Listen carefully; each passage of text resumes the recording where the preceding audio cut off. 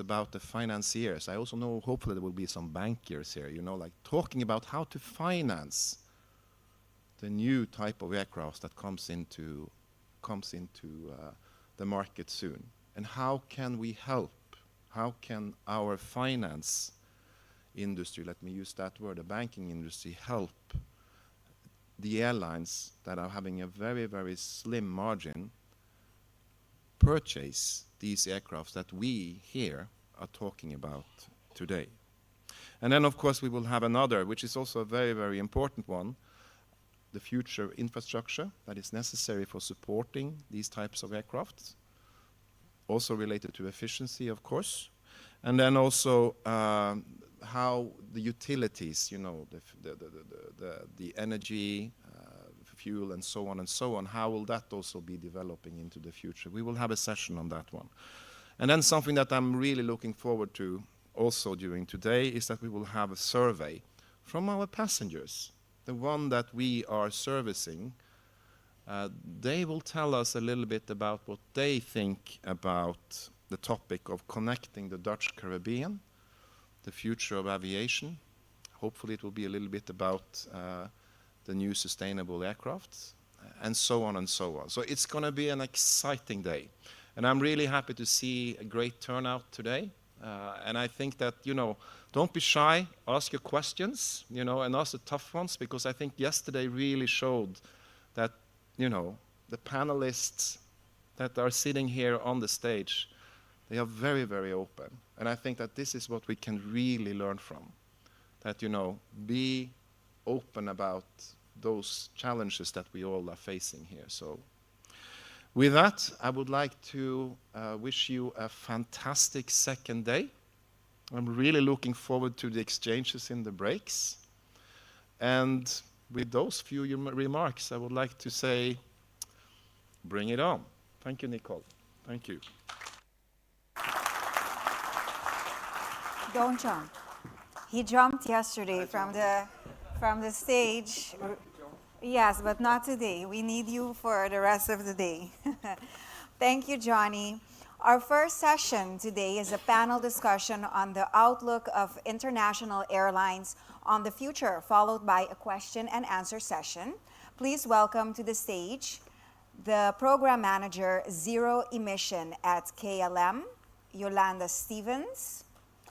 Also, General Manager for JetBlue, Karen King, and Head of Aviation Leases and Ad Hoc Sales and Head of Airport Strategy at TUI, Roel Martens. And the moderator for this first session is the Area Manager for the Caribbean at IATA, Annalene Lord.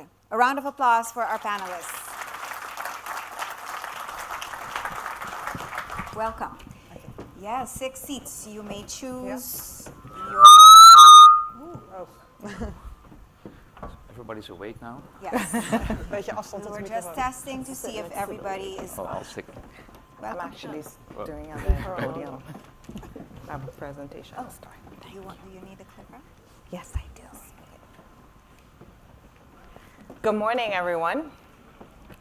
Nicole, you stole my thunder on my panelist introduction, but that's fine. And thanks for introducing them. I think one of the main things we wanted to do is let you know that we have a group of panelists with very unique roles, very different, and hopefully we'll have some very diversified conversations today. I'm your moderator, like Nicole said. I'm Annalene Lord. I'm the Area Manager for the Caribbean.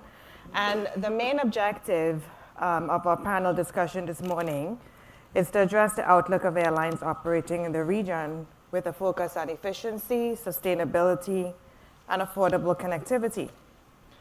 Before we start, we wanted to do something a little bit different, and we wanted to set the scene for you going into our conversation.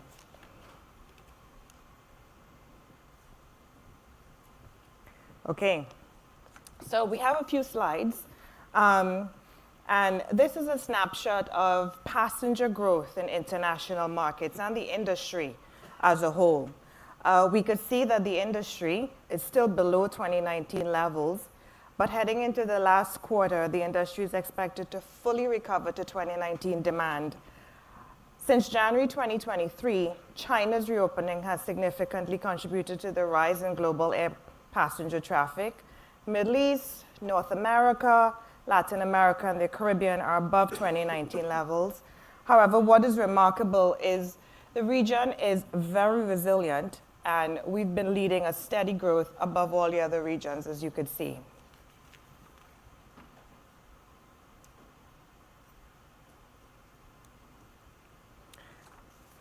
When we look at connectivity, even though we are above 2019 levels, intra-Caribbean connectivity, as we've been hearing throughout the conference, remains a concern among Caribbean countries. International flights are recovering well. However, the intra-regional situation shows new routes are operated, but fewer frequencies and seats are offered in those city pairs.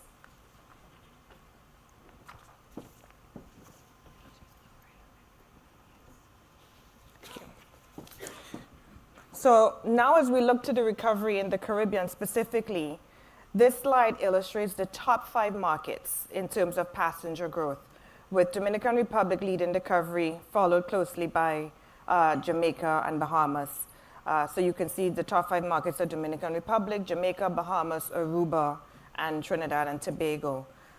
Dominican Republic has taken several measures, even during the pandemic, to restore and promote tourism, also becoming a hub in the Caribbean with a new low-cost carrier that has contributed to their connectivity. But we also have other Caribbean countries that have reached or surpassed 2019 levels, and I think the team from Curacao would appreciate this slide very much.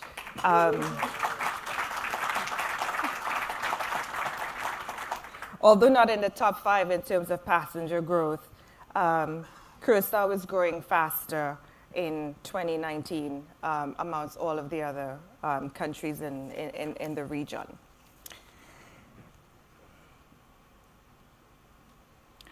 However, it's still a difficult economic environment for air carriers. Even though the global industry is turning cash positive, some regions are performing better than others. North American carriers have turned cash positive since the beginning of 2023, followed by European and Middle Eastern airlines. Meanwhile, airlines in Asia Pacific are facing a complicated financial situation, mainly due to China's closure that have not allowed a full recovery of the region and the world. Our region is not out of the woods yet. Some main carriers were in Chapter 11 during the pandemic, and some have been leaving Chapter 11. With this in mind, for 2023, it's expected the carriers in the region to lose nearly $1.4 billion, which represents negative $4.92 per passenger. And just so you understand this slide, when you see net profit global, it's showing that an air carrier earns $2.25 per passenger. And in the Caribbean, we're actually way below that.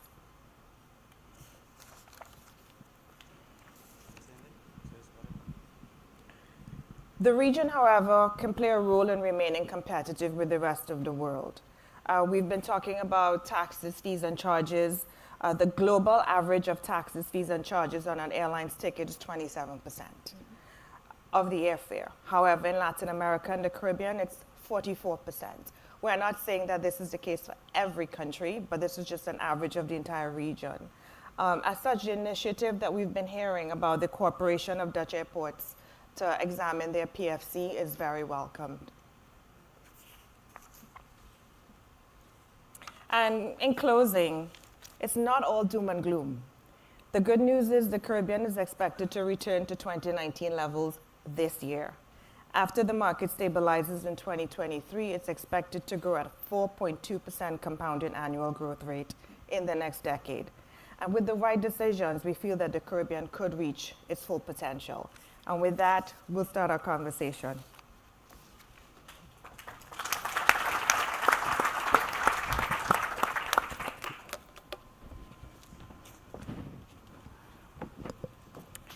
All right, so to kick it off, I'm going to ask the panelists to give the audience a quick 1-minute introduction on the top 3 priorities of their airline, especially in the context of their roles in these processes, because when Nicole introduced them, you can hear they're all from very different backgrounds. So Karen, do you want to kick it off and We could start with you. Most certainly.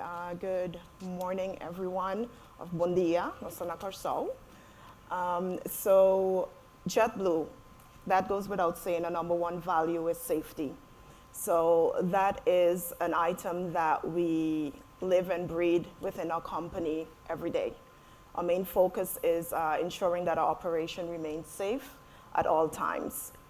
In addition to that, another focus that JetBlue has is being the carrier, the preferred carrier for the Caribbean and the Latin America, by ensuring that we maintain our fares low and yet still remaining competitive.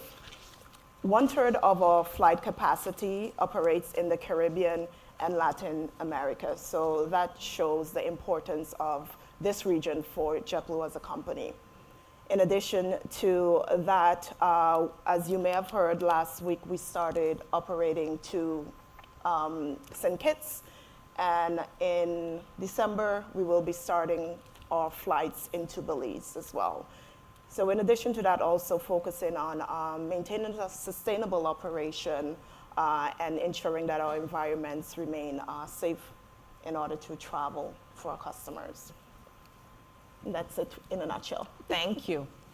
Yolanda? Yeah, good morning allemaal. Goedemorgen allemaal in Dutch. My papiamento is terrible, so I will not bother you with that. Very good to be here and see you all gathered here for an important topic, in my opinion. KLM, of course, also a very well-known player here in the local environment, bringing our Dutch, but also transfer passengers from all over the world here to the Caribbean. We are in the core, 104 years old, very keen on pioneering aviation. That has been our role for quite some time, and it's still there and it's very prominent. So in transforming our the new values of our current strategy, we have three main priorities. And the first, of course, obviously being we want to run a great airlines for our customers. They are at the core of everything we do. And we have to know very well what they are up against today with all the challenges in the world, but also what their deepest wishes are. So we always have to connect from that to that and start from that. The second is that we are really into advancing new technology. This new era of aviation, which is in the face of everybody, and also everybody here in the room, I would say. It's very important that as a 104-year-old company, we take our responsibility in that department. So we really want to help in examining new futures and stimulating the development of these things in the broader sense of the word. So that's not only the topic that we are, or at least I am going to talk about today mainly, but also if we're talking about AI or new IT challenges. And the third one is that, of course, we want to transform into a net positive company. This is a very commonly used word. You can debate the definition of net positive. So that I think we could talk an whole afternoon about that. But the main issue there is that we have to take our responsibility for the fact that aviation is emitting CO2 and what our role in that is to diminish that effect on the world population.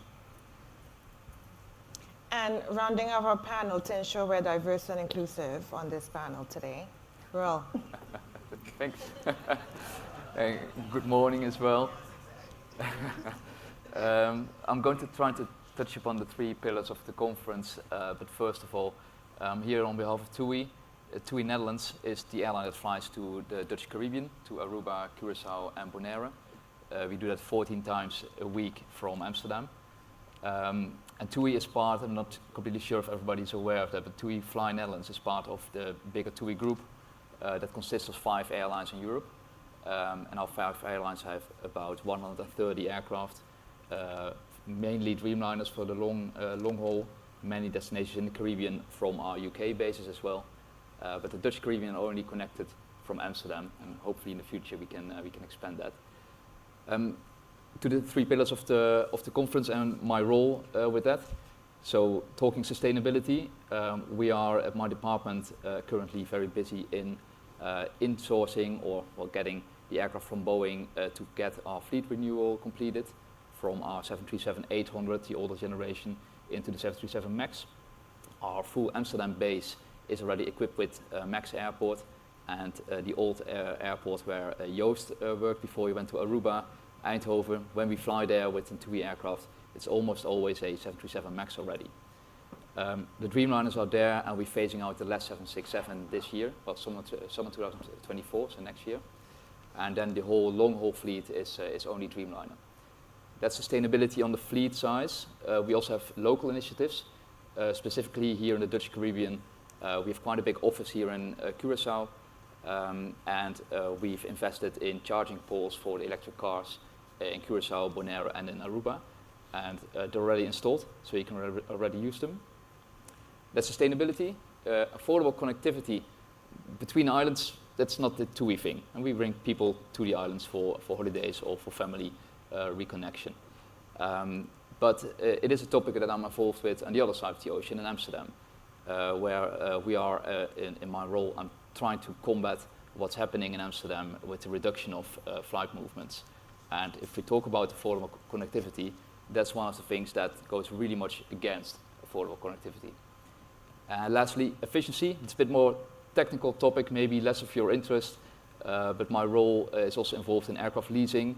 So in the summer, TUI leases in a lot of aircraft in the European summer from other airlines to cope with our peak demand. And in winter, we send out aircraft from TUI to other places in the world. So this winter, we will operate with 2 aircraft from Milwaukee in USA for an American tour operator into the Caribbean. So you can see our smaller TUI aircraft as well. Not in the Dutch Caribbean, unfortunately, but you can see them around. Thank you. So, Roel, let's stay with you for a minute. So in the context of your current role and in the slides that we just presented in terms of how we set the scene, so we see that Latin America and the Caribbean, they're leading the global recovery when it comes to regaining traffic and connectivity. Why do you believe the region is advancing faster than other regions? I think there's an interesting combination here of a huge opportunity for tourism. Tourism has been, after COVID, during actually and after COVID, the first travel sector to recover. We've seen that within TUI. We've gone from almost zero production to almost back to 100% in a very short period after or during the end of the COVID period. Specifically for the Dutch Caribbean, we've actually increased production to the Dutch Caribbean from Amsterdam compared to before COVID. Right. So before COVID, we were at about 11 connections from Amsterdam per week. And in the final part of the COVID period, we were at 14. And we stick to that level. I think from TUI, what's different with TUI than with other airlines is that we are primarily focused on tourism. And we offer package holidays next to seat only, of course, the tickets. So our unique combination of working with a lot of local, actually the best hotels, I think, in the region, the good collaboration with the tourism board as well, makes that we can offer a full package to the people that travel with us. And that sector was a very strong sector over here. Amazing. Karen, what about JetBlue?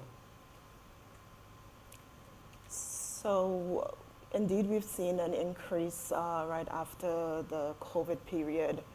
If we think of it more naturally, we all went through that period as well. So we're thinking it's more customers being at home, unable to travel, probably reflecting as we all were doing, and not spending as well. So having the extra funds available to use when the markets did open. So a few factors that could have been contributed to that high demand in customers traveling, as we saw.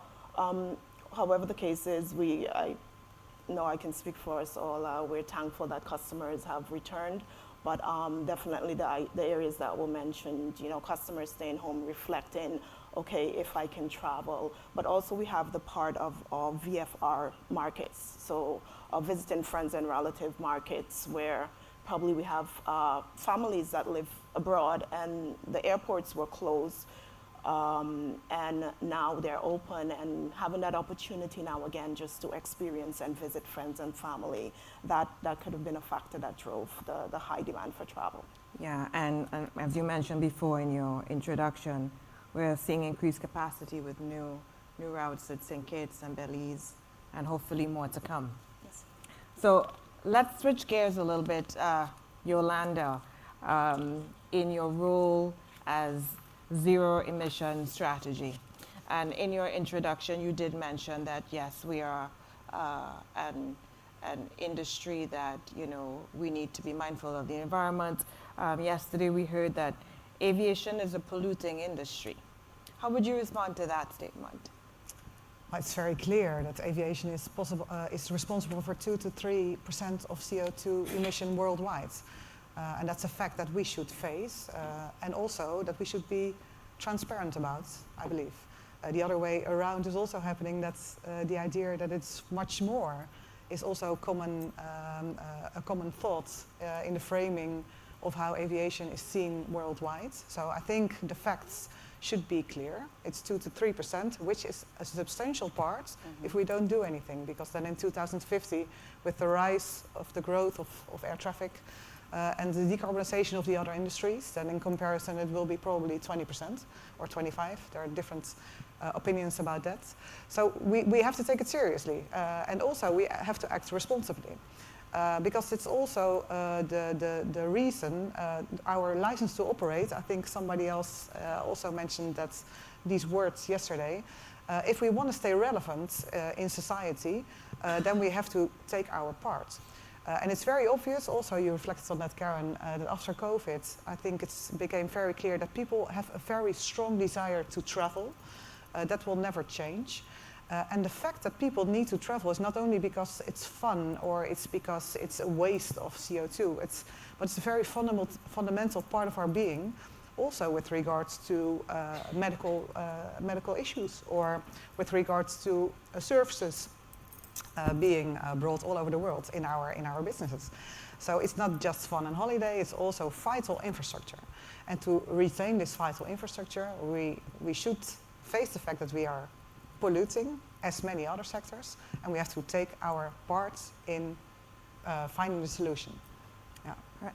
Okay, great. And staying with you, so we also had a lot of discussion around electric flying. Mm-hmm.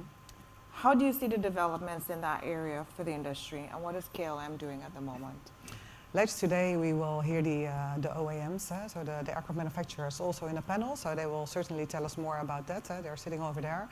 So on the risk of saying things that they will know much more about, so a little disclaimer to start with. As KLM, of course, we're diving deep into this issue because we believe in going forward, we need to find ways to incorporate the new technologies into our roadmap. Because getting to our targets, our SBTI targets, so reducing carbon emissions by 30% in 2030 and even to zero in 2050, there are big challenges. And that's not only one solution that we can put in the equation. We need all the solutions together. So we need operational measures, we need fleet renewal, we need SAF, sustainable aircraft fuel. I think we had a nice conversation about how we abbreviate that. So we need all that, but next to that we also need the new technologies. So that means that we are, in my program, we are really looking into battery electric and hydrogen flights. What could that mean to us? How can we step in? How can we help stimulate the development of these new technologies? Because in the end, if somebody wants to build an aircraft, there must also be an airline who is willing to buy it. And that's a difficult question. Because as we have seen yesterday in the talk with the local airlines, but as you also very well pointed out in your slides, is that the margins are very thin. So I think we are in the same position, and maybe of course our numbers are different than the local airlines of yesterday, but we also don't have a big bag of money that we can throw in there and just buy something and just try something. So what we need to do is, within our own possibilities, we need to work in this ecosystem.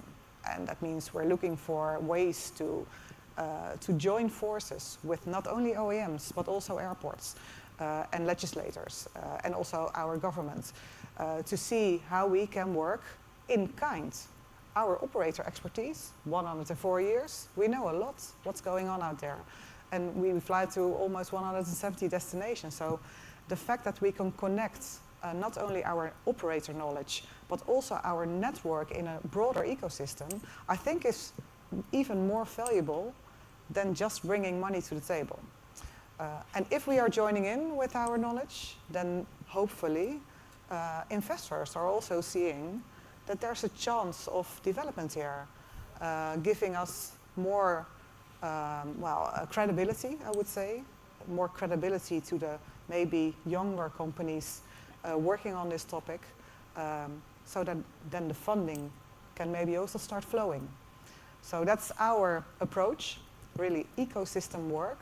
And of course, there will be some point in time where we will have to define, are we going for battery electric? Are we going for hydrogen? Where are we going to do this? We're not there yet, but we're taking it very seriously. So I would guess, echoing what Hans said yesterday, we need to ensure that the airlines are at the table when we're having these discussions. That's fundamental. There's a whole value chain, right? And all the players in the value chain, they have to do their part. And we cannot lose out on one building block, because the needs and the drivers of all the players in this value chain are going to make the success or the failure of the new future. So yeah, it's very important. Thank you. So Karen,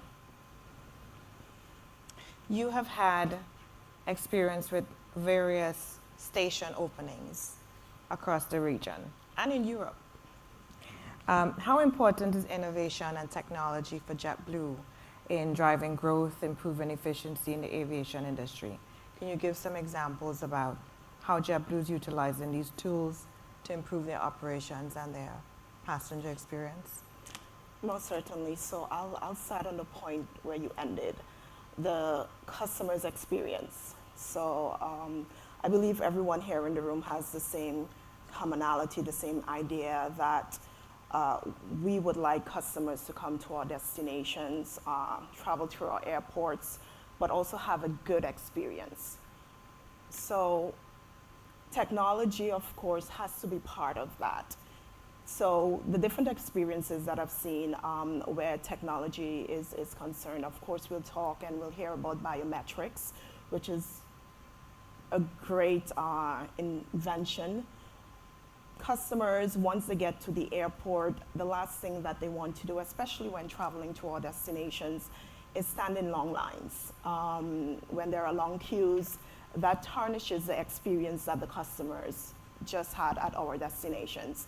So by having kiosk available, working kiosk where the customers can self-serve, so whether it's printing their boarding passes, obtaining their own bag tags, and then just proceeding through security, etc. So the more that the airports come on board with ensuring that they're up to date with technology, because it's not a one-part venture. It goes together with airlines implementing these procedures, but also working together with the various airports. Again, it goes back to the customer's experience. So we want to make sure that their experience is seamless as possible. They're not standing in long queues and then having a negative experience. So again, just a few of the items, biometrics during boarding. You know, customers, they don't need to see ideally a person, but just stand in front of a computer. It recognizes them, it opens, and they're able to go through. So certainly a great experience once our airports can come up to standards by having that available. Great. And Rob, what about TUI? What would you say it's important to TUI in terms of innovation and technology for driving growth for your airline? I think maybe just projecting it on the local infrastructure, and then we're not really talking about huge steps of innovation in the short term that you need. But I have to admit, I'm not very known to all the airports here in the region. This is my first visit to Curaçao, so blame me for never having been here. But I was surprised by the fact that Bonaire Airport doesn't have an air conditioning in the check-in. And correct me if I'm wrong, but I've been briefed on that. So when we talk about innovation here, specifically in the ambience of this conference, it would be good to start with a few very small things that for our customers, our passenger experience, are actually key experience changes that they would need over here compared to other destinations. So I think if you look at technology and innovation, well, you guys had a lot of big topics. I would really first look at the small steps forward, and if you can get those things on let's say on the same level of the rest of the destinations where these destinations you compete with, that would be the first step forward. Great. So let's go to the topic where we focus on government engagement and collaboration, and we could stay with you as well, Rael. So in a region, I mean, just this conference alone demonstrates how collaboration is key. What strategies have you implemented to work with airlines, airports, and stakeholders to improve connectivity and accessibility at TUI? Yeah, we, like I said before, TUI is more than just an airline. We are a tourism or actually a travel company, travel group. So we have our own hotels, we have our own cruise ships, we have our own airlines, but we also work with a lot of other airlines. For instance, we are a big customer of KLM for flights from Amsterdam to different destinations than where we fly to.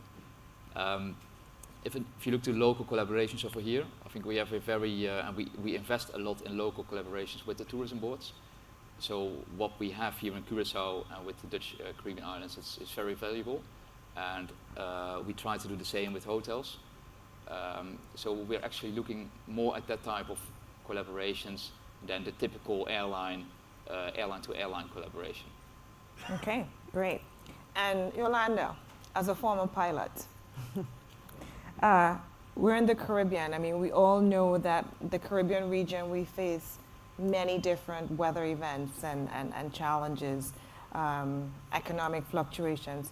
I guess putting on that pilot hat, if you may, how would you demonstrate adaptability, coordinating your efforts with government stakeholders in that time when you used to fly? Well, that's a tough one.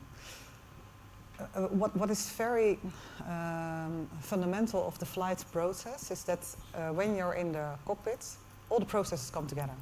So it's like everything that can go wrong in organization or in legislation or anywhere, in any part of the process, that comes eventually it's coming up in the final moment when the flight is not departing because something didn't happen or something went wrong.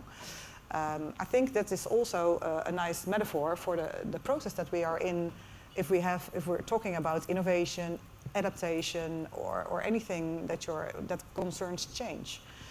If you're not taking the whole process in account, and if we're not taking care of the maturity of all these players in the process, then in the end, at time X or uur U, we say that in Dutch, I don't know what you say that in English, but at the final moment, then there's no symphony, right? It's going to be a terrible tune. So that's the same as the whole flight process. And I think in order to get things harmonized and to get the very nice harmonized tune at the end, that's asking for a lot of stakeholder management. And not only stakeholder management in the standard sense of the word, because I think we're all doing business, we're all doing stakeholder management, but it's like a tick in the box. But if you really want people to know what the urgency is of the problem that we are facing today, and so the things that are needed, and that these are not only the big problems, because I totally agree with you, Roel, that we have to start small. We have to take the small steps. You cannot build on a big building block. No. There's many steps in between, and really you have to count your blessings in between. But if you really want people to think what you think, to believe what you believe, then you have to do more than just plain stakeholder management. You have to take them along in your passion, in your frustration, in your belief. You have to tell them the story of what is going on. And only then they will, from the different part of their brain, because the rationale is from the left part and emotional is from the right part, only then they will start believing what you believe. And then there will be an intrinsic motivation to join forces and start changing. This is the most difficult part, I believe, but also the most needed. Great, thank you. And I know we have 10 minutes left and we want to take questions. So I'll go with the last question to Karen. And again, going back to your station openings, etc. What has been the most challenging part? Not just from the airport side, but I mean, we're looking at the whole chain. So ANSPs, the airport, ground handlers. What has been the most challenging part in those station openings for you? You've done it in the Caribbean, you've done it in Europe. You know, are there best practices that we could take from Europe or vice versa? Very good question. So I'm pulling the experiences together, and to make it simple, there is a commonality in station openings, and Yolanda said it so eloquently. It's bringing everyone in on the same page, making sure that everyone understands the importance of each role. Challenging, it's just ensuring that everyone understands, because at our airports, and Europe it's the same, I realize, of course, each airport is different, noted. However, an airport is an airport. There are certain things that are similar, there are certain operations that are similar. So it's just ensuring that everyone is on the same page, and everyone's focus is on safety. The most important part is the communication piece. With lack of communication, things can fall apart easily. Yolanda mentioned, and I love the analogy of the symphony. I love music. That's my fun factor without asking. So it's everyone working together, having the same understanding, and communicating it to make sure that we have a safe operation.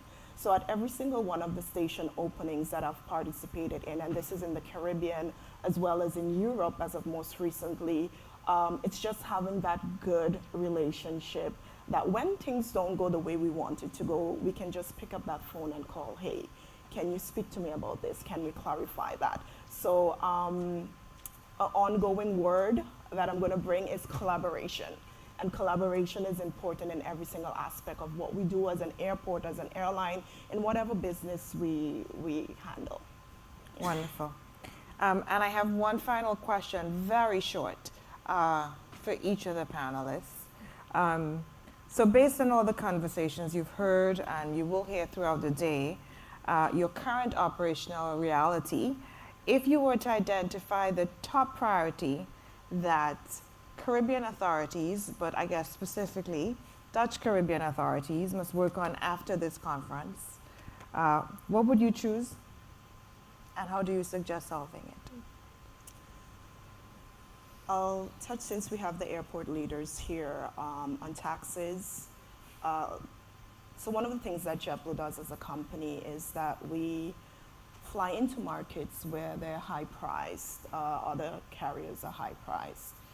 And if you have, and that has a lot to do with capacity planning, when our capacity planners or schedule planners work on planning flights into our destinations. So ensuring that we have an attractive tax amount would then bring in customers as well, right?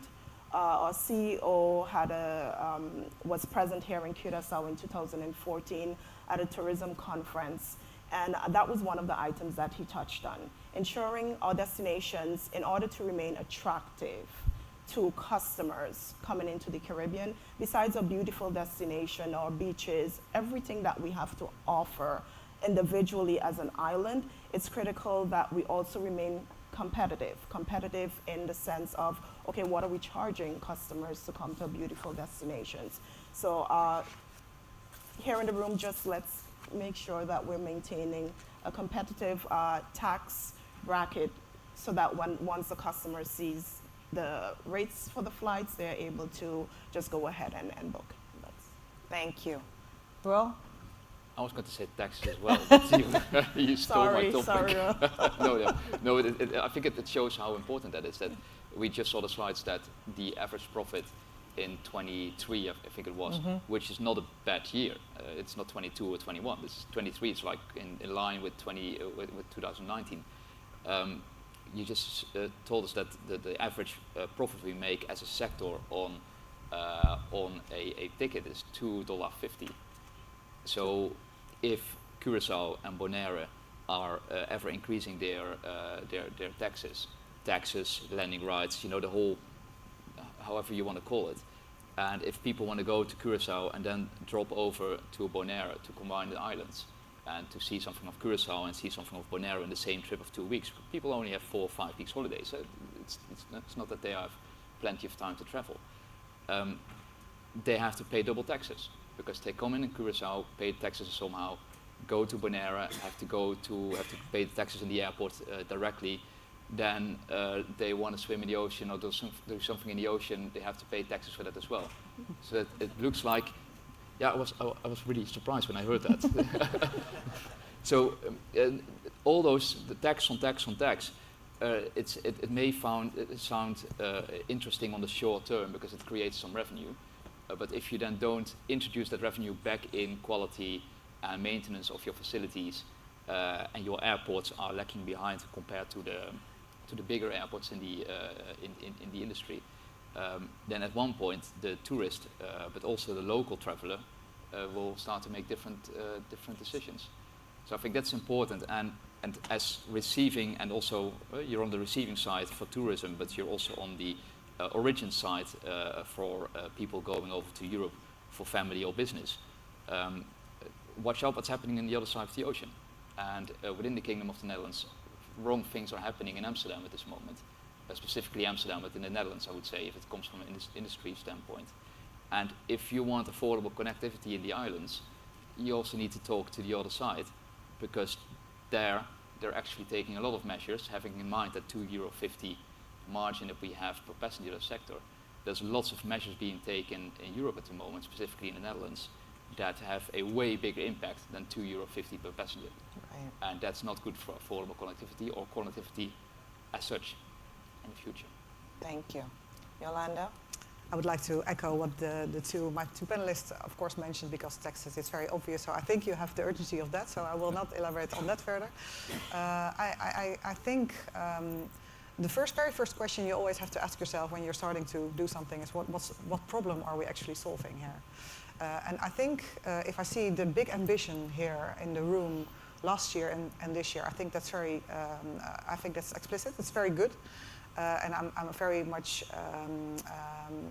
impressed by the fact that you're going ahead together, which is very difficult over all the islands. So you achieved already something very big by combining all the players together. How to get to the next steps is going to be maybe even harder. And then I return to my point, which I made earlier. What do we believe, and why do we believe this? So are we just going for inter-island connectivity, or are we also going for sustainability, obviously, but in what order? And are the people in the islands also aware of the fact that sustainability is for them as well a problem they need to solve, or is the urgency not there yet? I think that's a very question to answer, because if you're not touching the hearts of your customers in the measures that you're taking, then it will be measures over their heads, and they're not willing to help. So local funding will then not start to flow. So really digging into what we believe, what are the things that we want to achieve, and who is also believing that forces must be joined. I think that's a very important step. Great. Thank you. Please thank our panel. And we will, thank you. And we'll open it up for any questions. Yes, we already have one in the back. We have floating microphones for all question and answer sessions today. We have the gentleman in the back, then the lady here in the front, then a third person, I think. Raise your hands again. There was somebody else here, I think. Okay, yeah, right. 1, 2, 3, and then 4. Okay, and then we continue. Go ahead, sir. Yolanda, thank you. The questions for you. Good to see that our big swan, KLM, within the kingdom is looking forward to sustainability and your passion about it, how you drive it. Yesterday we were talking about the task for the Dutch Caribbean, the transition platform. And what I feel is that the Big Brother has a lot of knowledge. Our invite, would you be willing to support us in the transition platform with the knowledge and experience in KLM to help us with the local airlines? Well, thank you. Thank you, first of all, for this kind invitation. I totally see your point, because in collaboration, there's a lot of knowledge sharing amongst partners, and that could also be amongst peers or equals. And this is a field which is, if we're looking at safety in aviation, it's very common, and that's also the reason why we're so safe. There was a lot of doing about safety yesterday here, so it's, of course, the most important hygiene factor in everything. But the only reason that we're that safe is because we are not competing on safety as airlines together. And the next step in that, in my opinion, would be to also stop competing on sustainability. It's very weird that we are just hiding our knowledge. Of course, a lot of things come into play there. So there's a lot of legal constraints with regards to anti-competition regulation about things that you can share and which you cannot share. So there are certain initiatives which we are currently engaged in as KLM, examining the boundaries of what we can do. And if there are possibilities there, then of course I'm more than willing to pitch in and as maybe on a consultancy basis or something like that and help you out. Of course, yeah, we should. All right, second question. I think it was here in the front. Yes, go ahead, ma'am.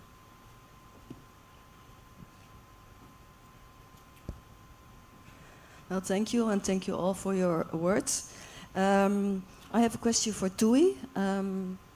For TUI, the Caribbean region is very important, and the destinations are important, as these are holiday airports. And we've heard KLM saying that in the future, sustainable aviation is the way forward. I'm very interested in the view of TUI as an important player in the Caribbean region. What can you tell us about what TUI itself is going to do to make aviation more sustainable? What are you going to do? Thank you. Yeah, thanks for the question, because I think we're not that different. Our initiatives are not that different than the initiatives from KLM. The only difference is that we look at sustainability from a broad scope within our company. So we look at our hotels, we look at our cruise ships, we look at our airline. We have also part of the sustainability, the SPTs in the sustainability agenda by 2030. We're investing in the fleet renewal. We were the first one to invest in the next generation aircraft, and we will be the first one again, or amongst the first ones. It depends a bit on how much money we have at the moment. But we will be amongst the first ones to invest in a new generation aircraft when they become available, or when we know that they become available. So it's that actually that makes, we have less prominent role, I think, in the whole innovative design stuff. KLM is working with TU Delft on that type, on really a innovation and R&D on new type of aircraft, like the flying wing, you know. I'm doing some marketing. Yeah, the flying V. Yeah, thank you. Yeah. And also Aero Delft. This is a small initiative with hydrogen aircraft. I studied in Delft, sorry so maybe that's the reason why I'm allowed to do that. Yeah. So that's not typically something that TUI is active in, because we're focusing on the broad scale and not only on the airline initiatives that are there. But we certainly, it's just like Hans, I think he's not here today anymore. Hans, the CEO of Win Air, said yesterday, once the technology is there, or is at least on the horizon, we will invest in it, and we will buy those aircraft. Thank you. The gentleman in the back. Hi, thank you.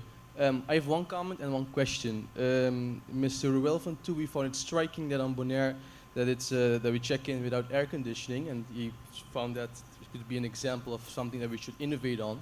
I don't think we should go down that road. I think that's a very unique experience and also a pull factor for the island. So I think that is something we should keep that way, but that's my opinion. My question is, if you see all three of the airlines, they have a strong relationship with the islands. Curaçao, for example, it's in the top 10 destinations. of Schiphol, which means a lot of flights are coming from Amsterdam. New York is the busiest route on Aruba, meaning you have JetBlue and Delta. They're flying there, I think, daily, so the frequency is high. That means you have a big presence and a big fan base on all three of the islands. So what are you giving back to the islands? If I look at all the airlines, Delta Airlines has an innovation hub going on in Atlanta where they're going to design and test new ways to be more sustainable. I think KLM is something sort of in the same area. JetBlue has JetBlue Ventures where they're investing in type of ideas to scale them up. So how are you, if you're so known on the islands, what is your way of giving back to the islands? Maybe perhaps make it also easier or accessible for the islands to also benefit from those kind of hubs, innovation hubs, or kind of initiatives that you have to going on? It's questions to me, yeah, or not? All three. Yeah. The comment was for you, but the question is for all three. Oh, for all three. Oh, sorry. I thought, well, then let's just take take the lead. Maybe, but I'm very happy that you asked that because I'm actually quite proud to be able to say that we have a very big office here in Curaçao from TUI, and that more than 80% of our employees at the office are local employees. That a big part of our cabin crew on the flights to the Dutch Caribbean is local Dutch Caribbean cabin crew, and that those crews also operate on other flights of TUI.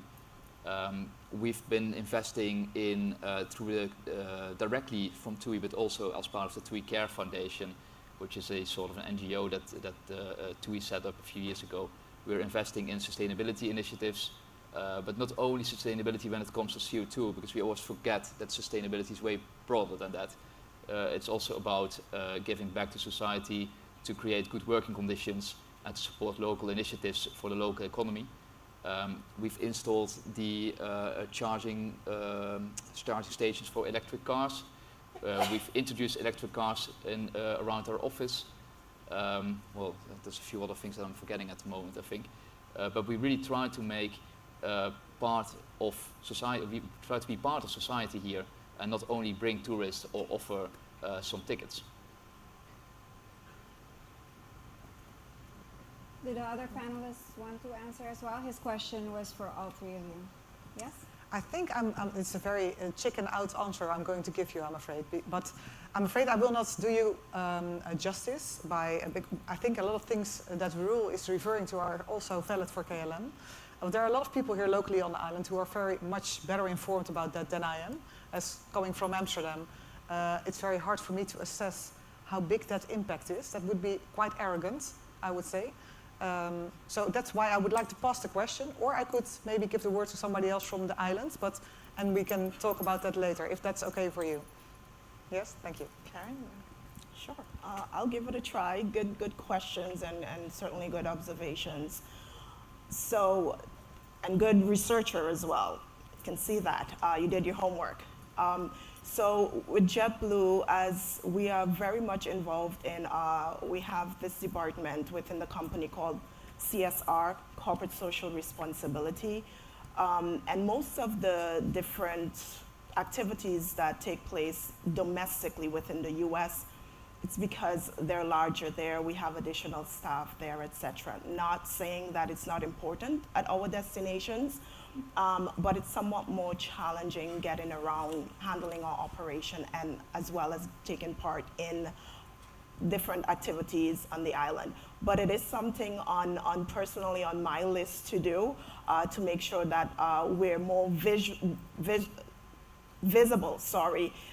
within the community. So it is something that JetBlue definitely does. Actually, this month it's our JetBlue Good to Do month. So each station, each destination is responsible to have an activity within the community and just let our presence known as well there.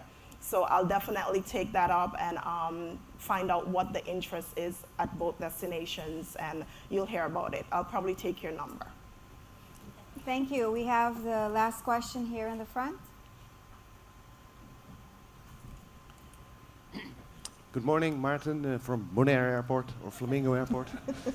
Sorry, I just had to react. No, but First of all, thank you for the great panel and the great discussion. And also thank you for bringing passengers to our islands. Not only tourists, but also you connecting communities. You're bringing in family, friends, so that we really appreciate it. And we recognize the thin margins and the competitive environment, which is not only the case for airlines, but also for airports, by the way. Because it's not a tax, you probably know it, it's a charge for a service we deliver, but let's talk about that another time. Basically, my question is just an invite. Come to Bonaire and have a look at our check-in area. The reason why we don't have an air conditioning is we have the biggest fan in the industry too. You do. You do. People really appreciate it. And not only you, Roel, but the whole panel, you're invited to come to Bonaire. Karen, maybe you can open a new station. And we can talk about sustainability, how to collaborate on lowering the prices, well, etc. But thank you. Thank you. Thank you.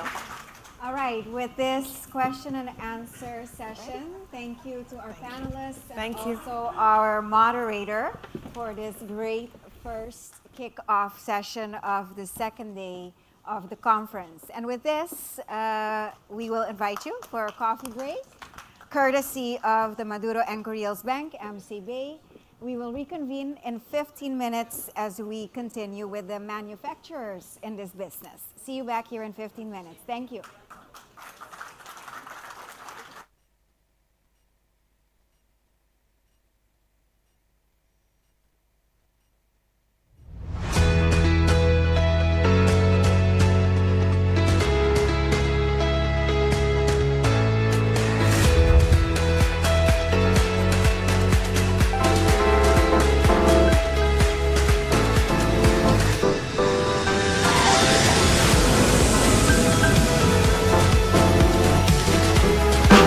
Lights are in my favor. Too many ways, been in your place, there's delays. Headed up.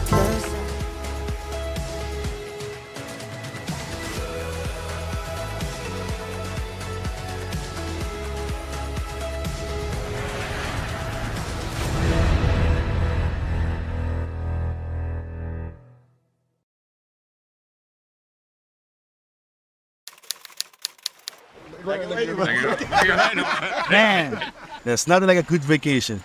This is paradise. Can't wait to go to the beach tomorrow. Yeah, I like the beach, but for me, vacation is exploring.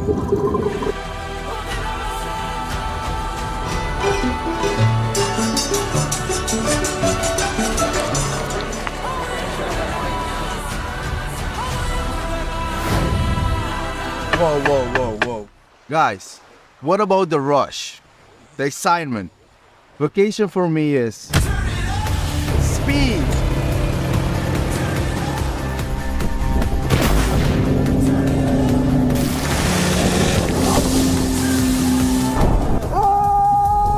Wait. What about relaxation? Vacation for me is peace.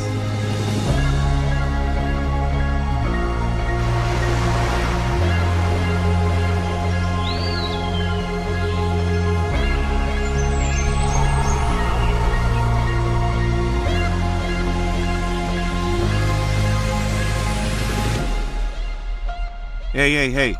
You wanna sleep? Sleep on this. Hey. Changa. Go home. This is how we vacation in Curacao, man. Again.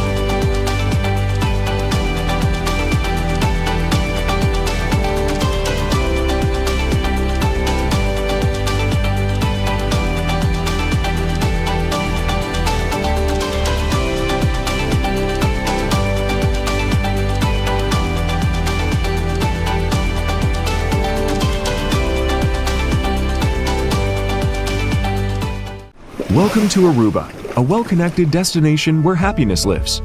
Island of trade winds and award-winning beaches. Getting to Aruba is a breeze, as Aruba Airport receives an average of 32 flights a day from the United States, Canada, Latin America, Europe, and Dutch Caribbean. Flawless border processes include e-gates with facial recognition technology and self-scanning abilities upon arrival and departure, including a dedicated departure facility for travelers to the U.S., providing U.S. Customs and Border Protection services and global entry, ensuring smooth connections with various large hubs in the U.S. Prior to boarding, a variety of shops, restaurants, and bars await, while a VIP lounge provides private seating and tailored services. As the first Green Globe certified airport in the world, we embrace new technologies and support operations that are geared to minimalizing the environmental impact, while our staff extends Aruba's warm hospitality with friendly service and authentic experiences. Aruba Airport is currently executing its Gateway 2030 project, involving terminal expansions, facility upgrades, and the introduction of new baggage handling technologies. We're ready for the future, and we look forward to welcoming you to Aruba Airport, the key to your happy place. Sakit a mi casa, pero estar aquí no está dimi y no está perteneciendo a ningún gente, está de nostur.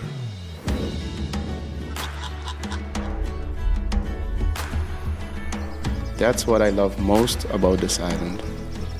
It was made to be explored, discovered, encountered in its natural state.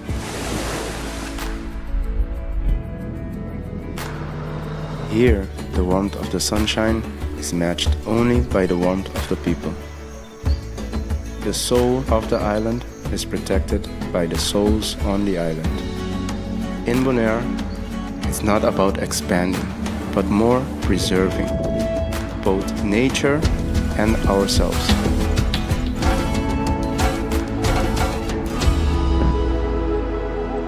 Lo cual kuta hasi Bonaire asina especial, no está solamente lo cual ku etin, pero más importante, lo cual ku enotin.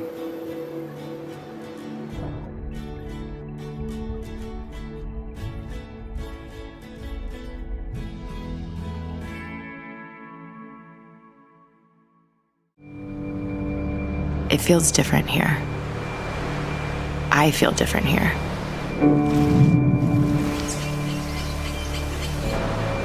I mean, I had the best sleep of my life last night. Okay, the cactus gin might have helped. But it's true.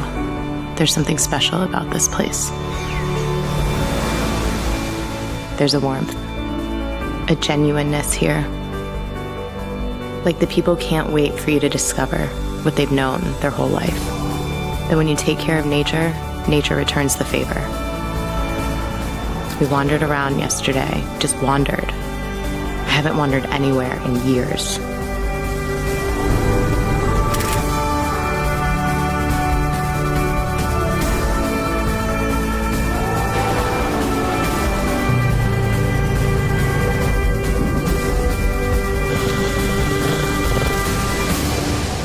In a few days, I'll leave this island.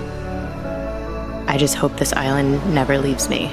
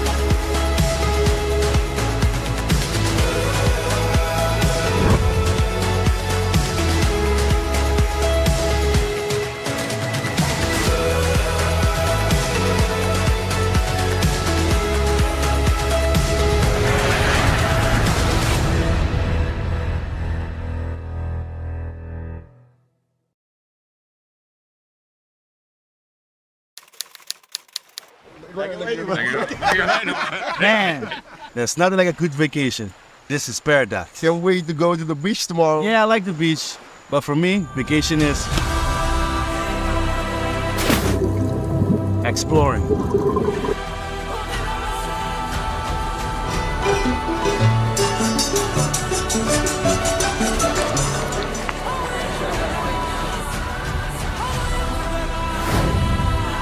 Whoa, whoa, whoa, whoa. Guys, what about the rush? The excitement. Vacation for me is speed.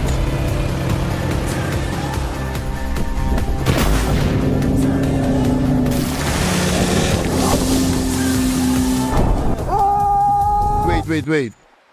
What about relaxation? Vacation for me is peace.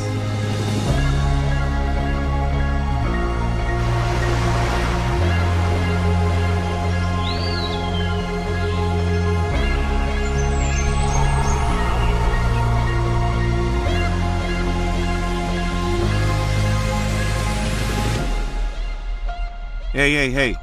You wanna sleep? Sleep on this. Changa. This is how we vacation in Curacao, buddy. Peace out. Again with the pedal.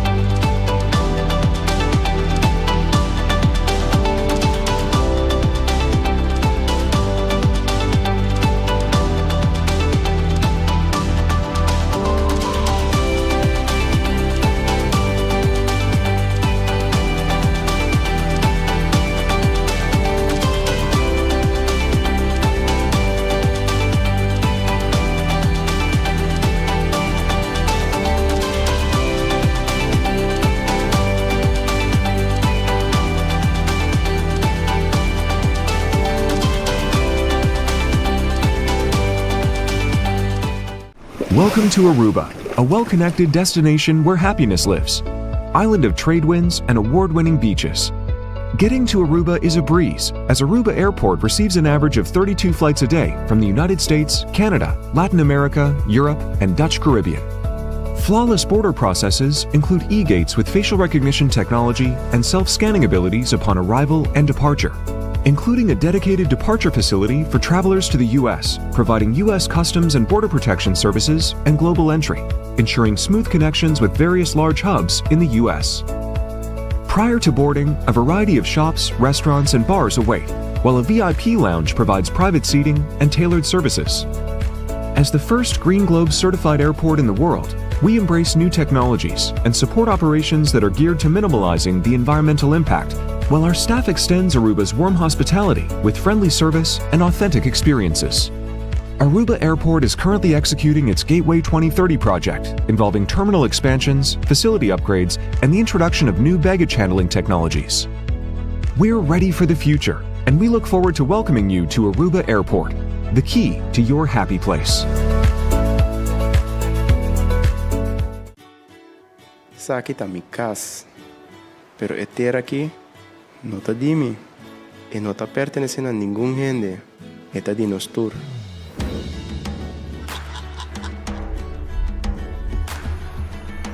That's what I love most about this island.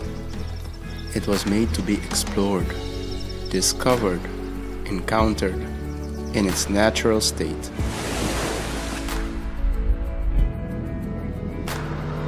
Here, the warmth of the sunshine is matched only by the warmth of the people. The soul of the island is protected by the souls on the island. In Bonaire, it's not about expanding, but more preserving both nature and ourselves.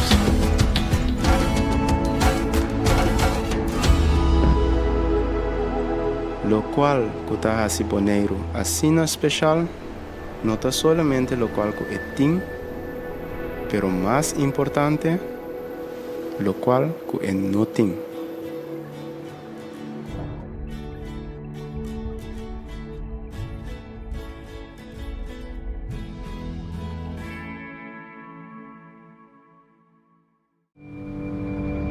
it feels different here. I feel different here.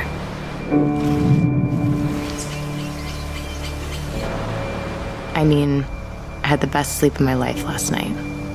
Okay, the cactus gin might have helped. But it's true. There's something special about this place. There's a warmth, a genuineness here.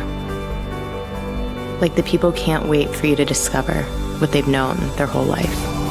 That when you take care of nature, nature returns the favor.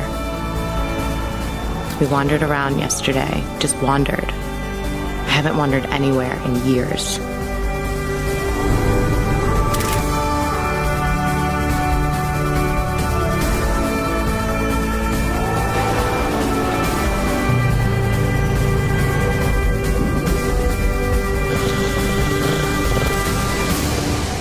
In a few days, I'll leave this island. I just hope this island never leaves me.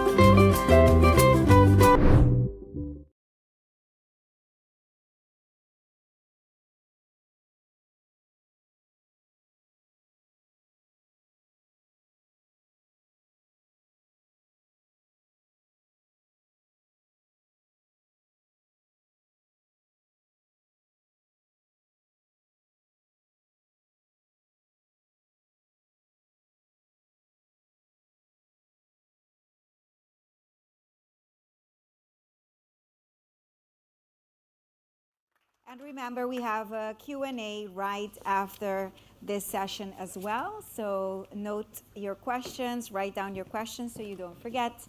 It's an interactive conference, and we do hope everybody participates actively. You can sit or you can stand. It's up to you as the moderator. I'll sit in the middle, yeah. Okay. Oh, we're not in order here. Good morning. My name is Gerben Broekema. I'll be moderating this session. For those of you who don't know me, I am an aviation strategist. I have 10 years of background in management consulting with McKinsey as an airline specialist. Afterwards, I spent 10 years at Schiphol Group, where I was, amongst others, head of group strategy. And since 6 years, I have my own consulting business, and I mostly work on aviation strategy topics and on sustainability. In the last 4 years, most of my work has been on electric aviation, and specifically also the introduction of electric regional air mobility in the Netherlands as a program manager of the Power Up program. I'm also conducting feasibility studies on electric aviation. I've done that in the Netherlands, I've done it in Brazil and some other places, and also here in Curaçao. so I'm very much familiar with the electric aviation topic. In parallel, I've had the opportunity and the honor to work with Johnny and his team at CAP to support them in the new strategy development, Growing Together, that has been finalized last year, and is full implementation in which also e-aviation has an important role. So this session is about the role of the aircraft manufacturers. Yesterday, we had already a very extensive discussion about the goals of the Joint Strategic Plan and the potential role that electric aviation can play in that. But we also have seen that there's a lot of awareness yet and sort of about what is actually the value that electric aviation can bring. There were concerns that were voiced, especially by the local airlines. So this session will be about getting a better understanding of what those technologies are, what are the different technologies, what are the advantages, what are the operational complexities and the safety aspects of that, what are the timelines of this technology in the introduction and here in the Caribbean, but also about how can we address the concerns that were voiced yesterday, how can how can we benefit from all the experiences international and potentially even funding internationally to make this going. So to have that discussion, it's, we have these three great experts in my panel. Welcome. Thank you. I'll quickly ask each one of them to introduce themselves and then also specifically answer the question, what motivated you to attend this conference and what you hope to get out of it? So may I start with you, Susan? When I saw your CV, I feel always very humbled by your experience. It's really amazing. It's also great, your role as women in aviation. I think in Dutch we say you do with the boegbeeld. You're a very sort of a clear vision of women in aviation. Please introduce yourself. Thank you, thank you. Thank you for having me here and having Ampere here. So first of all, a little introduction. I am now the Global Partnerships and Operations Senior VP of Ampere. And Ampere is a startup of about 6 years till now. And I am employee number 6.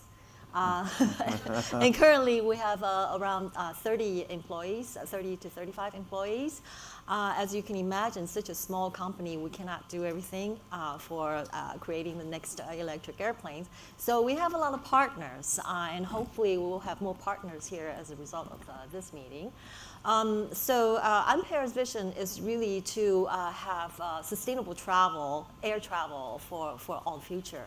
And so in order to do that, you know, it's not just setting such a really high goal. It's hard to reach there in one shot. So really we take a very practical step-by-step approach. And the very first baby step is instead of having to create a brand new airplane from clean sheet design, we actually try to retrofit some of the existing airplanes, which are have been serving very nicely in particularly some of these routes. So to retrofit these airplanes and getting, instead of a type certificate from the regulatory agencies, we get a supplemental type certificate, which would shorten this whole development timeline from somewhere around 10 years to a couple of years maximum. And one thing I should introduce myself is that I've had 20 years of experience in Boeing, the Boeing company, 170,000 employees. And when I left, we just started with a 777X, and that was like 10 years ago. And today, it's still not quite certified. So we can have an appreciation of the time duration. And also, as Yolanda pointed out in the previous panel, there's this urgency here for sustainability. So we really have to move fast in getting this done. And so why I'm here, so that's one of the motivations, aside from the fact that this is such a beautiful island, really great, friendly people, and good food. But really, we are at a very unique opportunity, unique point in history. It's once in a lifetime. You know, KLM has been around for more than 100 years, right? But it's always the fossil fuel propelled airplane. And now we have the opportunity to really make a difference, make a change of that. And it's when a lot of the technologies are converging, because it's not just the one technology, it's the multiple technologies that are coming together. And also the fact that, particularly on electric aviation or hybrid electric aviation, the fact that we can have so much benefit from already developed ground transportation. And the good point is that because of the mass adoption of the ground transportation, that's electric vehicles, you have the infrastructure experience, and also the fact is that the battery prices, for example, have dropped so much. Just in the last 3 years alone, it dropped 97%. This is, you can Google online. I mean, that is huge. So for any technologies to be adopted, the economics have to make sense. You know, we're talking about affordability, efficiency, and so on. So this is the unique moment in time that we have the convergence of everything, and also we have the economy of scale that can make this happen. And last point, why? Why here? Because it's not just the short hops of all these islands. It's short and thin routes. Like yesterday, I was pointed out by Hans. The thin hauls, why is it so different, so unique here? Because with thin hauls, you can have some very efficient airplanes like the 787 and so on, but it would not make sense, because if you don't get the load factor for the thin haul, you can't make it. I mean, that efficiency would be so low. So you need the right type of airplane for the thin and short haul. And sustainable aviation for electric and hybrid, this is a very unique opportunity. Okay, thank you, Susan. Michel, I've got to know you as a sort of aviation sort of lover from the very first moment, from you when you were 18 already, and now you're here representing the Unified International and the hydrogen cluster in the Netherlands. Tell us about yourself. Thank you. Good morning, bon dia. I can give a short version in saying that our solution, the conscious solution, is on hydrogen compared to what Susan just explained. And I think at the end of the day, we will have a blend of technologies in the initial stage transitioning to a more sustainable aerospace. What motivated me as an entrepreneur to start Conscious Aerospace 4 years ago was the idea that we have a huge legacy in the Netherlands, operating aircraft, a knowledge base with TU Delft NLR, and also a manufacturing industry with Fokker. And how can we combine that knowledge, those capabilities, in the biggest transition we're going through in aerospace? Because at the end of the day, let's not forget, and I know I heard it yesterday from the airlines, running an airline is about cost control, and margins are very thin, but let's not forget, all of us, well, kind of committed ourselves saying 2030 goals, 2050 goals, and 2070 goals. Let's remind ourselves on those goals. 2050 net zero, 2070 true zero emission. And we all have a responsibility to make that happen. And the question is, what can we contribute all together? And we need each other to make it happen. And that's what also motivated me as an entrepreneur to start Conscious Aerospace. And we do believe that with hydrogen, and then hydrogen electric, so fuel cell, we have something in our hands which can make a difference. I totally agree with you, Susan, that has to be done on a step-by-step approach, because developing a new aircraft, it doesn't come tomorrow. It takes a lot of time. Take Airbus with the Zero E family, 2035, 2040 is what they're aiming at to introduce it into the market. But to get there, you first need to prove it on a lower scale. And that's what we're trying to do. So Conscious Aerospace is going to take an engine out of a Dash 8 300 as a starting point. And we do that together with the OEM, de Havilland Canada, on their type certificate, and retrofit that engine by a fuel cell electric propulsion solution. Of course, you have to start somewhere. That's the starting point. And that will allow us to further increase the scope over other aircraft, and at the same time qualify for new aircraft. Because you don't come overnight a supplier to Airbus, to Boeing, on their new aircraft, and the first cycle they're going to go through. Okay, thank you, Michel. Stan, over to you. So I understood you have a background in law, but then you made a career switch into aviation. I made the right decision, I hope. Sometimes I wonder. Good morning, everybody. My name is Stan Little. I'm the CEO of Surf Air Mobility. We're a little bit different, I think, than the other companies that are up here, wherein the development of electric aircraft is just one of the three main pillars of what we do. We're a green, sustainable aviation and travel company, a platform that puts together the services of about 200 individual independent operators in the United States to provide on-demand charter. We also operate the largest commuter airline now in the United States under the brands Southern Airways, Mokulele Airlines, and Surf Air. And then the third pillar is we are the exclusive partner of Textron in working on transitioning their aircraft, the Cessna Caravan, over to electric and eventually hybrid electric. I think what most people don't realize, at least on our side, we believe the clearest path initially is fully electric, and that hybrid electric actually will come a little bit after that. The fully electric is the simplest design out there, and as Susan mentioned, I think she and I are united on the view that the transition of current aircraft will be where we go first. The STC, instead of the TC with the clean sheet design, is by far the easiest pathway toward electrification. And we also believe that it will be within 2 to 3 years when that first certificated STC flight takes off. So what we're looking to do is use our own platform, our three operational brands, where we operate about 40 Cessna Caravans from New England all the way to Hawaii, to use that as the debut platform of a fully electric Caravan, and then to take it to other operating partners around the world. And we hope to find operating partners in the Caribbean and in all the island communities of the world. But this one in particular, this area in particular, is I think ideal for the fully electric Caravan because of the short stage lengths down here between some of the islands. We are, under our Mokulele brand, we are the largest commuter in the Hawaiian Islands. We do about 150 departures per day between all of the Hawaiian Islands. And many of them are a similar flight distance as Curacao to Bonaire, for example, or as St. Martin to St. Eustatius. These are ideal, even from here to Aruba. You could go from here to Bonaire and back on a single charge. With Aruba, you would need to go to Aruba and then charge and then come back. But still, these islands are going to be able to be connected by fully electric aircraft.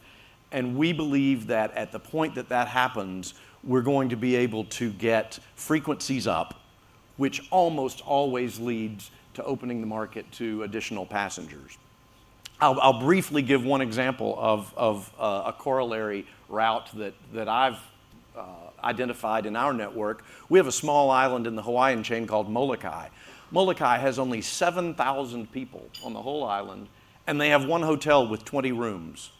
We do 26 departures a day off of Molokai to the islands nearby. And it's that frequency that spurs demand. People will literally get on an airplane to fly and go to Costco and come back home. So we think that the opportunity to bring more seats and more frequency and really open up the communities with affordable air travel is wide open once we're able to get electric, sustainable aviation in place.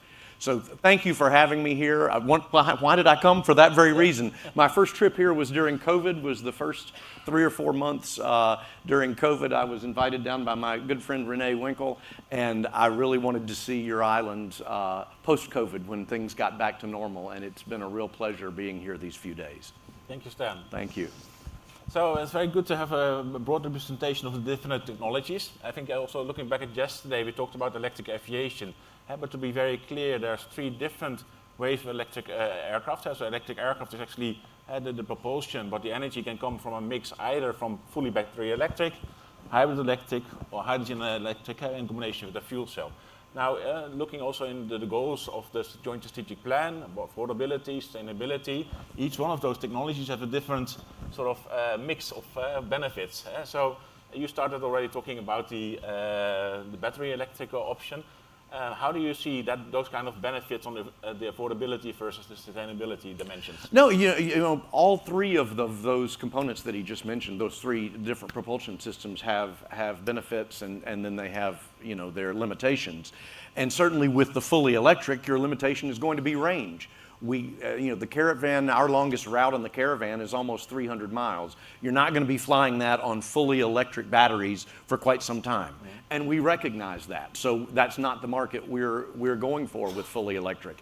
That's going to be a great route for the hybrid, and even further on a bigger plane with the hydrogen. But for batteries, that's where you're going to see the biggest cost savings. So if you really want to cut costs tremendously, 50% or more on the propulsion costs, and I think with some government subsidies and with some green energy initiatives in various footprints, you can see a cost savings of even more than that.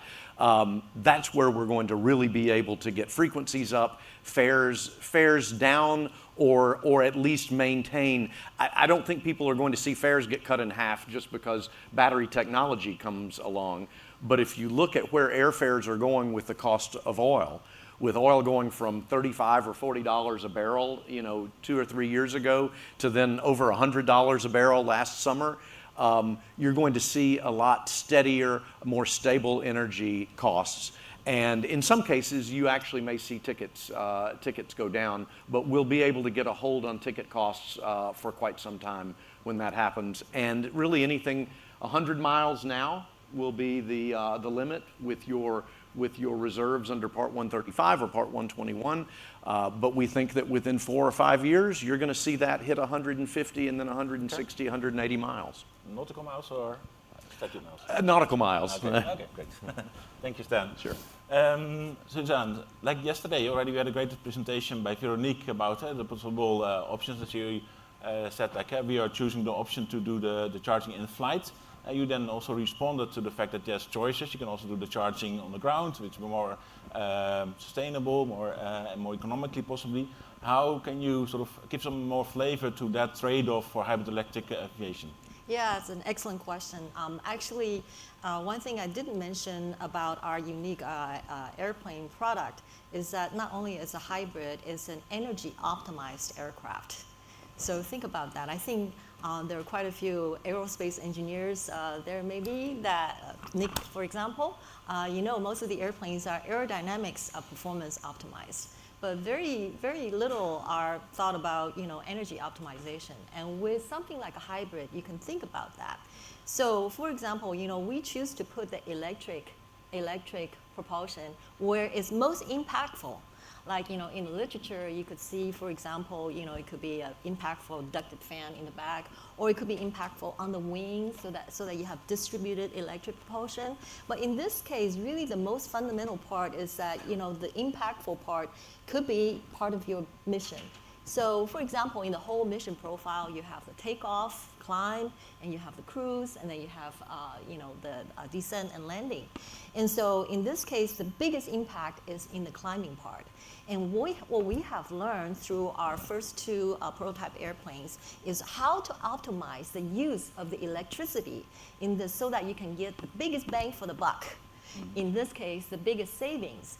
And so by doing that, you know, when we had just, you know, a twin engine airplane, replacing one engine with electric, and then just playing with that combination, playing with that optimization by the pilot, by the way, and not with anything fancy, just keep it very simple.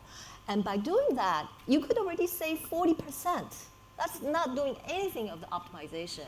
Now, when you talk about the plug-in versus just charging in the air, so you could definitely refine that. And so in this case, when we have both of those engines on the same shaft for the Eco Caravan, for example, we could save up to, you know, fuel saving up to the 70%, total operating costs up to 50%, which is really significant when you think about it. Because when I was in Boeing, you know, when we look at the 787 or even 777, if you can save something like even, you know, 5%, that's a huge deal already. And here you're really transforming this whole aviation by having not just a sustainability, but also affordability, such that, you know, you can really make this huge impact.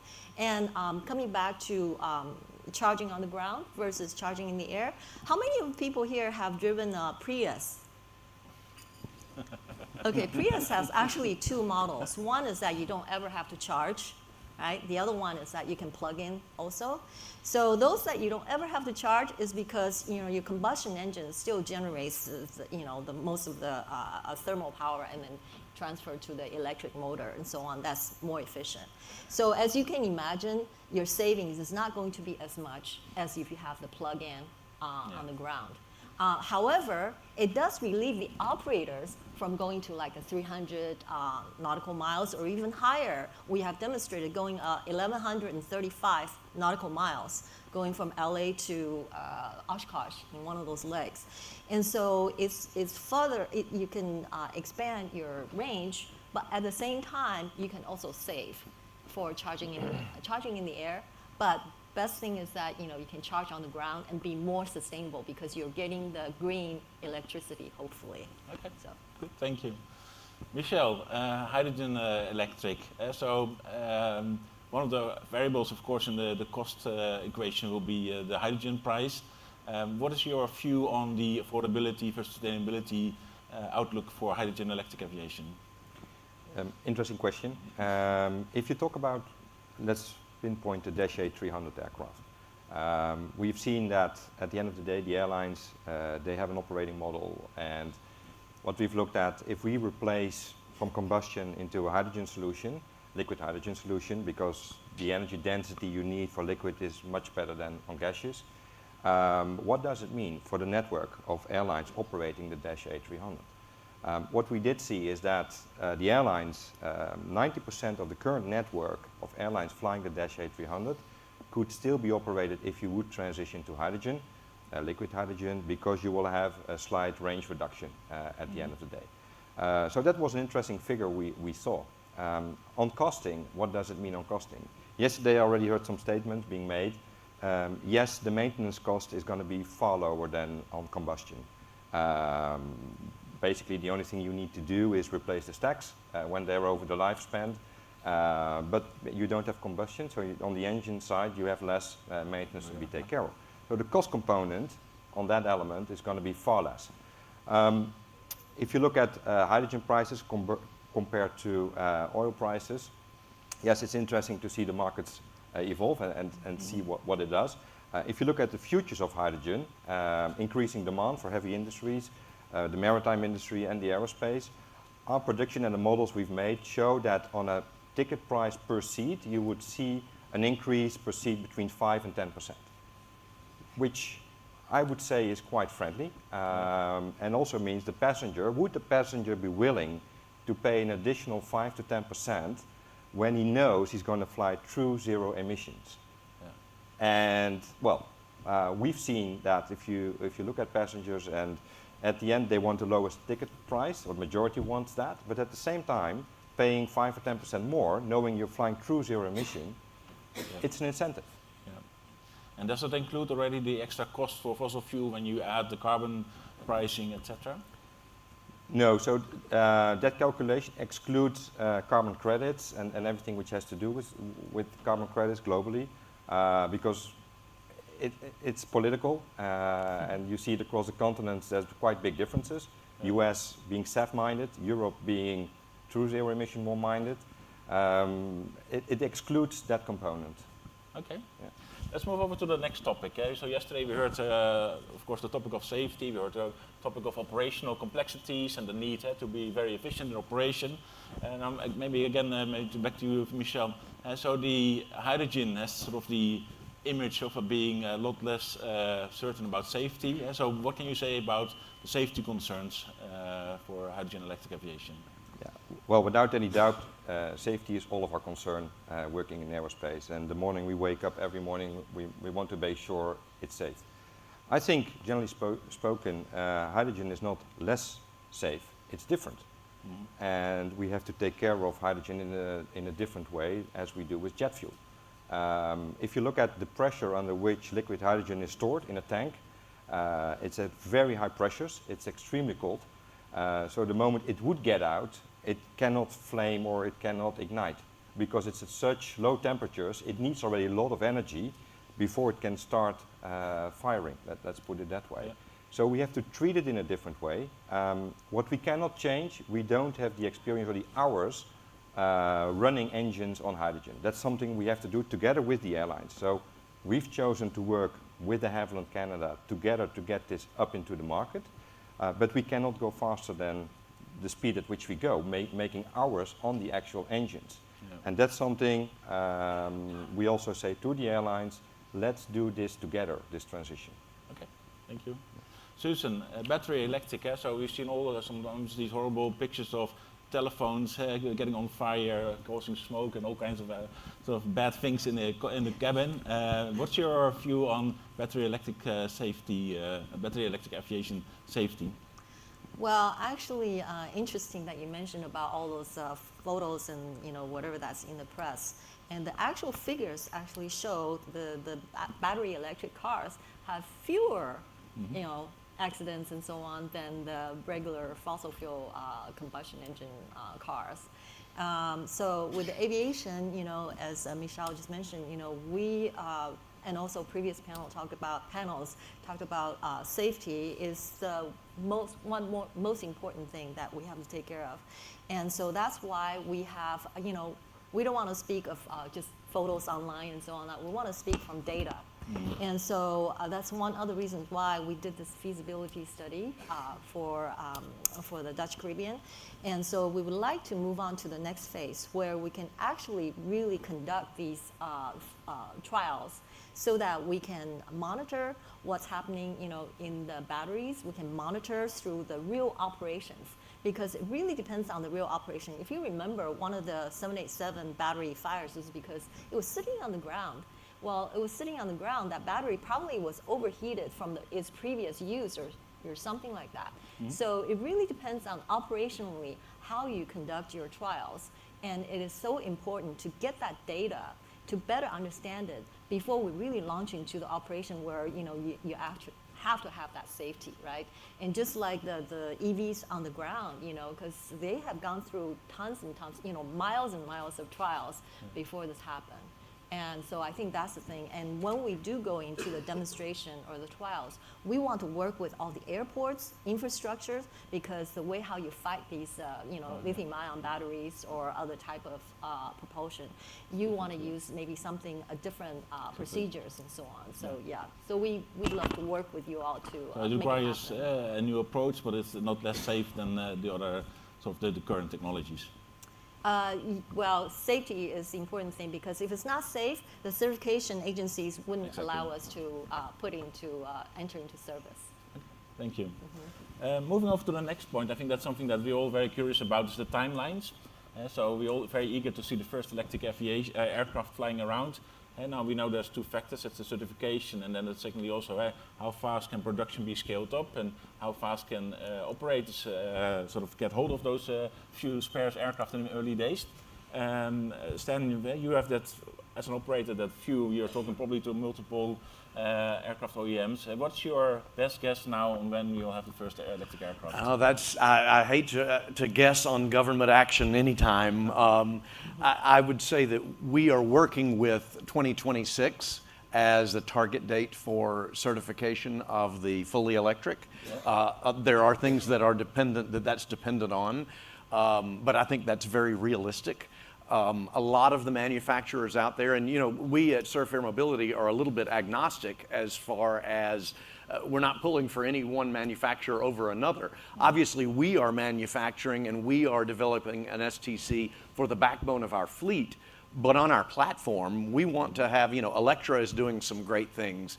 Joby is doing some great things in eVTOL. From a mobility standpoint, we want to be there and be the place you go to really book anything that is sustainable and that's 50 to 350 miles. So we're keeping an eye on everything that's out there. I think the clean sheet aircraft manufacturers they are all vying to be the first out, and I think they could be a bit aggressive in some of the timelines that you see out there. It almost always takes longer than the person designing it would hope. We are hoping for late 2025. We are banking on 2026. Great. And then for the hybrid, 9 months to a year after that. Wow. Oh, that's just around the corner in terms of airport preparation point of It, view. it is. It's closer than people think. Yeah. So maybe Susan, so specifically also for your Ampere technology. So given that there's of course the certification from the FAA, how do you see that sort of that timing then to start introducing this technology on the Dutch Caribbean?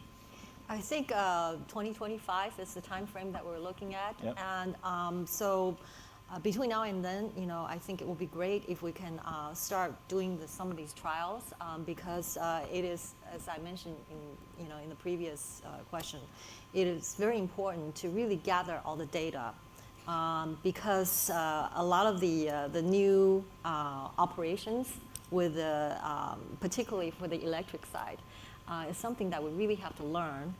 Just to give you an example on the data that we have gathered from the Scottish trials, because we took our airplane, another prototype, the twin engine, to the Scottish Isles. And when we did the trials over there, everything worked out fine, but one of the battery modules were having some abnormal data. In fact, that happened in Mokulele trial as well. And so it turns out that it was a spider web that was in the package. Somehow a little critter got in, the spider, and the spider web was impacting the way how the data was coming through. And so things like that, you just really have to, and so from now on, we absolutely have to make it clean and so on, So it's really important to have the demonstration first to better understand everything, in addition to the certification, because certification, they have required performance-based tests and so on. But even that, the actual operation may change things because you have the operation that would be charging on the ground or flying, charging in the air. So the data aspect will be very valuable learnings. And I see that there's also learning centers that's going to be in the transition plan. And so I think this will be a great opportunity for doing something like that. Okay, thank you. Michelle, before I'm asking you the very specific question about the timing, I'd like to add another dimension to that question is there's a lot of uncertainty and also the local airlines, they lack really the timing to really discover all the different elements about choosing a different technology. What is your view on what you, from Conscious Aerospace or the cluster in the Netherlands, can do to help airlines in thinking through the decision in testing any kind of new technology? How does it fit with the timeline? What can you do from the Aviation in Transition Growth Fund that you have been awarded? Yeah, a good question, Gerber. Let's combine the two questions on timeline and the handshake with the airline. Our timeline currently is to have the first commercial flight available by EASA certified aircraft, which is retrofitted, by 2028. That's our timeline, and we already filed towards EASA the application, and we have been in dialogue with the regulator to meet the timelines, and we think it's feasible, as does the Havilland think it's a feasible timeline. Question is, where would you put that into the market? And we are looking currently at a couple of regions which are front runners. One, of course, is Australia and New Zealand being front runner, Japan, and Europe, and some Nordic countries in particular, operating the Dash 8-300.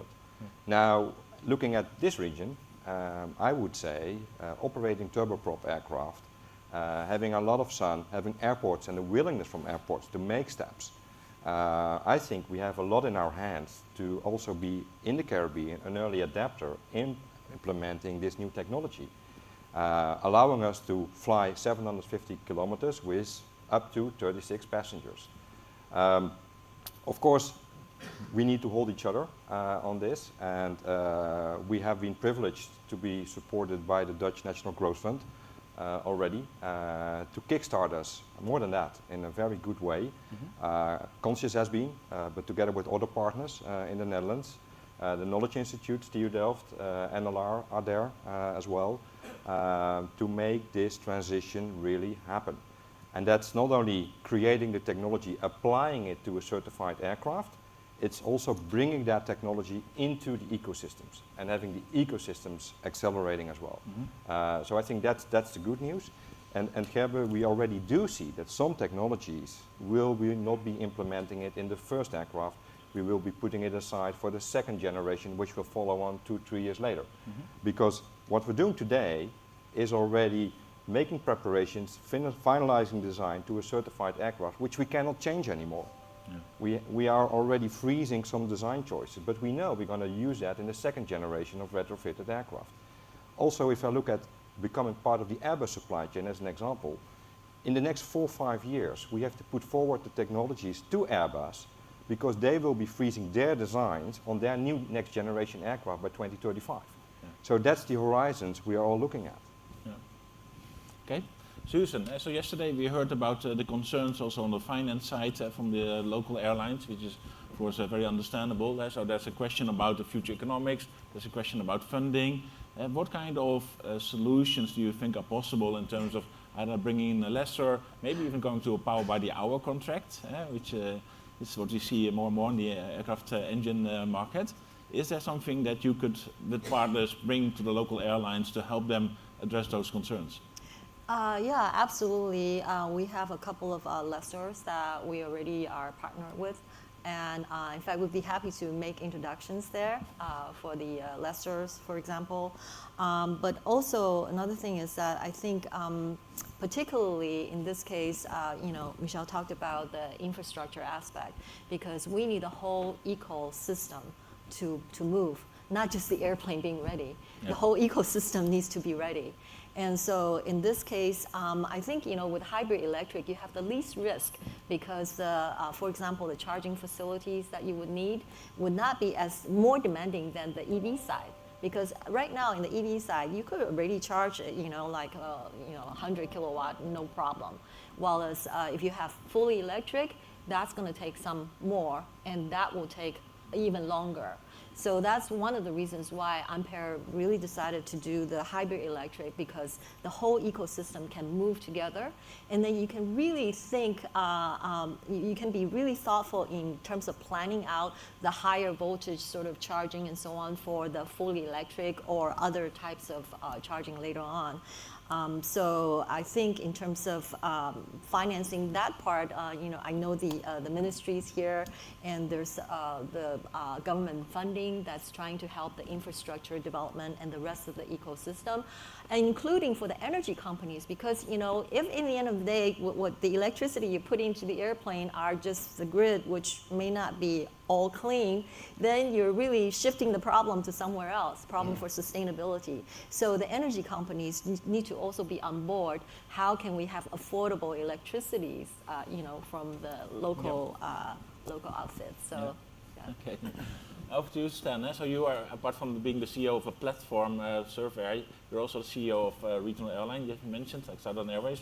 How do you deal with the financing of the retrofitting that you are now going through? Is there a clear understanding by the banks or wherever you got your money from in the economics and the viability? Yeah, that's a great question. We were very lucky early on when we made the commitment to the Caravan to partner with one of our longtime lessors, Jetstream Aviation Capital, who has committed $450 million to the project, and to use some of that money to provide aircraft to us to provide to other operators. What we've said all along is we don't just want to grow our own operation to get however big. We want to seed, SEED, seed other operators around the hemisphere to be on our platform. So we've got right now an order with Textron, which we just paid our deposits on a couple of months ago, for 100 brand new Caravans over the next 5 years. Those will start in April. Those won't all be operated by Southern Airways or Surf or Mokulele. We're looking for operators around the world where we can place those Caravans in their use, and then when the STC is approved for electrification, they will have signed up to convert to electric. So by the time all of this happens in 2 or 3 or 4 years, we'll have all these operators with Caravans dispersed all around the world that are ready to convert when the propulsion system is there. And we've got the financing in place through Jetstream to provide it to them. So it's a low-cost way of providing financing to some small operators that might not otherwise qualify for it. That's very impressive. Thanks. Thank you. So, final question to all of you. So, the good thing about all of these technologies is that we all know the cost will only go down. Hydrogen cost will go down. Battery cost will go down. The performance batteries will go up. What is your well, there's of course an importance to think about what we can do in the short term until 2030. What is your sort of 1 minute response to the opportunities beyond 2030? Will we see a new aircraft from Ampere being designed? Ampere, so I think it's very important to make this first step first, because beyond 2030, it's very hard to see right now. That's not my excuse for not giving one. The reason why is that we first have to walk through all these baby steps, and that includes a lot of unknowns. And one of the unknowns, I think in all of our prediction of years to enter service, is the regulatory agency. How they're going to help us certify all these airplanes, because the technologies and the standards for all these new technologies, some of those are not there yet. And the way how the standards are coming together is for the whole industry to sit together, to debate on them, and so on, to put the standards together. And so in the regulations, you can cite those standards. And so that may take time. So even though we both are saying 2 or 3 years, well, could be that part that would take longer. Yeah. And so, but what I would like to leave with everybody here is something that has said by Henry Ford, one of the big industrialists, is that coming together is a beginning. Keeping together is progress. But working together, that's success. So if we can march out to this baby step and work together for sustainability and affordability, I think that's already success. Oh, it's difficult maybe as a closing then to succeed that, Michel, but can you add some more words about your vision for the future beyond 2030? Well, I also have a one-liner. It's not only about going fast, it's about going far. And how are we going to go far? And that can only be done together. That's the only way to do it. And to set standards, as Susan just said rightfully, we have it in our hands to set standards for the upcoming generations. And to set the standards, there's only one way to do it. That's to become, in a certain way, the first one on a certifiable product. Because once you do that, you set the standards, and from there you can move on. Now, we start with the Dash 8-300. Yesterday I already heard a desire in the region to also retrofit the Twin Otter and to make it more sustainable. Well, luckily we are working with the Havilland, so let's see as a next aircraft to start retrofitting. But first thing first, let's first make sure we get the Dash 8-300 into the market, retrofitted, and move on from there. Okay, thanks. Finally, over to you, Stan. So what's your view beyond 2030? I think at some point we're going to see planes that run on green energy and are sustainable, that are 150 or 250 passengers, and they go 5,000 miles perhaps.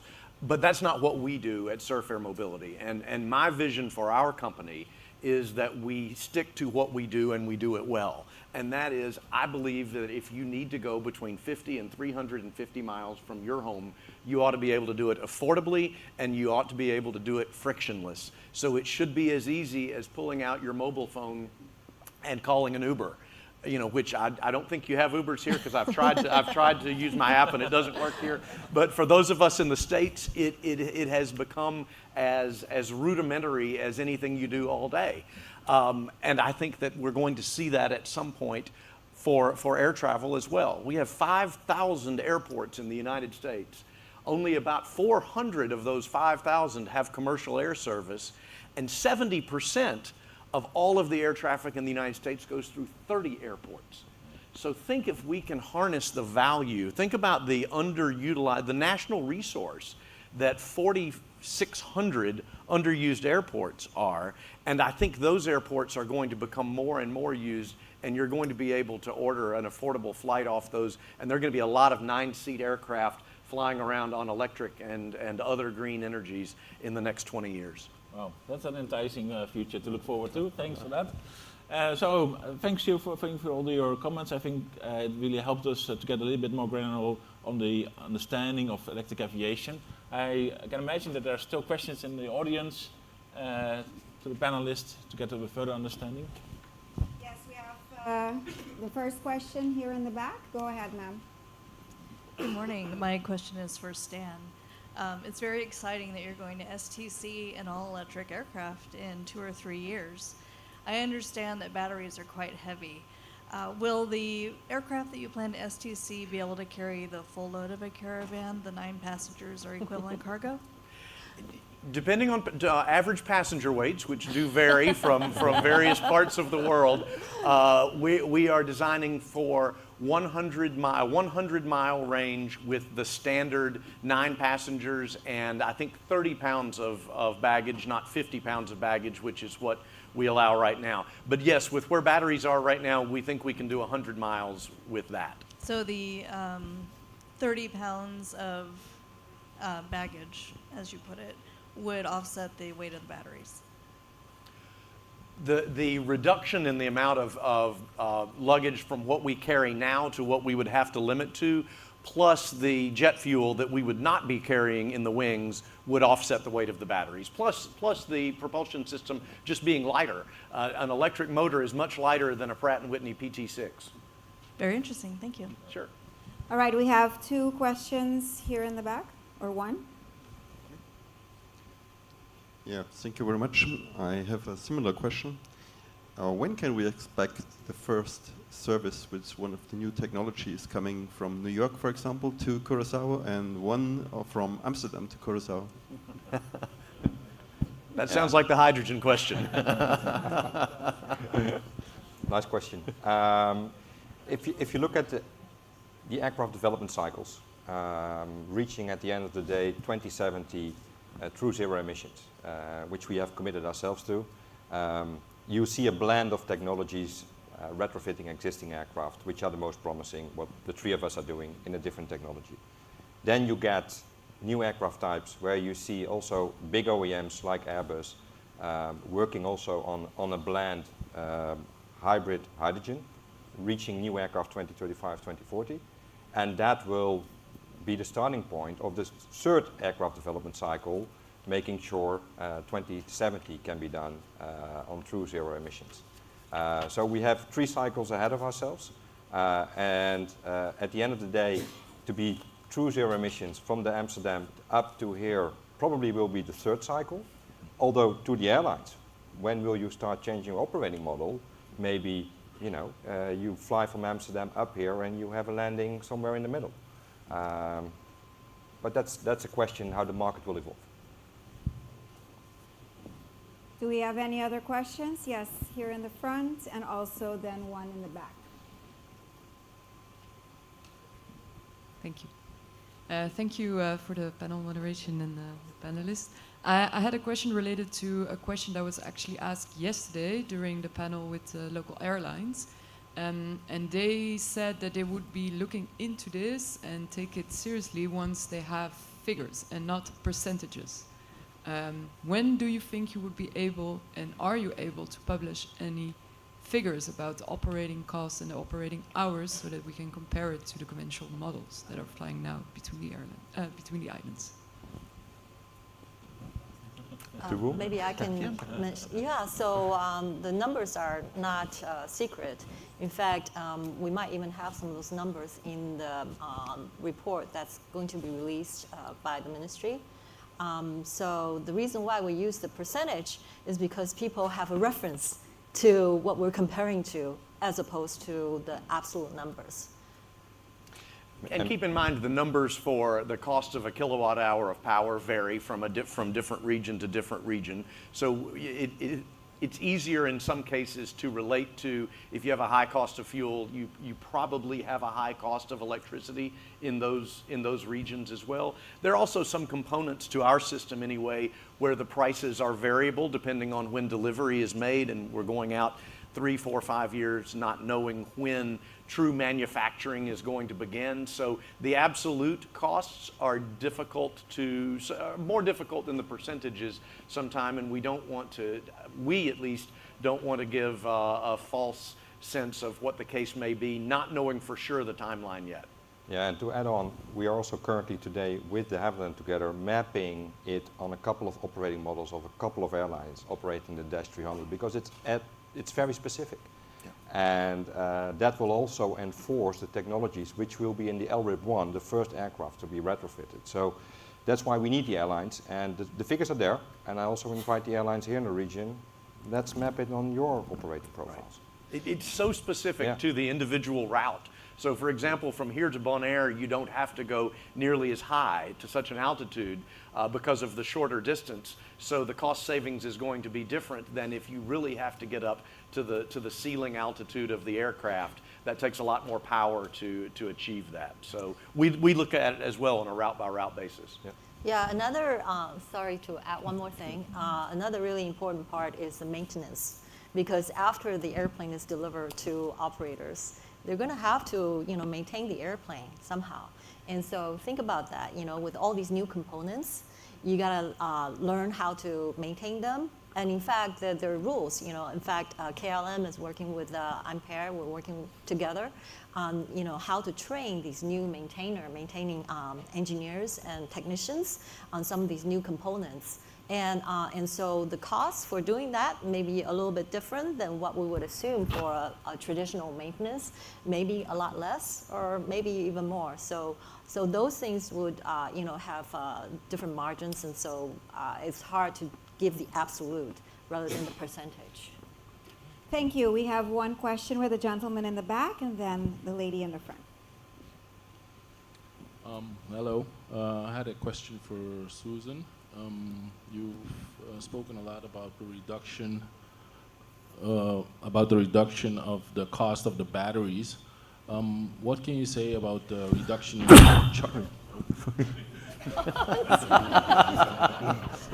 Bless you. Bless you. What could you say about the reduction in with regards with the development of the technology of the batteries for the reduction of the charging times? Reduction with the charging. I think that's also coming down really tremendously with all the different vendors out there for EV charging. In fact, I was at a recent startup competition that was taking place in LA, and they were able to reduce, because originally these EV chargers, like the Tesla original supercharger is really big, and then there are other ones are reducing, and then now there's some small one, like almost like pocket size, that and they're having it underground and everything. So there's a lot of new development, and because once again it's economy of scale, and so electric aviation is able to be here today mainly because what's happening on the road. So the economy of scale of so many adopters, people driving EVs and so on. I drive an EV myself, and so that really helps with the overall economics of the electric aviation. And with chargers as well, sorry. Thank you. Here in the front. I was triggered, of course, by the question of the sir in the back and the business model. So, if we're looking at hydrogen developments and the possibilities that it's posed to an airline like us, a legacy airline, changing the business model obviously is not the only solution or part of the solution, because the availability of hydrogen at the different places where you would be stopping over, as you just mentioned, it's a very big topic. So in conscious airspace, how do you regard your role in the availability of hydrogen as a molecule, but also maybe in the infrastructure part? Curious there. Nice question, Yolanda. Yeah, on the fuel cell, the power supply side, which hydrogen is, of course. The interesting thing is the airlines which you have seen being first or wanting to be first, the countries or regions we're talking about, you see them also developing pretty fast in implementing hydrogen in various ways. That's the government, that's the ports. So those regions are stepping up, and of course there will be gaps. And I think early adapting, showing the possibilities in the regions which want to be first, will also probably have a snowball effect on others wanting to be first as well. If you look at, it hasn't been mentioned so far, the Port of Rotterdam, what they are doing or what they are wanting to do, and also enrolling hydrogen across the globe, I would say they could also play a role here, making sure that the port infrastructure, the logistics, everything which is needed will also be there in time, together with local players like Aqua Electra, Oil, and also on that side, we need each other. Thank you. We have one last question here in the front. Yes. Good morning. I'm on the next panel about financing, so this is a nice bridging question. This is a question for Stan. I was wondering, you said you secured $450 million already to finance the transition as an airline CEO into a new fleet or caravan, electric caravan. Can you tell us a little bit more about that? Depending on your answer, I may not have to participate in the next panel. Look, I'd love to talk with you afterwards and see if you can match the deal. I could use another $450 million. While I won't go into details on the very specifics of it, I will say that we've had a very long-standing relationship with this company. They have come in and committed this capital to fund the 100 planes that we have firm orders on from Textron. We have an option for 50 more after that, so I do need funding for the next 50 that come after that. But we've specifically negotiated the costs of the facility such that there is room for then us to do subleases on a full service package to the other operators. So what we're offering is we'll lease you the electric caravan, we'll provide you a suite of software, which does include AI that we're developing with a company called Palantir, which is one of the leading business metric and business information companies in the United States, in the world for that matter, so that you'll have a software package to do your crew scheduling and your maintenance scheduling and your distribution and your route selection and your route optimization and all of those things that small operators, really that we didn't have when I started the airline 10 years ago. We were doing everything off an Excel spreadsheet. So we said, all right, let's get together one single source of software, one single source of financing for the hardware, the power by the hour on the electric propulsion system, and then let's provide it as a full service package to small operators around the world. And I think they're going to get it at a similar cost to what Southern is paying right now for all of those individual pieces. Can I leave a question behind for the next panel? And I understand you're part of it. Aircraft have a lifespan of around 30 years. And what's fascinating, I would say, is looking at the technologies which are erupting.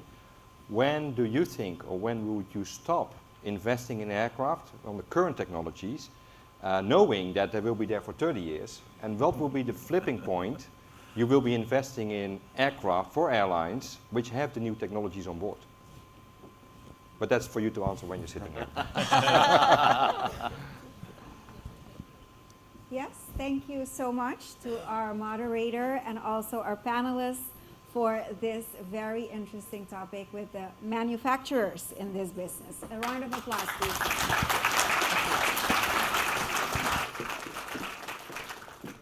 Thank you. And now one of the much anticipated topics of the conference. We already had a transition with this last question, financing the future of aviation. Let's start with the gentleman who just asked the question. He is the managing director of the Curaçao Financial Group, and he will be part of the panel on behalf of Pensioenfonds Caribisch Nederland, PCN, and Algemeen Pensioenfonds of St. Martin, Bharat Bojwani. Yes? And also Managing Director of Maduro and Curiel's Bank, Michael De Sola. And we also have the Special Envoy for the BES A London, Bonaire, Seba, and St. Eustatius, Statia, Mr. Addison Reina. And the moderator will be Christine Driesen, she's an aviation consultant at NACO. Please welcome the panelists and also the moderator for financing the future of aviation, how to mitigate the financial costs.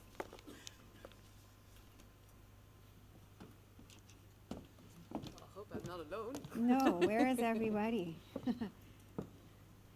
I think they're still getting mic'd up, yes?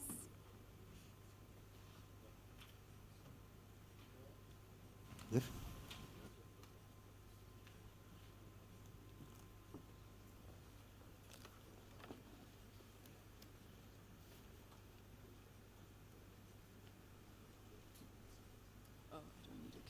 Heb je het nodig? Nee, ik heb Nee? het gezet. All right, welcome, gentlemen. And after their session, of course, we have a question and answer segment for the audience.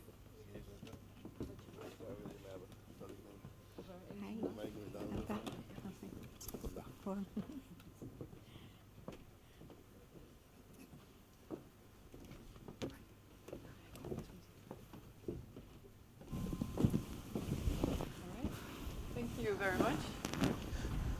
Well, the well-anticipated panel has started. I think in the past day, yesterday and today, we've heard about a lot of very ambitious plans, a lot of things that we want to achieve, but also a lack of investment and financial support to get there. So I'm really happy and honored that I can moderate this panel with the three of you and investigate what is possible and what is not and why. And maybe we can give some clarity and even some hope to some of our companies in the sector on how to pave the way to the future that we want to achieve, which is affordable, efficient, and also sustainable aviation for inter-island air travel. So the first thing I wanted to ask is just to get to know what are you doing, what are the kind of projects you work on, what are the kind of things that you invest in, and I'll start on my right with Bahat. Yes, so I own, together with a partner of mine, the Curaçao Financial Group. We're a corporate finance and advisory firm for a little over 10 years now. And recently, over the last few years, we've been appointed the investment managers for the Pension Fund of the Caribbean Netherlands and also for Algemeen Pensioenfonds Sint Maarten. So we cover most of the Dutch Caribbean islands in terms of local investments, searching, selecting, executing, and monitoring these investments for the benefit of the pensioners. All right. Michael, you want to go next? Bon dia, good morning. My name is Michael de Sola, Managing Director of Maduro Creoles Bank, which is, as some of you know, the largest financial institution in the Dutch Caribbean. Very sustainable. We exist 107 years, so that's a long term of sustainable and safe. So those two terms are within the bank's reach. What we do is we have financed a lot of airlines in the past, local airlines, and we do finance airports and the ecosystem and the everything, many things related to aviation. Not saying airlines, aviation. And the preference goes in principle to assets or projects that are on the ground and lesser to the ones that are flying, but we've done that. Also OEMs, as we were just having a panel Well, on them. there are no real OEMs on the islands, but we did several airlines. Unfortunately, not all the airlines were very sustainable. Yeah. Edison, you want to go next? So they were more fast than fast. Okay, my name, bon dia. I'm Edison Reina. I'm the special envoy for the Best Islands on behalf of the Dutch Ministry of the Interior and Kingdom Affairs. I do this on three sectors, being the European Union, United Nations, and also for trade and economy development in the region.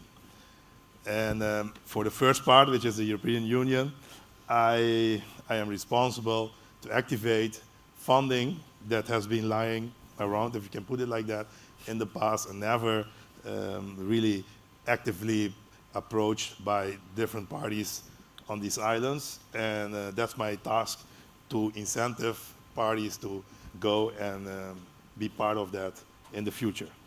For the other two ones, it's not so much relevant right now because it's the funding which is needed, and I think that there are possibilities from the European Union, be it a grant or a subsidy, in order to finance, be it electric aviation, airports, facilities, and things like that. All right, thank you. I didn't ask that before more precisely, but did you also in the past finance anything related to aviation projects, or was that not in the portfolio? Yes, one of the few first lessons you learn when you get into banking is don't finance anything that flies, floats, or farts.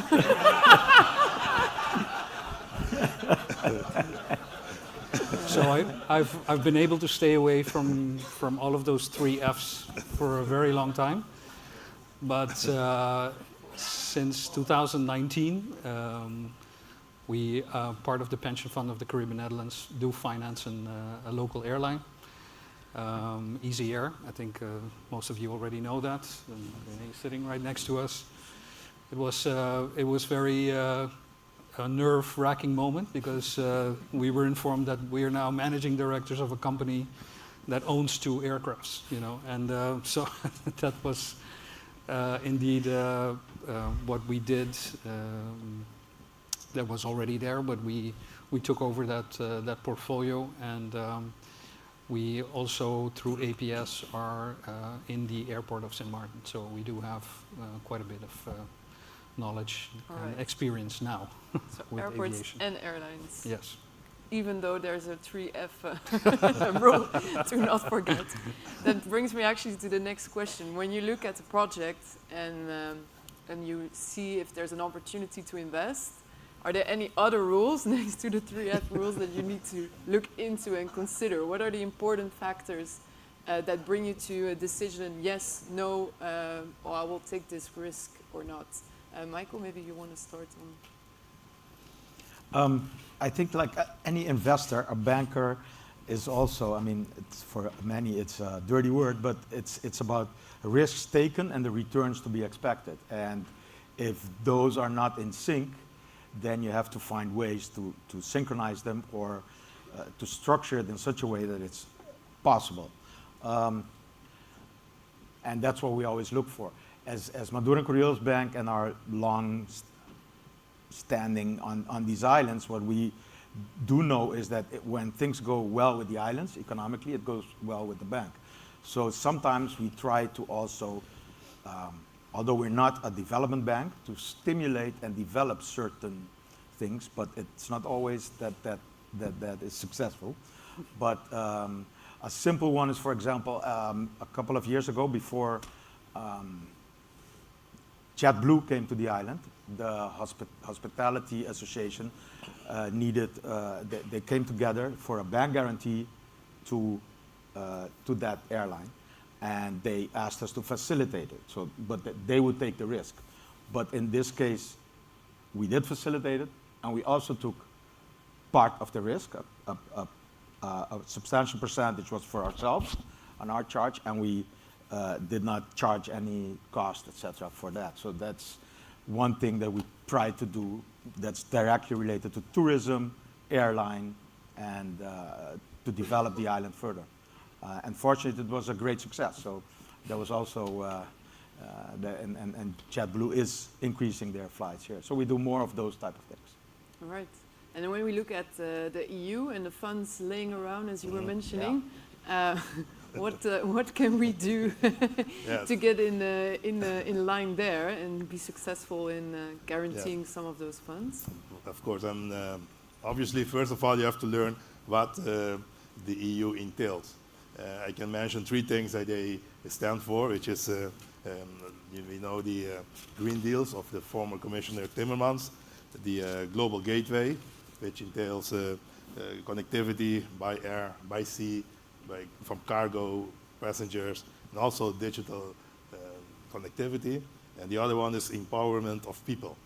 So these 3 main goals from the EU, you have to use those 3 in order to apply for grants or loans or subsidies for different projects that are being proposed. So in that sense, always whenever a company, a group, a NGO want to approach the EU for funding, you have to take in consideration what does the European Union want. It's not what you got. People come and say, you know what, I need money because I cannot finish my balance cost for whatever end of the year. No, if you can put it this other way around, like telling that with the grant or subsidy that I'm getting from the European Union, I can guarantee connectivity of passengers, cargo, and also on a sustainable way, then it's also that something that the European Union is willing to look into and provide funding. And it is possible. And if we're talking about aviation, but I can give lots of other examples in the past and also currently that are being considered, and grants and subsidies that are being given by the European Union. As I said, in the past, this was not so much activated, but with the special envoy, with my team, now we do that for the best islands once again. We start with the Bonaire, Saba, and St. Eustatius before we go over eventually to the other CAS islands. So there is possibility. Okay, you mentioned the best island, but in the end we would like to have inter-island flight between all 6. Would that also be feasible through this? Of course, and that's also a way of thinking of the European Union. They are most of the time of the regionality of things and also collectivity of things. Now I'm only for the best islands, but in the future, if we want to be successful and effective in getting these subsidies, we have, as a special envoy, need the representation of all the 6 islands. Then you can go like the DCCA, a collectivity, regional, and that's also what you would like to see before granting or giving subsidies. All right, thank you. So any other things next to the 3 Fs that we need to remember? Well, you know, I think the way of looking at financing, especially the transition to a more sustainable way of flying, is changing dramatically. The problem is that the laws are not there as yet. So if you're looking at what, for example, the ECB is now doing with respect to sustainability and ESG and the you know, pushing, so to speak, the pension funds, who we represent, to focus a little bit more on sustainable flying. I mean, the framework isn't there as yet. You know, we're not allowed to incorporate, you know, the carbon credits into our calculation on returns. And returns up to now, up to today, is still based on monetary returns. It's not based on the total return concept of sustainability. No. So I can tell you everything about the 3 Cs, which is the real basis for credit, but I'm afraid those don't apply for, to a large extent, don't apply for the future. You know, what we're doing now in terms of financing, if you look at the 3 airlines, the local airlines, I think there's more than 3, but the 3 that I know of are doing really well, and that has predominantly to do with the fact that there's a very strong management and ownership. They run a tight ship, and you know, they're able to manage in this very, very difficult market, which has very little scale, very little reserves being built. You know, your planes are your collateral, so you don't have that C in your favor, and the cash flow is very thin, so you don't have that C. So you're only left with character, and that's management in this case. And with strong management, you can make it work. But that's a traditional, you know, and the transition to more sustainable way of flying is going to require a total new set of parameters that we have to look at. May I add that, but even with strong management, your margins are still relatively thin. So, and these islands, or flying in general, but in these islands especially, is vulnerable. So any small setback can really cost you a lot, and that because of the scale. I mean, we heard it yesterday already. The scale and the vulnerabilities. It's really, really complex to keep airlines for a long time flying, and long time I mean years.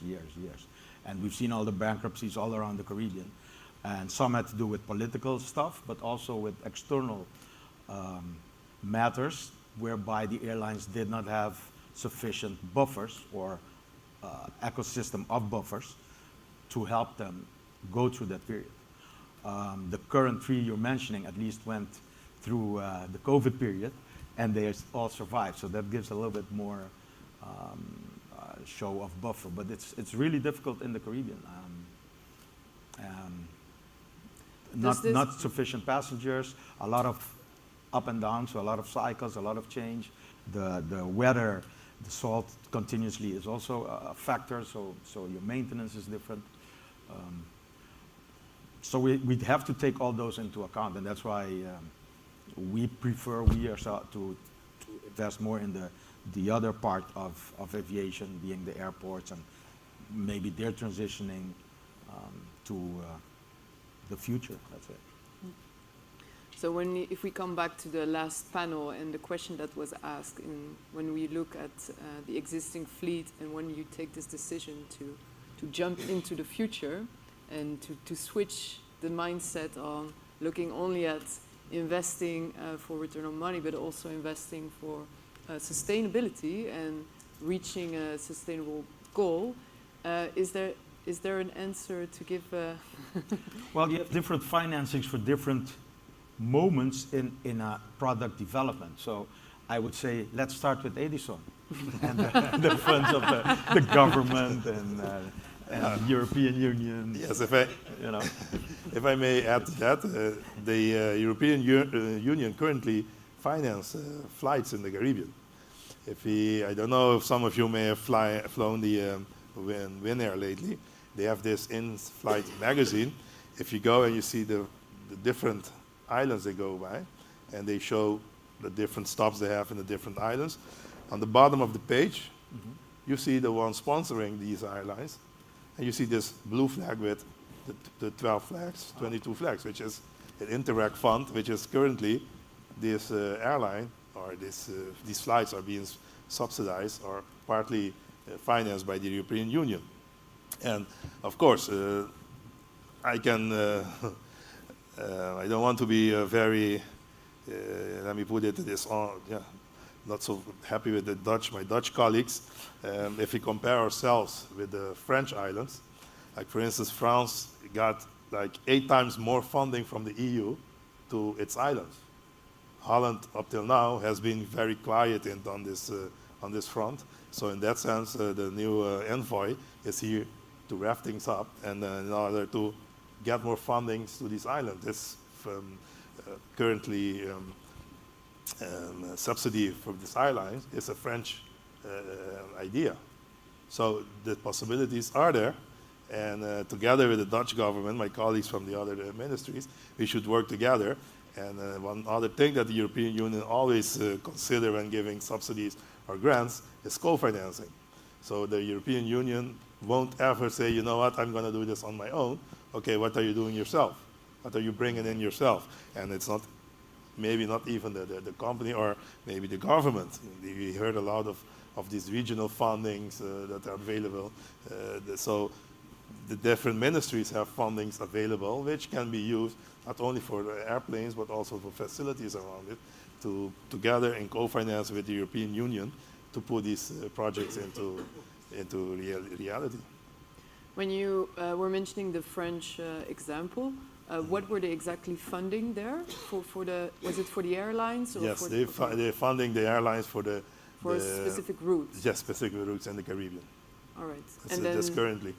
And then you have to probably explain why you need these findings as yes, a obviously. Route, or Once again, the difference with France is they have a specific ministry for the islands.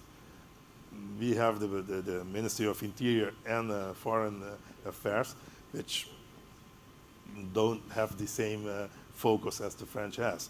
And that is what we are now with the special envoyship, is trying to get the attention to the islands from the ministries, to the islands from the European Union.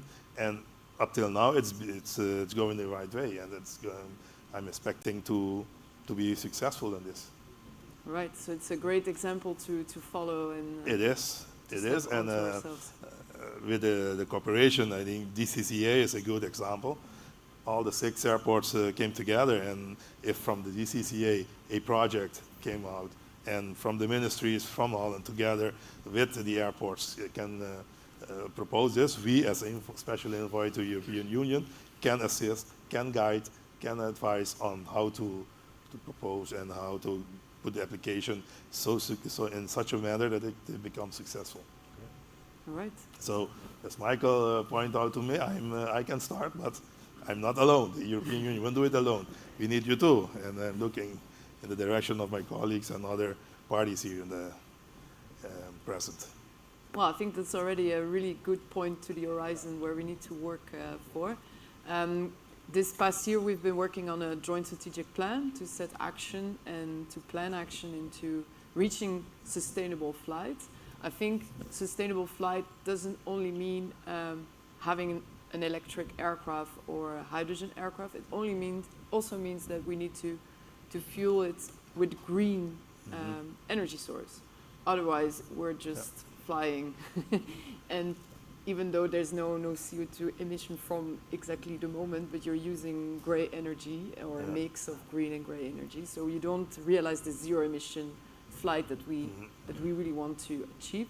So I think next to the airlines, there's also another component to it, which is more focused on the ground. So maybe Michael and Brad will be more into it. But we also need to have this green infrastructure in place. I heard the OEM saying 2025 we're ready, 2026, up to 2028 with hydrogen. Would this be a type of project that you would be more willing to step into if we look at, on one side, you using, for example, the European funding, but there's also another right I want to discuss with you later. But, and then on the other side, having, for example, the banks and the pension funds helping on the ground infrastructure through the airports. No, I mean, yeah, I think from a ground perspective, there is always an appetite from the local institutional money, you know, to fund that. New technologies in hydrogen are looking to be promising, but that's also going to have to be combined and co-financed by, let's say, the real actual risk capital, because. As a pension fund, you also have to be able to explain to your pensioners that you're investing in this new, very new technology that you don't have any experience with. You know, what are the returns going to be for the pensioners by doing this, you know, and how much of that is going to affect the total assets of a pension fund. So it will be definitely something that we will support going forward, but it would have to be combined with EU funding, but also more importantly combined with the technology and the knowledge leadership that comes with that new technology.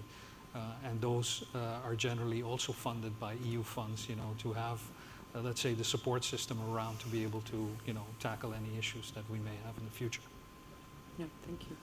And for you, Michael, are you in line with Yeah, that? first of all, I think sustainable, when we talk about sustainable, I think it was mentioned yesterday too, we should not only look at environmentally sustainable, but business-wise sustainable and societal sustainable, because otherwise, I mean, it's great, but then you need ideologists and public funds to do it, because investors will not do it unless they have an ideology and a certain goal, but otherwise, so sustainable should be that it is sustainable to continue the business in the future. And if the local airports, utility companies, energy companies would like to continue, because some already started with sustainable energy or renewable energy, and continue that process, and we are already in it. We are, as a bank, we will continue doing that. So it's not, let's say, it's not either or, it's all together, but it has to be sustainable business-wise, long-term, and preferably also, let's say, environmentally sustainable. But in my opinion, that should not be the only or foremost. I think there was also the balancing or question about connectivity or sustainability. I think for our populations, its connectivity at this moment is more important than, let's say, environmentally friendly. Also because of the costs. But if you have, I mean, in banking and financial world, also other world, nowadays you have this buzzword ESG, and the whole world focuses a lot on E, But I think for these islands, we have to focus on the S. The social part here is where we should focus on, and the Netherlands is doing it at least in the Basque Islands, increasing all kinds of income. But we are in the Caribbean. We're not in Western Europe, and we're not in the USA. So let's keep that in mind every time. If I may add, the European Union has hundreds of programs, hundreds of ideas to bring to subsidize or give grants. So it's not only financing the flight or the energy transition, which is currently already being done. For instance, on the Ceiba and Stasia, they are going from the Ceiba, in example, is 90% of their energy production is now sustainable due to a part from the European Union, the other part Dutch ministries. So this green energy can be produced by a combination of ministries and European Union in order to provide green energy to these electric flights. And that's being currently already financed by the European Union. So it's already happening. And what about looking at different funds? We talked about the European level, but on Dutch level, there's also an opportunity maybe with the Groeifonds. Yes. We heard it yesterday already mentioned. Could you also elaborate on this opportunity? The Groeifonds, I heard about it as well. I know about it. There's also more of these funds available that these islands can be part of. I think the Groeifonds has already recently been added for the CAS islands, not only for the BEST, but also for the CAS. So there is more than enough, if I might say, more than enough funding around. Most of the time, my experience from the BEST islands, funding or funds are not a problem. It's the execution that's the problem. Funds are available. You have to look and get the funding, but when you got the funding, what do you do with it? You have to be able to execute. And that's most of the time the biggest problem that we have on the islands. Because I was mentioned in Brussels when I went to, and was introduced at the European Commission. This is literally what they told me. Money is looking for purpose. So the funding is there. We need to bring the purpose or the goals that we want to achieve so they can send them up, provide the funding and for the projects. On the other hand, when you provide this, you have to show how you're going to execute it. And that's most of the times are the challenges that we encounter here on the islands. Right, I think this is also something we worked on with the task force this year that was appointed by the Dcca. Look at a plan and create an actionable plan, the joint strategic plan, to look at how we could do this. So I think we have thought of now this transitional platform where there would be a number of people also really responsible to shape the four pillars that we talked about. So business development, but also regulations, infrastructure, and airline engagement. So those things we are working on for, I think also, you mentioned it, Michael, the ESG, we also really took into the S as well, because we also looked into the affordability of it. So now we need also governance, and I think this platform could offer that. So looking at this, what would be your recommendation for first step that you would like us to take with this transitional platform that would engage us into the right direction for applying in such a Groeifonds or EU funding, or both? I mean, we can be very ambitious here. Yes, co-financing, that's the main word. But I think that you already done it in a sense by bringing all the 6 airports working together. Once again, the European Union always want to see collectivity and regionality. So in that sense, if we, from the Basque Islands, come with a proposal telling them, you know, we want for our airports or for the electric flights on the islands, they ask us, why don't you do it for all 6? And they would rather do that for the 6 than for the 3. They want more regionality. So I would encourage the task force to also put pressure on the CAS governments in order to tag along with the special envoy in order to assist them. Because now I'm not allowed, my work focus is from the BEST. I'm waiting for the CAS Islands to approached the Netherlands and request for me to help them as well. So in that sense, I'm more than happy to help, but if the CAS Islands would like to do that, they have to officially and formally request this to the ministry, and then we can also do this together and be more successful. So that's the first point I think that should be taken in consideration if the organization want to use my assistance in this.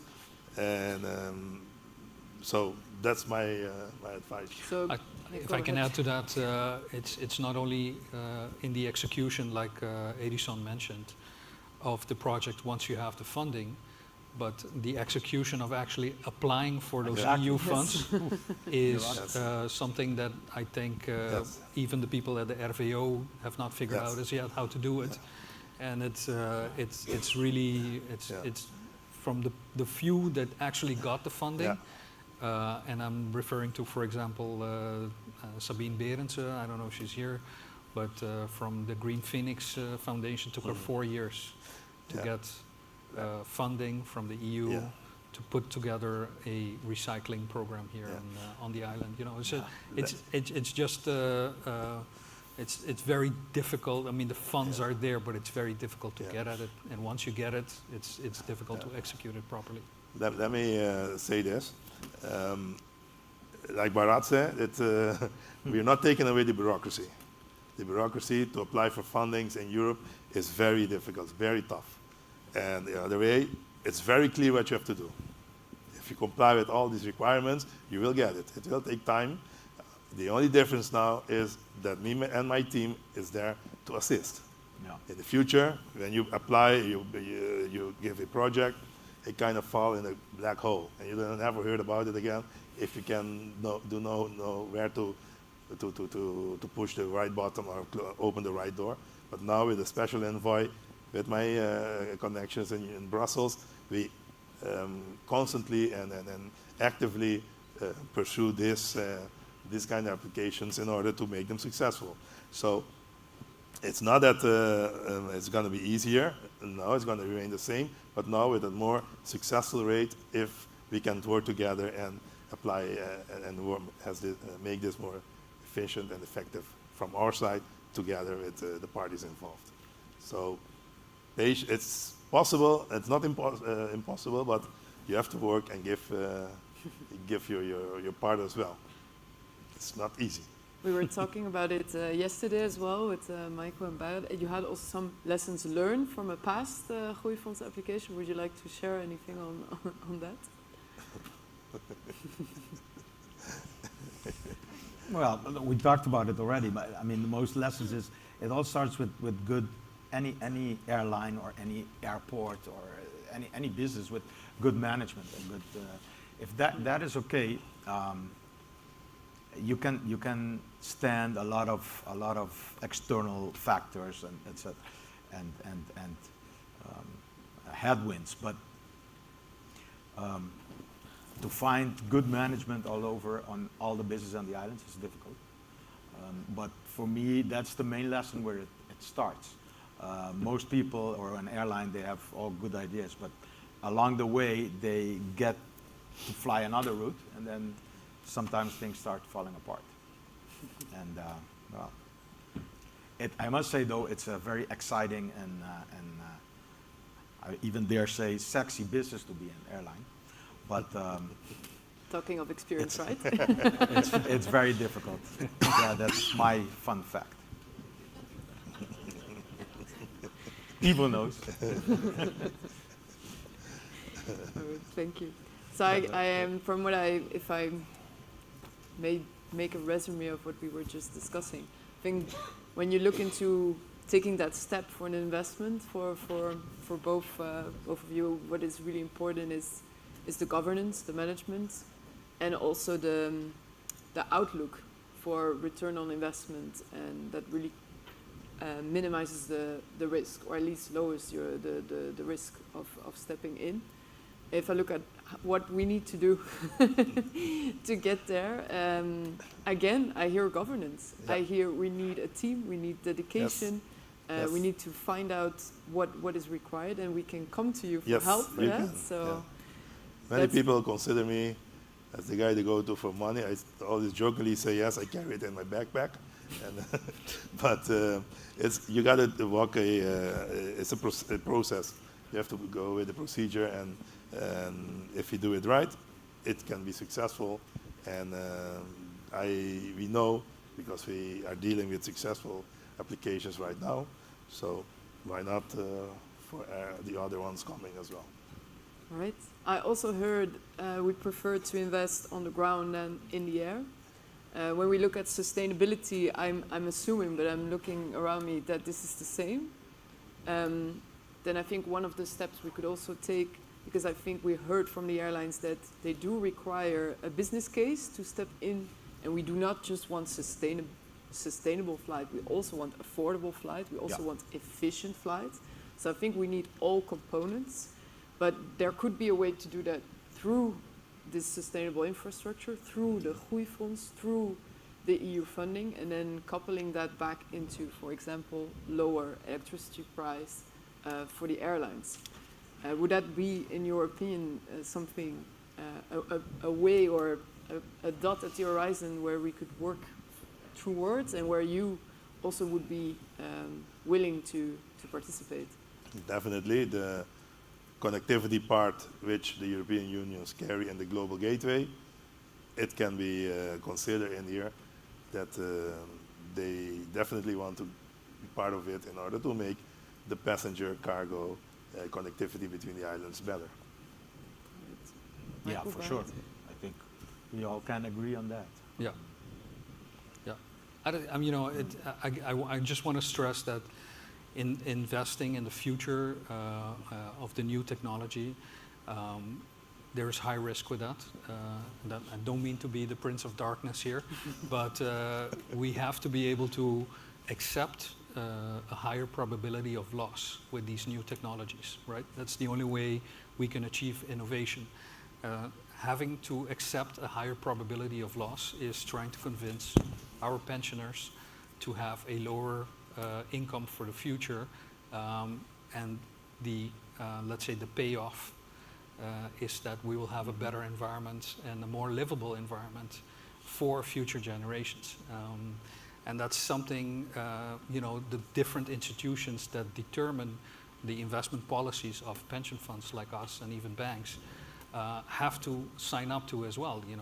The DNB is almost there, but soon to be the Centrale Bank is also going to say, you know what, you guys, you can take that higher probability of loss into your investment policy. You have to adjust the framework to allow us to do that, so we can be there. Because if tomorrow I go and say, yes, I'm going to do 10% of my assets, we're going to put it in this very new technology, I'll be losing my job the very next day. So it's not about only if we want to, but it's about ensuring that the framework around it is also geared towards achieving all of the 16 sustainable development goals. Yeah, what we miss is actually like a seed capital fund for the Caribbean, especially. There isn't. There are growth funds and all these things, but they all invest in existing businesses and improve them, but not the really experimental start-up. And the SEED, as was just mentioned, that's what is needed for these type of things. So I expect, to be honest, that local airlines will move over to the new technology once it has been proven, and that there's a clear calculation on returns and the risk, and not during the experimental phase. That's where the European Union can step in, because if it's sustainable, if it's a part of one of their goals, of course there are programs which cover these areas as well. Yes, and I totally agree, because we need also this to prove what you just said. So the numbers the airlines need, to give them that information, we need this experimental phase, which brings us back to you. But that we can do in Hawaii and other places in the world, where there's a lot of funding and a lot of money. And, the money is although here, if they want to come with those planes here and experiment here, also good. But I don't believe that the local airlines can or will do this. The experimental phase. Experimental, because it's too volatile. Yeah. But the OEMs, manufacturers such as Ampere and the project that was funded by EMV actually, that was presented yesterday, this is an example Yeah. of Well, let them come the here, extra. do it here. Exactly, yeah. On their risk. No, but I think what their model is that they will build it and lease it almost at the exact same terms as, for example, Easy or DV or whatever leases these planes, Yeah. and they would have to be supported funding-wise. These airlines will have to be supported funding-wise to be able to lease these new aircrafts and take that risk of maybe something going wrong in the first, phase of all of this. If I listened correctly to the regulators yesterday, the safety part still is an obstacle that would have to, or a hurdle that would have to be, considered in the entire process.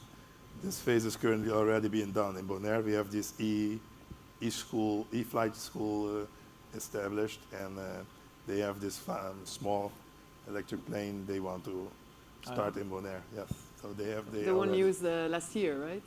Yes, they were in Aruba last time. Yes. They want to go in Bonaire to start with lesson the school there.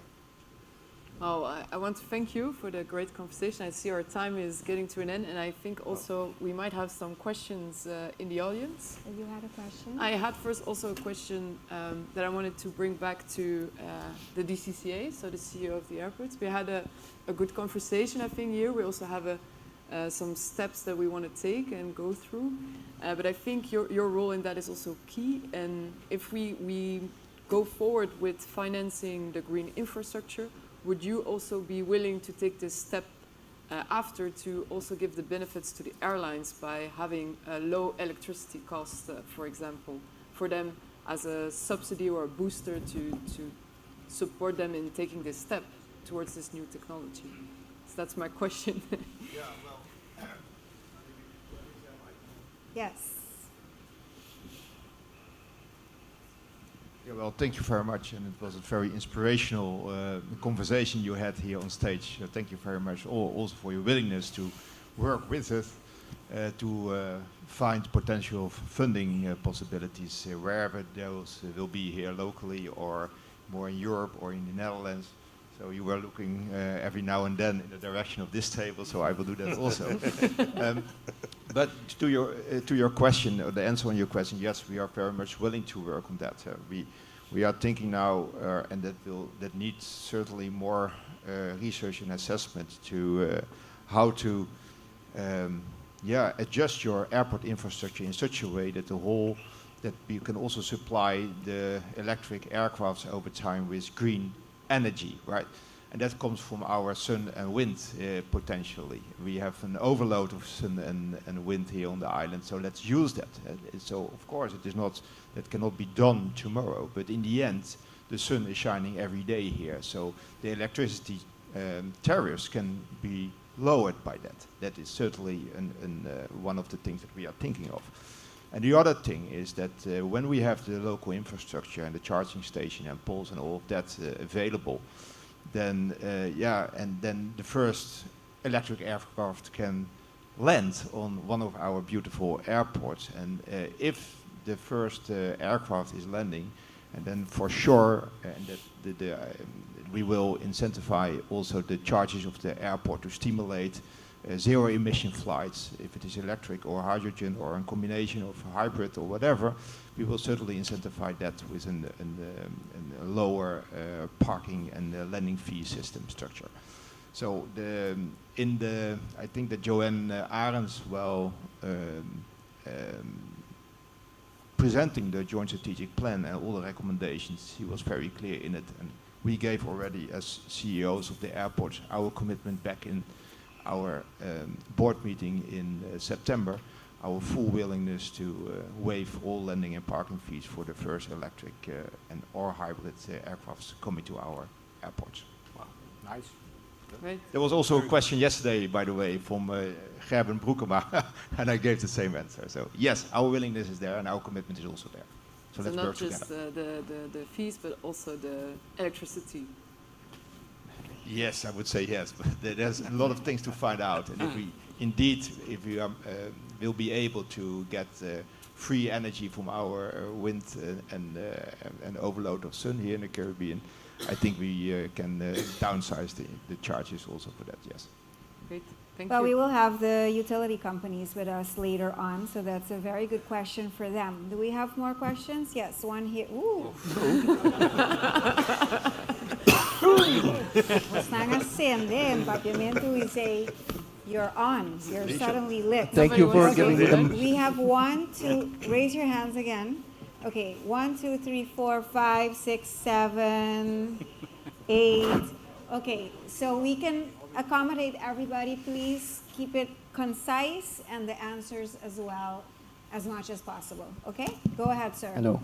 Thank you for giving me the mic, first of all. So just very quick to throw an idea at the panelists and see your opinions. As I understand, we need solutions, on how to improve the business case for electric flying and how to reduce the risk for investors. And I had out-of-the-box idea for this, so please let me know if you think it will be something worthwhile to explore further. So the idea is to, when we look at the market for electric flying, to make this a regulated market. When we talk about regulated markets, we have to think about markets where you can have limited competition, like railroads, telecoms, those kind of markets. And where a regulator supervises market entry and price regulation. So it means that you're not going to allow more than a certain number of players into the market in order to regulate competitive pressure. And you have mechanisms for price regulation in order to determine that a fair price is charged both for the company and its investors, but also for the consumers. And these concepts are very common in utility regulation, like in energy sectors and in telecom sectors and so on. So if we could apply that to a kind of an inter-island multilateral regulation, we would lower the risk for investors and also guarantee an affordable price for the consumers. Maybe Mr. Barat. Was this concise? And was it, All right, so you had, that was a suggestion, right? Anybody care to react? I think it's Go a great, ahead. yeah, I think it's a great idea. All right. Keeping it concise. Okay, good. Mr. Bajwani says it's a great idea. Okay, we had a cluster of questions right here. I think the gentleman in the back was first, and then you. Okay. Thank you. It's been mentioned that most airlines, specifically the international ones, that we use leasing to acquire our aircraft instead of buying them. What role do you see for the leasing companies in this change of financing for the future of aviation? And specifically, I'm just thinking about an example. We have AirCap. That's one of the biggest leasing companies for the aircraft used by every airline in the world. That's a Dutch company with its headquarters in Ireland. So are they involved? Are they involved in you mean the airline financing locally? Yeah, maybe it's a bit broader than just a local case maybe, but maybe it's also a bit of a question to the room or to the takers of the initiative for the outlook. But how are they involved, and do you see a role for them? I see a very big role for leasing companies in the future of the transition. I think Stan Little hinted a little towards that also in his financing structure for the transition to an electrified caravan. I think they have a very big role. I mean, one of the leasing companies, aircraft leasing companies that I've dealt with in the recent past, is fully funded by a billionaire, and they don't have any bank financing that's on its turn also susceptible to large interest rates volatility, which we are experiencing now in the last 16 to 18 months, which could have killed an aircraft leasing company completely. So these larger institutional money, or even private money for that matter, play an important role, especially in the transition from old technology to new technology. Yeah. The gentleman in the front, microphone, please. Yeah, thank you. Growth fund applications still require significant co-financing. How is your appetite for performing those co-financing if a growth fund application is done? You know, if I may speak on behalf of the pension funds, I think it's very important to have the growth fund financing because that's your risk capital, right? I mean, that's the one that takes the first loss, so to speak, in a situation of a loss. So that reduces the risk significantly for the institutional money, which cannot afford or not allowed to take these type of risks. So, I mean, it's essential, and like Edison has mentioned, getting those funds and activating them, I think that's a beautiful word, is essential for us to participate and co-finance as well. Okay, Same here. Sorry, go ahead. Concise, same here. I think we had a lady here in the front. Yes.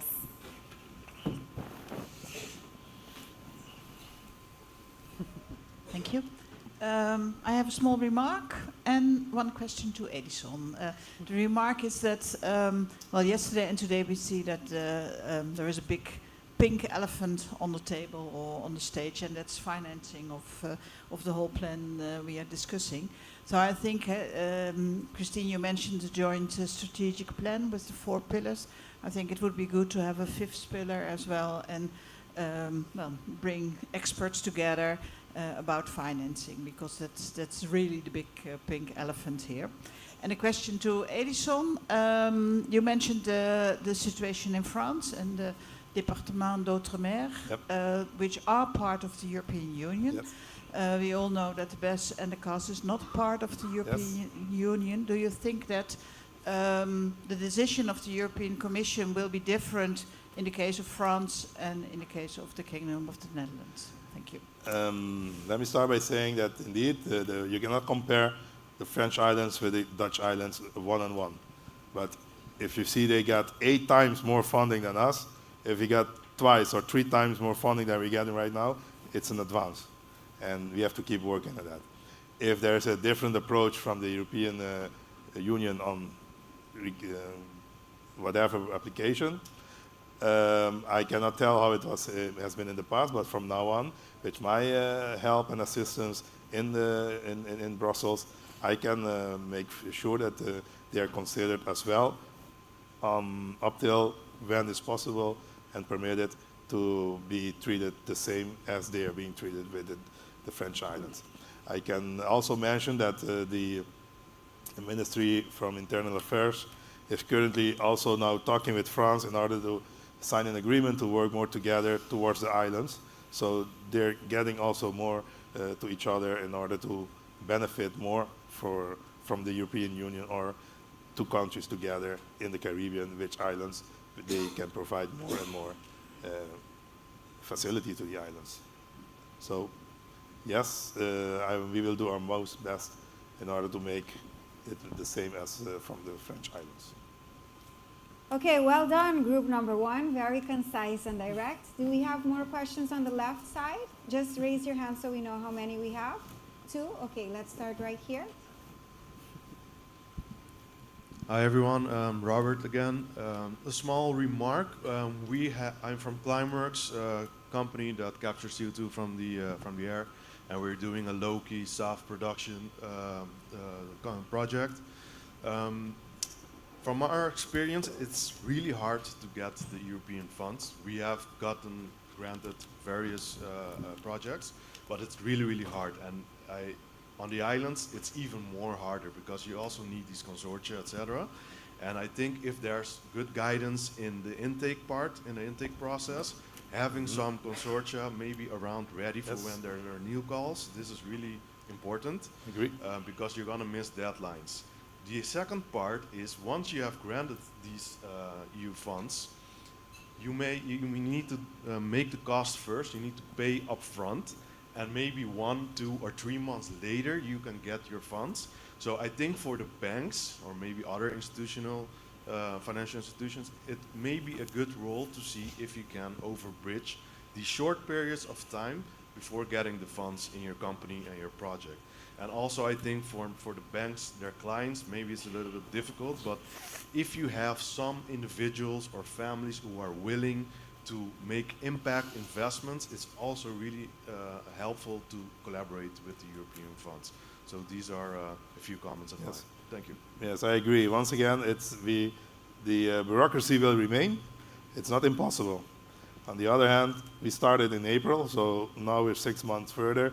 The idea is to further extend the services or the office of the invoiceship with the CAST islands as well, in order for us, all 6 islands, to approach the European Union as one. And that's the planning, and I hope maybe, if I'm allowed or invited by the next conference, I can give more information on that. Yeah. But by the way, we are willing to bridge if it's all arranged, of course. All right. Not a problem. Good. Shouldn't. We have one more question on this side. I just wanted to say something on Brigitte's comment.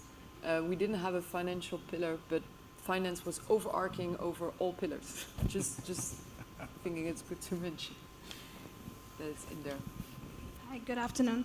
Not sure if this is a completely relevant question for this panel, but our focus seems to be very much on the inter-island flying. What about buses and taxis? Have we thought about that? Because electrical cars, equipment is already available for that presently. I think TNO is doing a project here for buses that will be running on hydrogen. I don't know if there's somebody here from Refineria di Corso, but they could give a little bit more detail on that project. And the European Union has not only for airports, they have airlines or flights, they have hundreds of programs. It's connectivity, and if you want to connect with buses or taxis, then it's energy transition, sustainable energy, of course. There are projects and there are possibilities in order to apply for those. Yes, there are. I have to respond to a question of Michel van Ierland. He posed it to us just before he left his panel about 30-year financings for new technology. Yes, I think that's, as a pension fund, it's nice to hear that you can have assets in the future that can go 30 years. So that's something that is definitely something that we as pension funds would like to see more of for the future. And again, you know, when you're as a financier, you're always hearing, okay, when are you going to drop your interest rates? You know, even with a new framework where you can accept carbon credits as a non-monetary return on your investment, you can even see it being done at a very effective and efficient interest rate as well. Then we move to the right side of the room. We had, I think, at least 1 or 2 questions over here. Yes. Oh.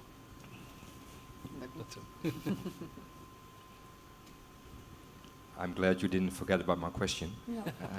Although you waited till the end. I'm not 100% sure if my question got answered. Okay.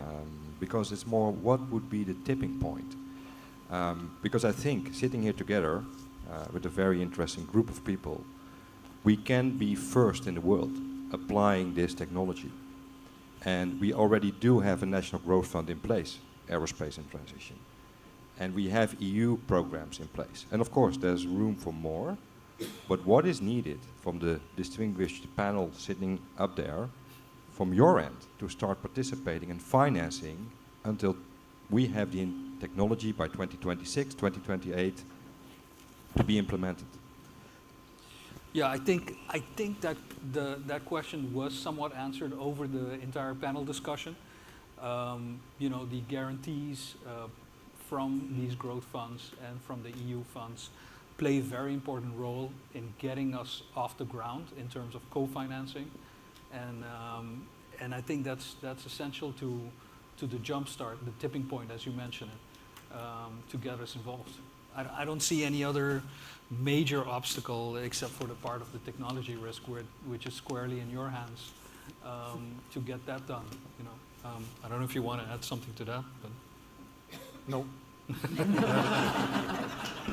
Michael wants lunch. I agree. Precise. Yes? All right. With that, We have and one last. Michael's very do you have one more? Yeah. Oh, ooh. All right. How many? Two? 1, 2. Okay, the last two questions. I was trying to make this whole story more holistically also. I mean, we've been hearing from all different angles of the industry over the last couple of days. And I think it's extremely difficult to make everybody's individual business case viable. And what I want to do here is, more than asking a question, is also sort of pose a plea. I think the only way to get the finance sector to back up this plan is to look at the overall business case of the good connectivity between the islands, which I'm sure will also have an economic benefit on the islands in all kinds of different sectors. It will have a social benefit that perhaps is difficult to translate into monetary, right? Same thing with the CO2. Yes, there's a way to translate it, but if you don't count it in your individual business case, it doesn't help you. So I think it's easier to make an overall business case and then split it into individual business cases in the sector. We've all learned from earlier discussions that, you know, there's a $2.50 profit apparently on my $400 ticket to Sint Maarten, which is shocking, to be honest. You don't expect that. But I really like to turn it around. I think as a group here, and what Birgit also said in the transition platform, it's really important to show the benefit of this whole initiative and then try to cut it into individual pieces. By the way, in the Caribbean, you don't make the $2.95 according to that. It was a loss of $4. I can, if I need to pay somebody the $4, I will, or I buy them a coffee otherwise. Accord. Last question. Yes, thank you. Thank you for the great panel. I have a question for Edison, because knowing the fact that it's quite difficult to write a proposal for European funds, what is your recommendation? How can we best organize that process? Should it come from the islands, or do we need to take the lead from the Dutch ministries, and which ministry? Yes. How it works is like this. We currently now establish on each BES islands what we call international desks, or other islands called an EU desk. That's the first focal reach point where someone commits ideas. And when they bring in what they want to apply for, then up till a level that they can either write it themselves, or if they need help, then they come to us. We provide writers, technical assistance, and which we have from our own budget that we provide. So in that sense, each island, or each on each island we have these EU desk, international desk, which will be reached out to provide these applications. And I'm talking about BES up till now. In Curaçao, Aruba, and Sint Maarten, they have their own EU desk, which also have this, but I'm not working for them up till now. All right, then I have another question for the DCCA and the transition platform. How do you see these possibilities? Are you willing to take the first step in this, or?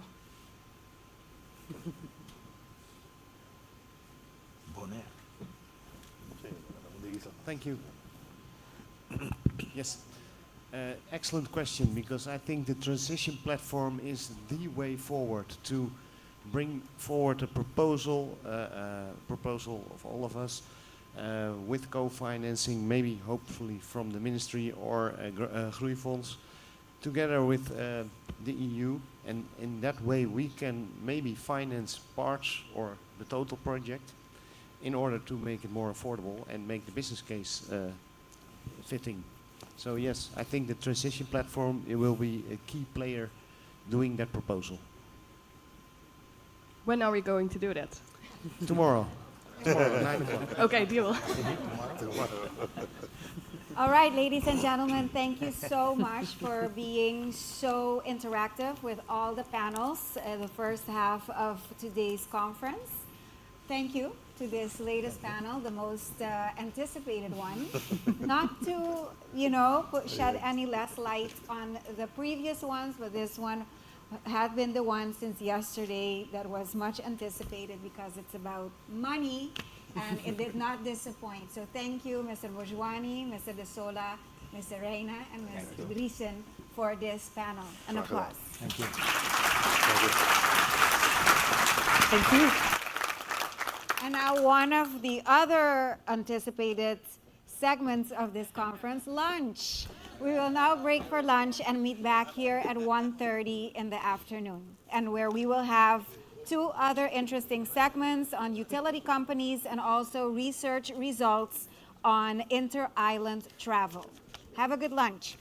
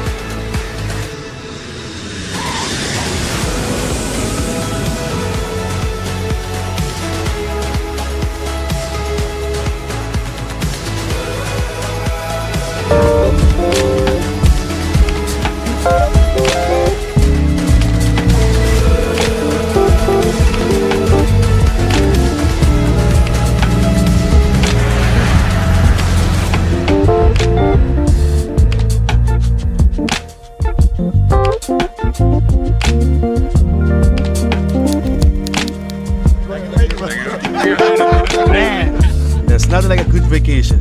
This is paradise. Can't wait to go to the beach tomorrow. Yeah, I like the beach, but for me, vacation is exploring.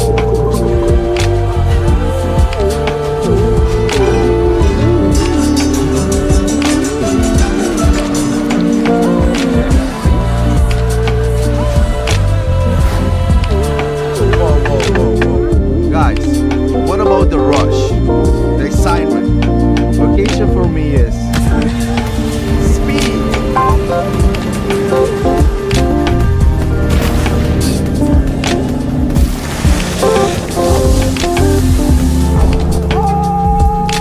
Wait. What about relaxation? Vacation for me is peace.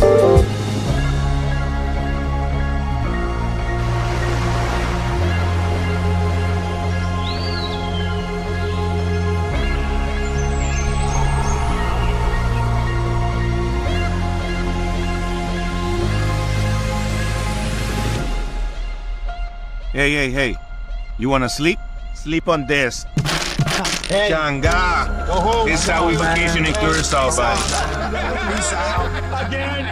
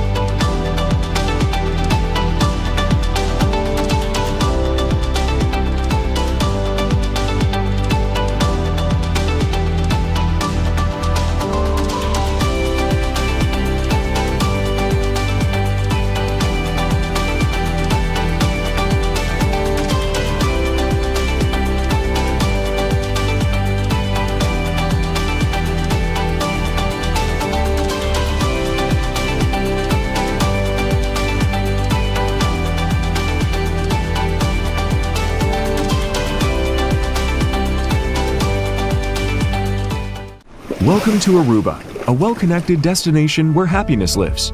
Island of trade winds and award-winning beaches.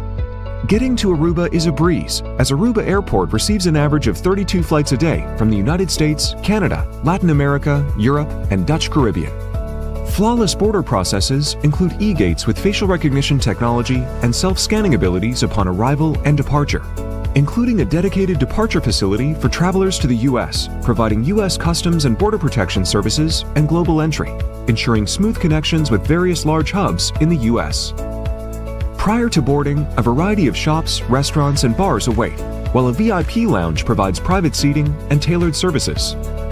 As the first Green Globe certified airport in the world, we embrace new technologies and support operations that are geared to minimalizing the environmental impact, while our staff extends Aruba's warm hospitality with friendly service and authentic experiences. Aruba Airport is currently executing its Gateway 2030 project, involving terminal expansions, facility upgrades, and the introduction of new baggage handling technologies. We're ready for the future, and we look forward to welcoming you to Aruba Airport, the key to your happy place. Sa kita mi cas, pero eter aqui não tá dimi e não tá pertencendo a nenhum gente, é tá de nos tour.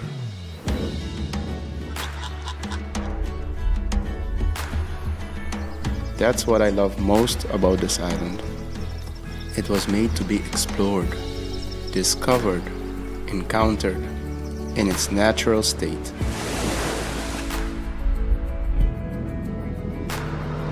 Here, the warmth of the sunshine is matched only by the warmth of the people. The soul of the island is protected by the souls on the island. In Bonaire, it's not about expanding, but more preserving both nature and ourselves.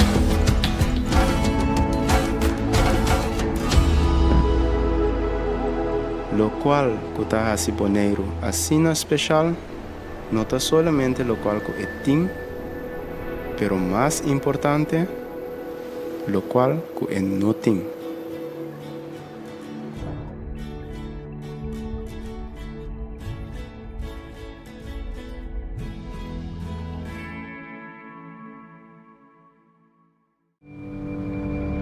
It feels different here.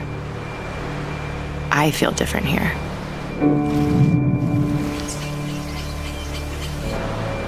I mean, I had the best sleep of my life last night. Okay, the cactus gin might have helped. But it's true. There's something special about this place. There's a warmth, a genuineness here. Like the people can't wait for you to discover what they've known their whole life. That when you take care of nature, nature returns the favor. We wandered around yesterday, just wandered. I haven't wandered anywhere in years.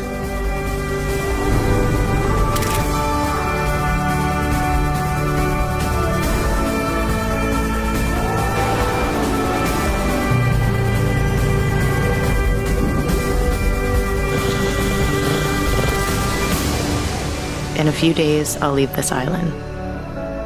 I just hope this island never leaves me.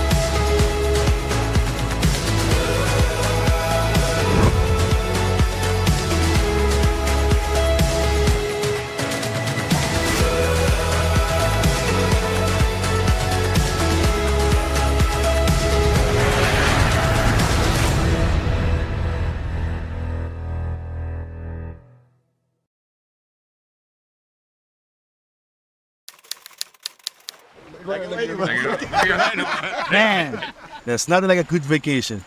This is paradise. Can't wait to go to the beach tomorrow. Yeah, I like the beach, but for me, vacation is exploring.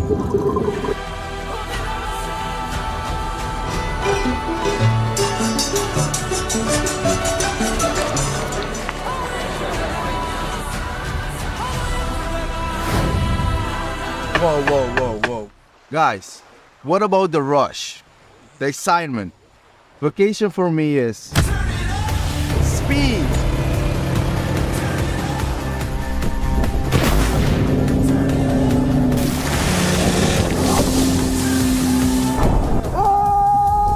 Wait. What about relaxation? Vacation for me is peace.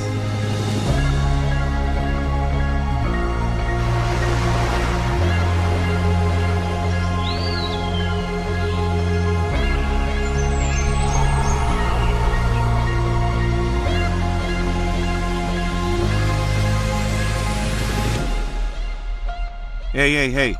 You wanna sleep? Sleep on this. Hey. Changa. Go home. This is how we vacation in Curacao, man. Again.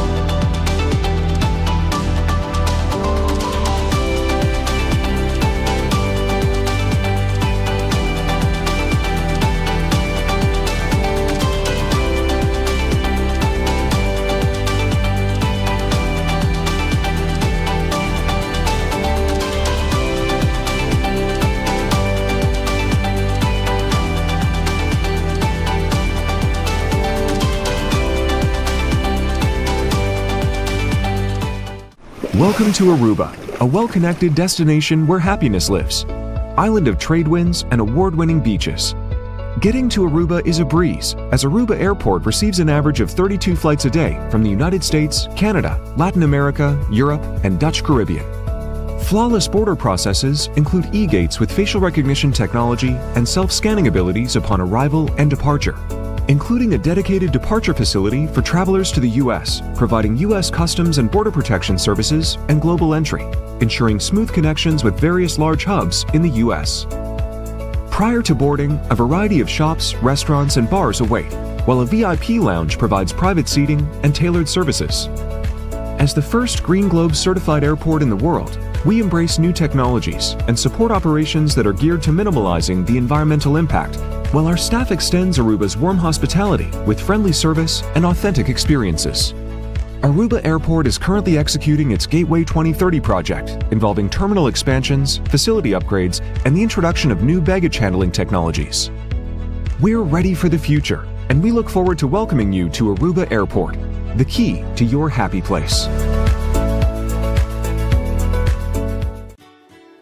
Sakit a mi casa, pero estar aquí no está dimi y no está perteneciendo a ningún gente, está de nostur.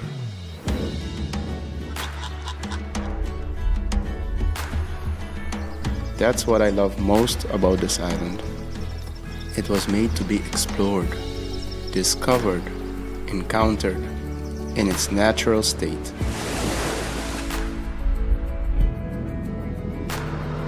Here, the warmth of the sunshine is matched only by the warmth of the people. The soul of the island is protected by the souls on the island.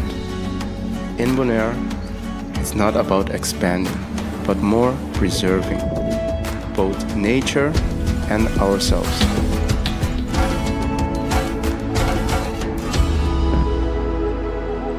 Lo cual kuta hasi Bonaire asina especial, no está solamente lo cual ku etin, pero más importante, lo cual ku en nothing.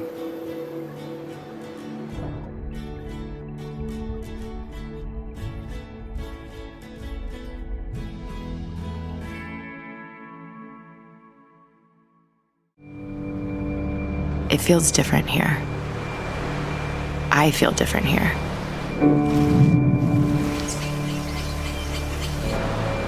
I mean, I had the best sleep of my life last night. Okay, the cactus gin might have helped. But it's true. There's something special about this place. There's a warmth, a genuineness here. Like the people can't wait for you to discover what they've known their whole life. That when you take care of nature, nature returns the favor. We wandered around yesterday, just wandered. I haven't wandered anywhere in years.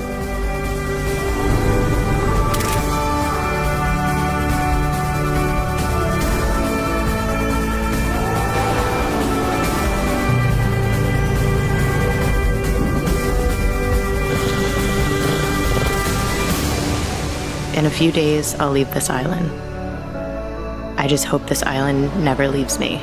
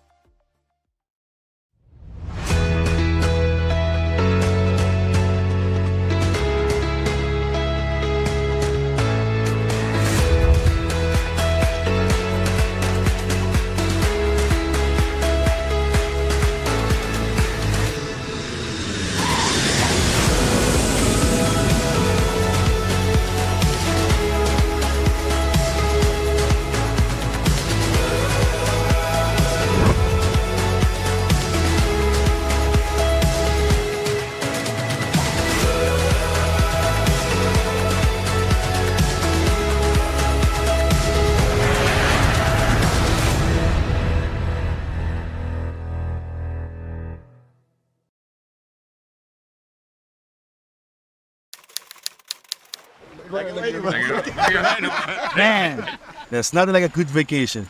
This is paradise. Can't wait to go to the beach tomorrow. Yeah, I like the beach, but for me, vacation is exploring.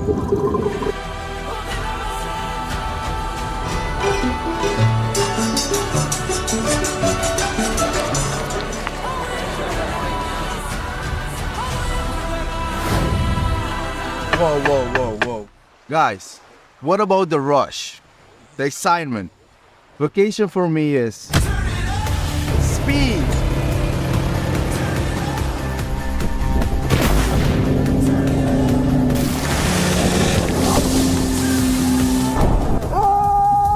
wait. What about relaxation? Vacation for me is peace.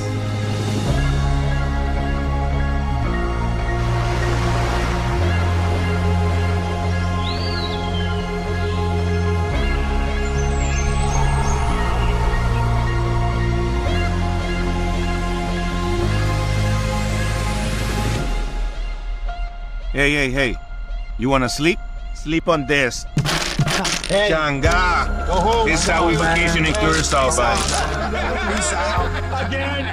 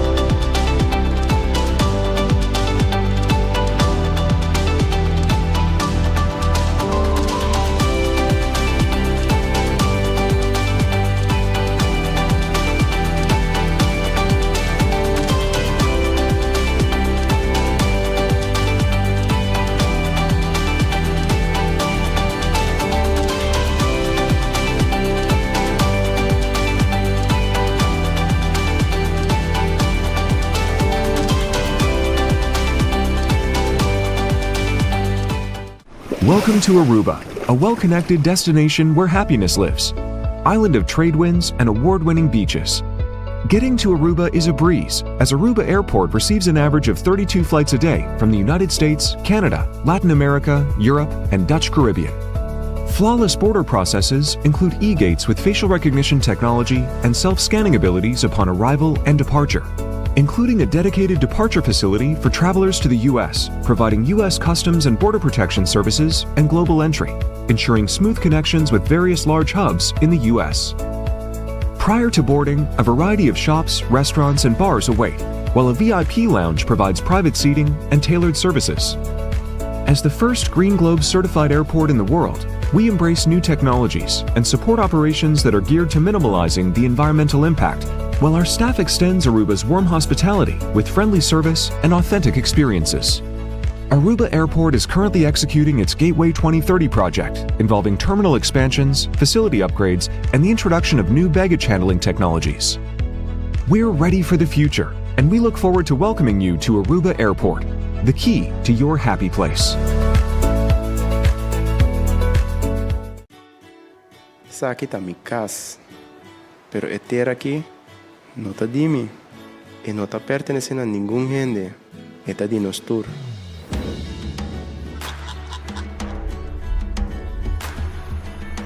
That's what I love most about this island. It was made to be explored, discovered, encountered in its natural state.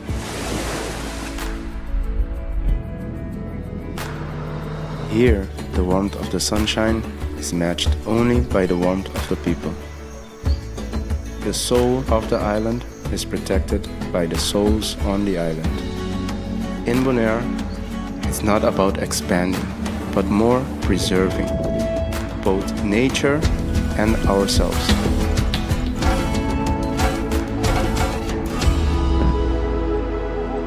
Lo cual kutaha si Bonaire asina especial, no ta solamente lo cual ko eting, pero más importante, lo cual ko enoting.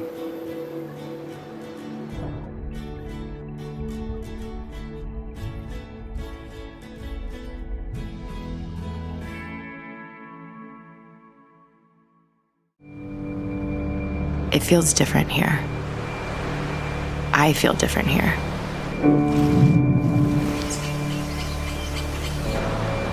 I mean, I had the best sleep of my life last night. Okay, the cactus gin might have helped. But it's true. There's something special about this place. There's a warmth, a genuineness here. Like the people can't wait for you to discover what they've known their whole life. That when you take care of nature, nature returns the favor. We wandered around yesterday, just wandered. I haven't wandered anywhere in years.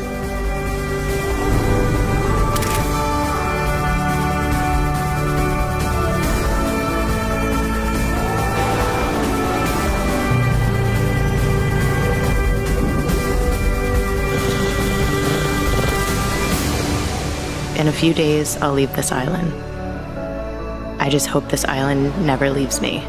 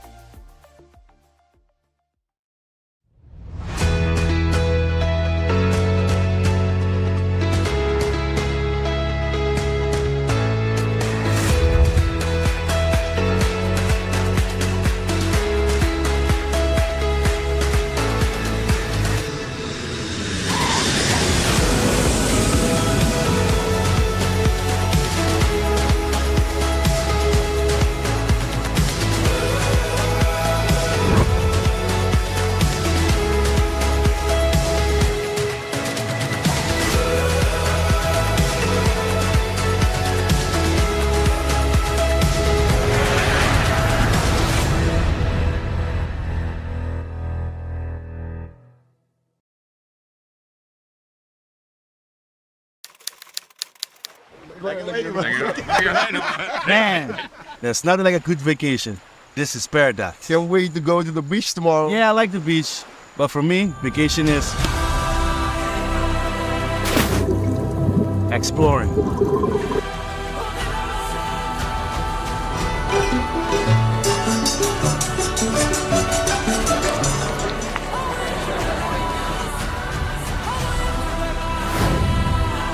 Whoa, whoa, whoa, whoa. Guys, what about the rush? The excitement? Vacation for me is speed.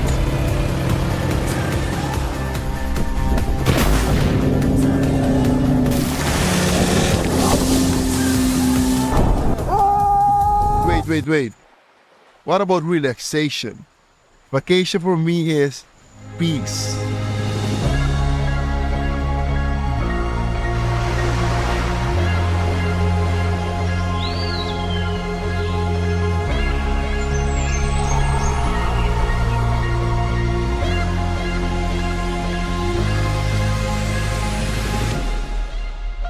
Hey. You wanna sleep? Sleep on this. Changa. This is how we vacation in Curacao, man. Peace out. Again with the pedal.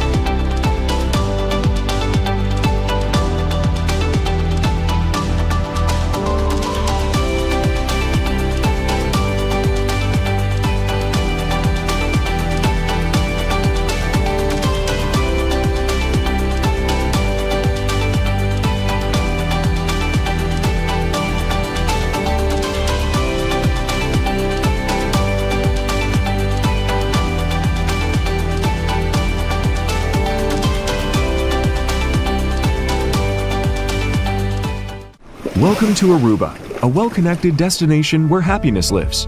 Island of trade winds and award-winning beaches. Getting to Aruba is a breeze, as Aruba Airport receives an average of 32 flights a day from the United States, Canada, Latin America, Europe, and Dutch Caribbean. Flawless border processes include e-gates with facial recognition technology and self-scanning abilities upon arrival and departure, including a dedicated departure facility for travelers to the U.S., providing U.S. Customs and Border Protection services and global entry, ensuring smooth connections with various large hubs in the U.S. Prior to boarding, a variety of shops, restaurants, and bars await, while a VIP lounge provides private seating and tailored services. As the first Green Globe certified airport in the world, we embrace new technologies and support operations that are geared to minimalizing the environmental impact, while our staff extends Aruba's warm hospitality with friendly service and authentic experiences. Aruba Airport is currently executing its Gateway 2030 project, involving terminal expansions, facility upgrades, and the introduction of new baggage handling technologies. We're ready for the future, and we look forward to welcoming you to Aruba Airport, the key to your happy place. Sakit mi casa, pero estar aquí no ta dimi e no ta pertenecen a ningún gente, eta di nostur.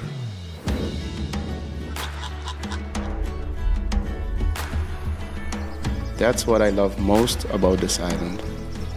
It was made to be explored, discovered, encountered in its natural state.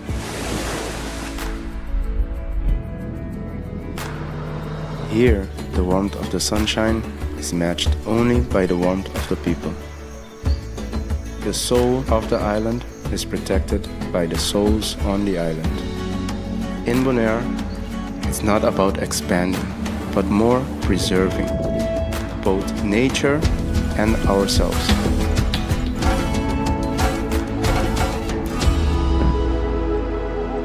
Lo cual kuta hasi Bonaire asina especial, no ta solamente lo cual ku etin, pero más importante, lo cual ku enotin.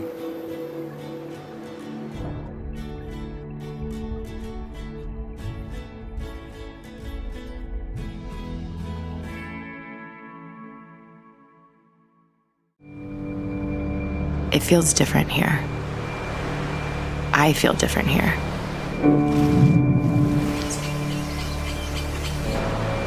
I mean, I had the best sleep of my life last night. Okay, the cactus gin might have helped. But it's true. There's something special about this place. There's a warmth, a genuineness here. Like the people can't wait for you to discover what they've known their whole life. That when you take care of nature, nature returns the favor. We wandered around yesterday, just wandered. I haven't wandered anywhere in years.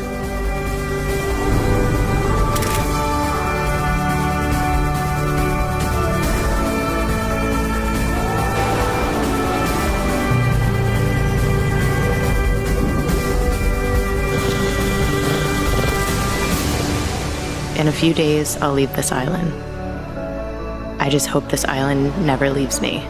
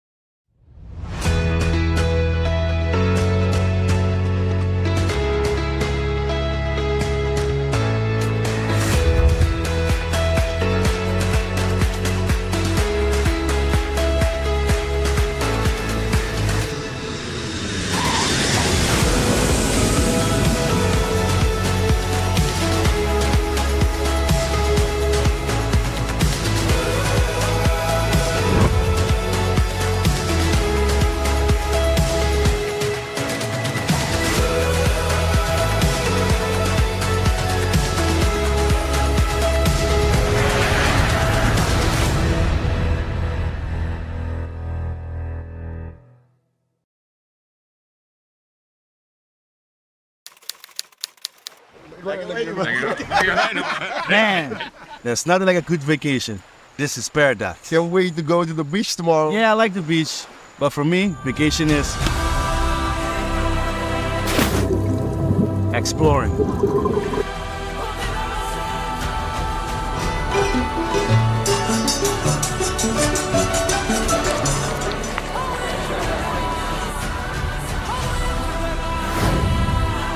Whoa, whoa, whoa, whoa. Guys, what about the rush? The excitement? Vacation for me is speed.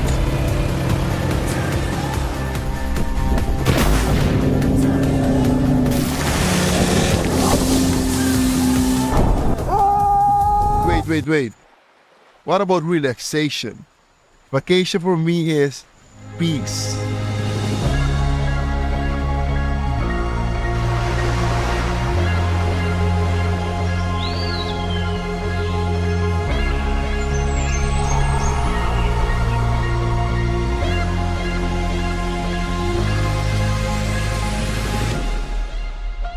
Hey. You wanna sleep?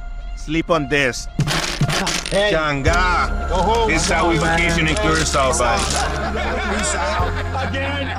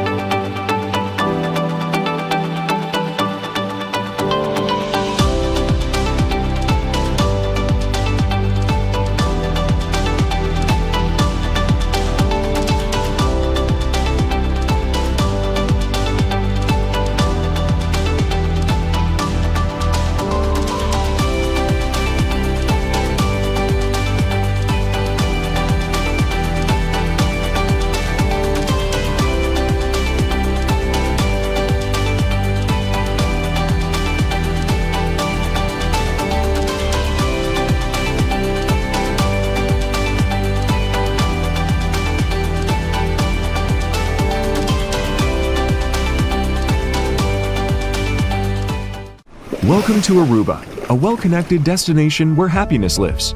Island of trade winds and award-winning beaches.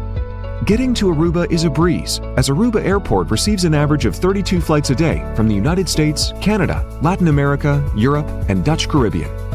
Flawless border processes include e-gates with facial recognition technology and self-scanning abilities upon arrival and departure, including a dedicated departure facility for travelers to the U.S., providing U.S. Customs and Border Protection services and global entry, ensuring smooth connections with various large hubs in the U.S. Prior to boarding, a variety of shops, restaurants, and bars await, while a VIP lounge provides private seating and tailored services. As the first Green Globe certified airport in the world, we embrace new technologies and support operations that are geared to minimalizing the environmental impact, while our staff extends Aruba's warm hospitality with friendly service and authentic experiences. Aruba Airport is currently executing its Gateway 2030 project, involving terminal expansions, facility upgrades, and the introduction of new baggage handling technologies. We're ready for the future, and we look forward to welcoming you to Aruba Airport, the key to your happy place. Sa aqui tá mi casa, pero ter aqui não tá dimi e não tá pertencendo a nenhum gente, é tá de nós tour.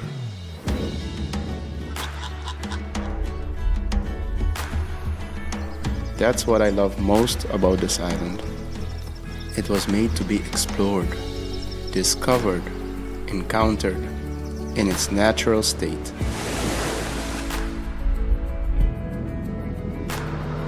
Here, the warmth of the sunshine is matched only by the warmth of the people. The soul of the island is protected by the souls on the island. In Bonaire, it's not about expanding, but more preserving both nature and ourselves.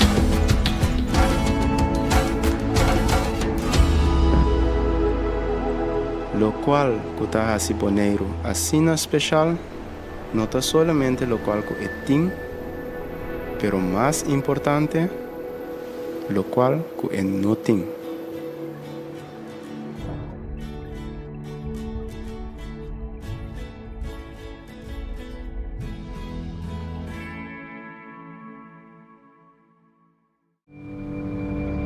It feels different here.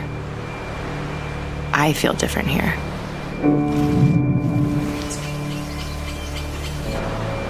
I mean, I had the best sleep of my life last night. Okay, the cactus gin might have helped. But it's true. There's something special about this place. There's a warmth, a genuineness here. Like the people can't wait for you to discover what they've known their whole life. That when you take care of nature, nature returns the favor. We wandered around yesterday, just wandered. I haven't wandered anywhere in years.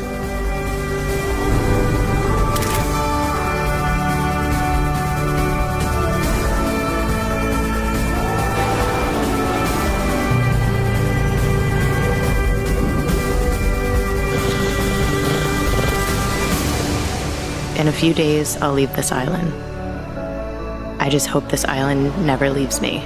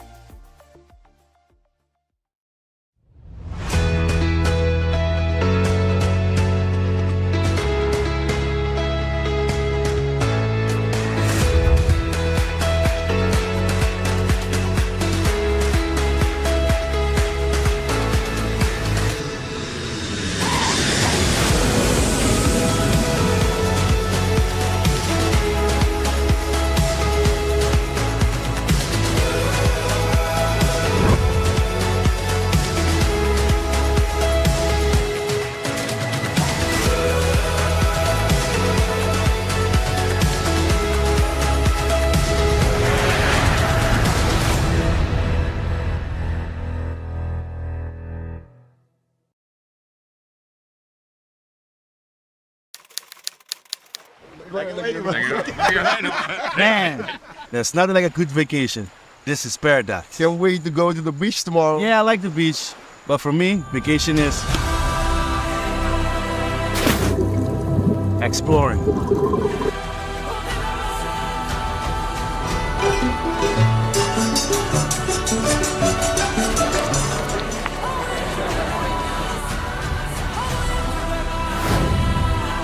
Whoa, whoa, whoa, whoa. Guys, what about the rush? The excitement? Vacation for me is speed.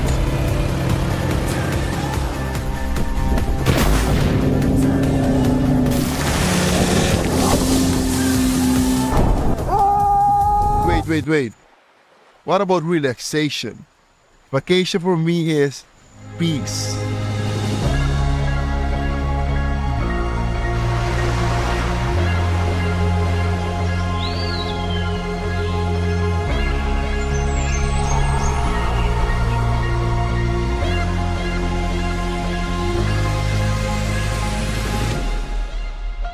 Hey. You wanna sleep? Sleep on this.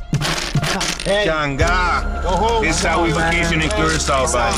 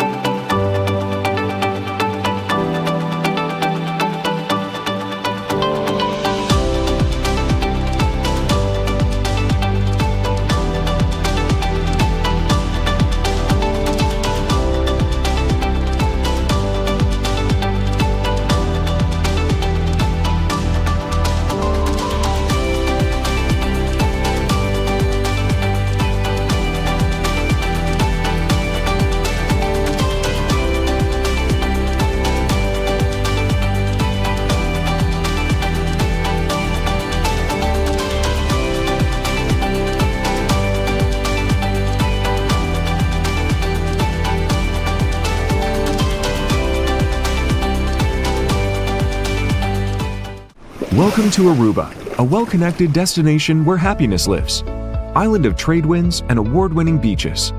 Getting to Aruba is a breeze, as Aruba Airport receives an average of 32 flights a day from the United States, Canada, Latin America, Europe, and Dutch Caribbean.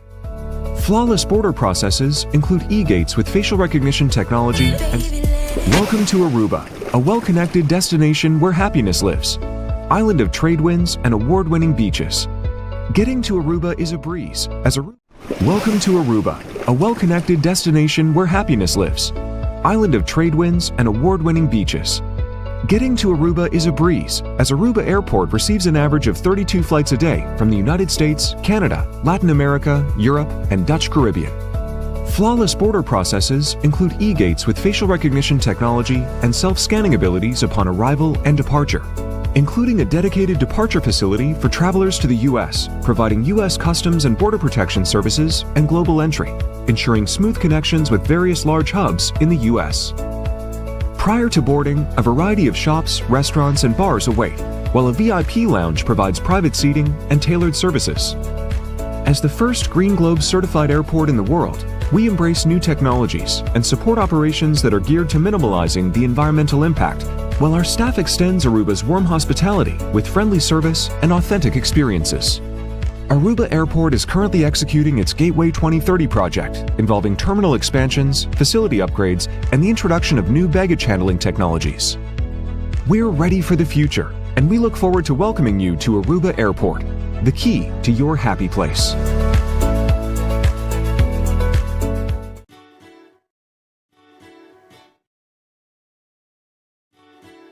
Sakit a mi casa, pero estar aquí no te dimi y no te pertenece a ningún gente. Sakit a mi casa, pero estar aquí no te dimi y no te pertenece a ningún gente. Eta dinos tour.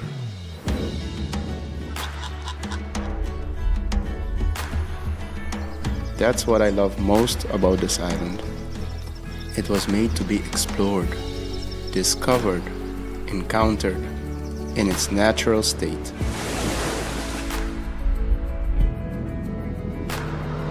Here, the warmth of the sunshine is matched only by Sakit a mi casa, pero estar aquí no te dimi y no te pertenece a ningún gente. Eta dinos tour.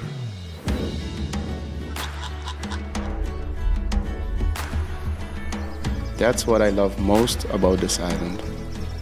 It was made to be explored, discovered, encountered in its natural state.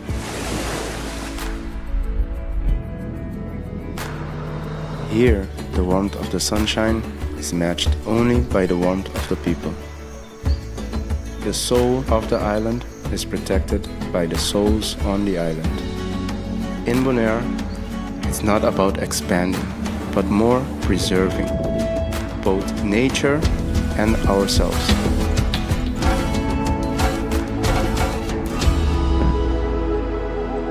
Lo cual kutahasipo sakita mikas, pero eter aqui não tá dimi e não tá pertencendo a nenhum gente, é tá de nos tur.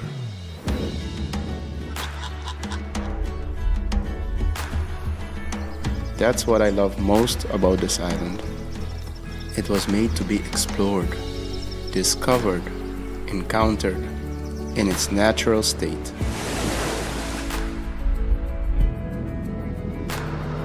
Here, the warmth of the sunshine is matched only by the warmth of the people. The soul of the island is protected by the souls on the island. In Bonaire, it's not about expanding, but more preserving both nature and ourselves.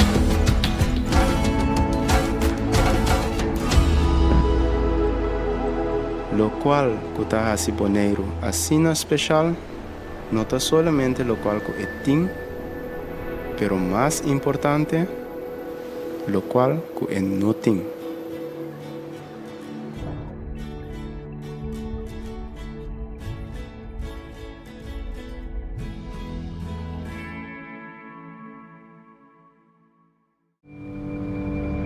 It feels different here. I feel different here.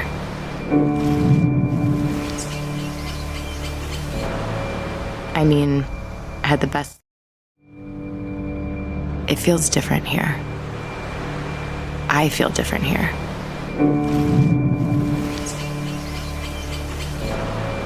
I mean, I had the best sleep of my life last night. Okay, the cactus gin might have helped. But it's true. There's something special about this place. There's a warmth, a genuineness here. Like the people can't wait for you to discover what they've known their whole life. That when you take care of nature, nature returns the favor. We wandered around yesterday, just wandered. I haven't wandered anywhere in years.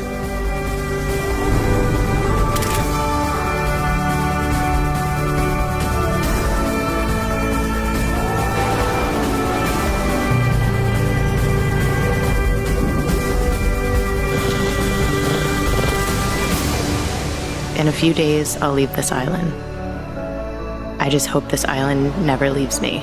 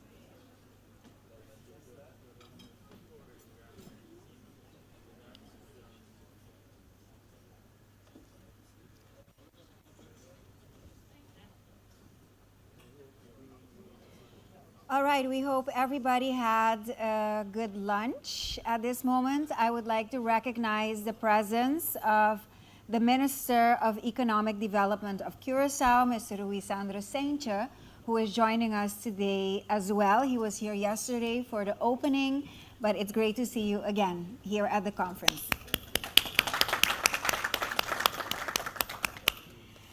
As we continue with the second part of the last day of the conference, this is going to be an interesting segment on the Dutch Caribbean price and cost analysis, the inter-island travel research results.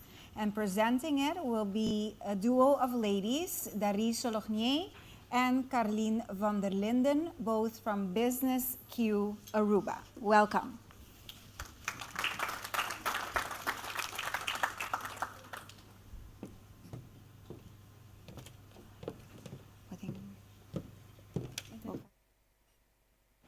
Thank you.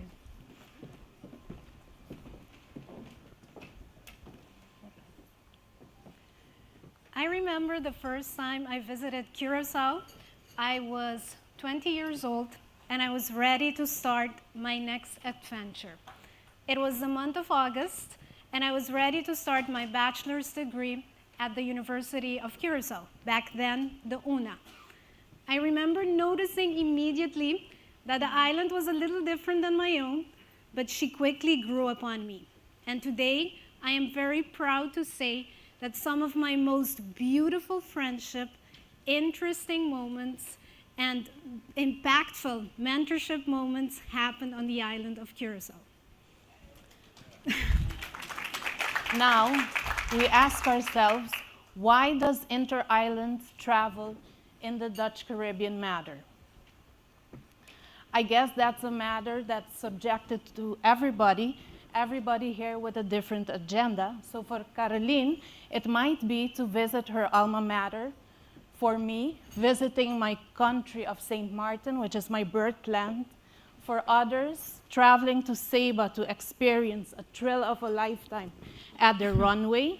And for others, it might be going to Bonaire, shout out to Mikey's, off the beaten path to eat wonderful comida criollo, or to dive, and also to Statia to experience their beautiful natural assets. Today's agenda, we're going to go through the background of the study, the methodology, the travel patterns, the factors influencing travel, travel attitudes, price, the willingness to pay of the survey participants, and the takeaways.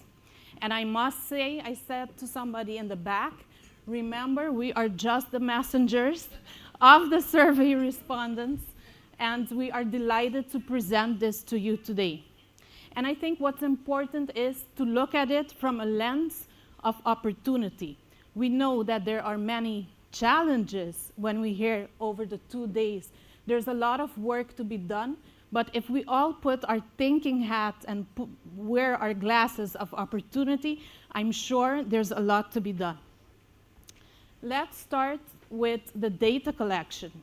In total, over the 6 islands, we gathered 3,568 surveys.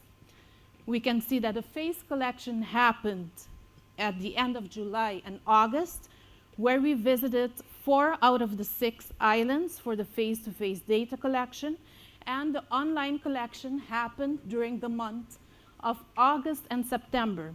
You can see the distribution, and we see that Aruba, we had a total of 906 survey respondents, Bonaire 654, Curaçao 1,011, St. Martin 717, and for the 2 smaller islands, because of their small population, we gathered a smaller sample and did this through digital collection. I must say that such a tight line was possible with the help from the Aruba team, Joanne Arends and Barbara Brown. Thank you so much, because this was definitely not an easy feat to collect this data across the islands. Let's start with one of the first questions, and I must say that today is a compilation, and we're presenting the data in aggregate form, which you will see, but each of the airports will be receiving their separate reports with their own data, and more extensive, of course. So we asked the survey participants, how many round trips have you taken in the past 12 months? When looking at the results, we can see that 20% indicated to not have taken any trips in the past 12 months. So on the left side, that is the aggregate data across 6 islands. Between 59% indicated to have taken between 1 and 4 round trips. 16% indicated to have taken between 5 and 10. And 5% indicated to have taken more than 10 trips. When we look at the breakdown of the islands, we can see that the bigger islands have traveled a bit more, and I say bigger not in size or heart, but bigger in terms of population. They have traveled more. And between the 1 and 4 bracket, but in general, when we look at the smaller islands, if we do a little math equation and we look at the none, and we deduce it from the 100%, we can see that Bonaire, Saba, and Statia, in general, that population has traveled more. Then we wanted to know specifically for this conference, especially this is why we're all here, how many round trips have you taken in the past 12 months to the Dutch Caribbean? Here we can see that 38% indicated to have not taken any trips to the Dutch Caribbean, 49% indicated between 1 and 4, 10% indicated between 5 and 10, and 3% indicated more than 10. We can see here Aruba was scored the highest in terms of not having traveled to the Dutch Caribbean, and Curacao and St. Martin are those that traveled in terms of not having traveled that precede Aruba. So the smaller destinations, Bonaire, Saba, and Statia, they have traveled more to the Dutch Caribbean when we look at these numbers. Then we want to know what is the primary purpose of traveling. So what motivates these travelers to travel to the Dutch Caribbean? We started by asking and looking into leisure travel. So we see that 56% indicated to have traveled only for the purposes of leisure. 33% indicated to have traveled for leisure and business. And 11% indicated to have traveled only for the purposes of business. And we highlighted it in red because it's interesting to see how the Saba and Statia scored higher in terms of leisure and business. Now let's take a look at the factors that influence travel to the Dutch Caribbean. We asked survey respondents, when thinking about your travel frequency to the Dutch Caribbean, please rate how important the following areas are for you, with 1 being not important and 5 being extremely important. Here, I guess it's not a surprise to anybody, but the top 3 factors that score the highest across the islands, and we see it's very similar across all the islands. Number 1 being the overall cost of the trip. Number 2 being airfare price. And number 3 being the cost of alternative destinations. And I think this comes to no surprise that the top 2 factors are price related. And the third one is the more options we have as travelers to visit different destinations that maybe offer more value for money in the perception of the traveler, etc. So when looking to your next trip, you tend to look at how much you're going to pay and consider the different alternative destinations. Then we asked the survey respondents on a scale of 1 to 10, How likely are you to travel to the Dutch Caribbean in the next 12 months? With 1 being highly unlikely and 10 being highly likely. We see a score of 6.4, which translates to moderately likely to travel to the Dutch Caribbean in the next 12 months. We see that Aruba, Curacao, and St. Martin scored 5.6, 6.9, and a 6 respectively. And that Bonaire, Saba, and Statia all scored in the 7s, with Statia scoring a 7.8. Again, we see here that the 3 bigger islands in terms of connectivity, but also in population, that they tend to behave similarly. Then we wanted to dive a bit deeper into the data and see what was the reasons of what is most of interest to the survey respondents when traveling to the Dutch Caribbean. And here they could check all the reasons that applied. We saw that vacation, I guess to no surprise, scored a 69%, visiting family 54%, because sometimes we tend to think, and we hear the conversation, that they think that inter-island travel is mostly about visiting family. But here we see that there's the interest also of the travelers primarily for vacation purposes, which is a good news for those here, because that means there's opportunity.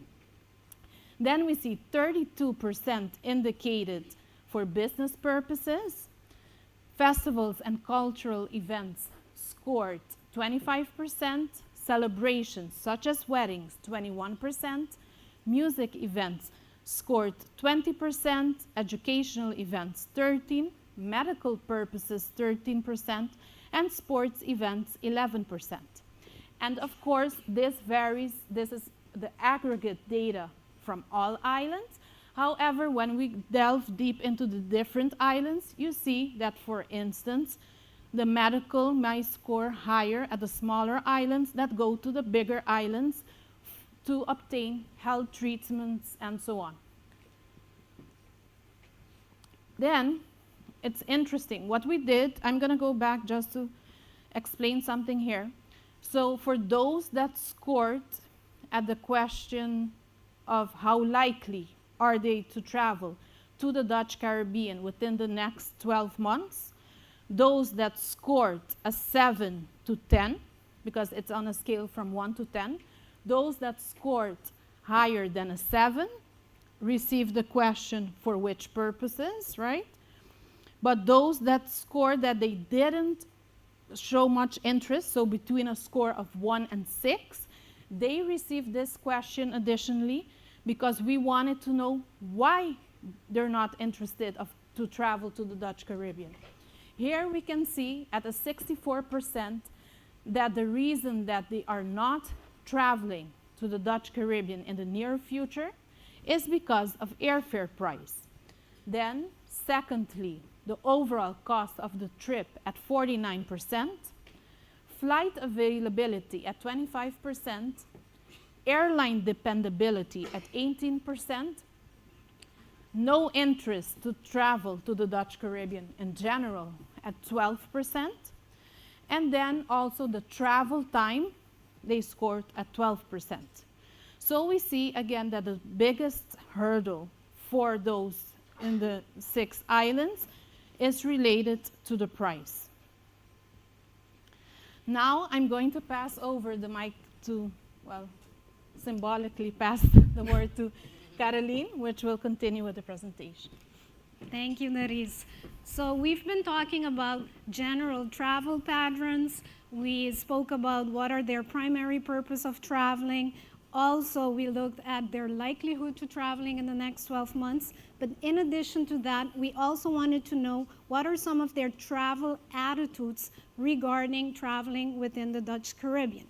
Here, a little bit background. We asked our survey respondents to rate a couple of statements on a scale of 1 to 5. 1 being strongly disagreeing, 5 being strongly agreeing, with a neutral point in the middle. being number 3. So here we show the results. Here we can see that ticket prices for travel within the Dutch Caribbean should be regulated. We see that all of our study respondents agree with this statement. It is not a 5, so they are not strongly agreeing with it, but they are showing us propensity that they want the ticket prices to be regulated when traveling within the Dutch Caribbean. Also, we see that they are telling us that the travel times and ticket prices should be fixed. So they are really looking to have a schedule when traveling within the Dutch Caribbean. We also learn that the travel should be very easy.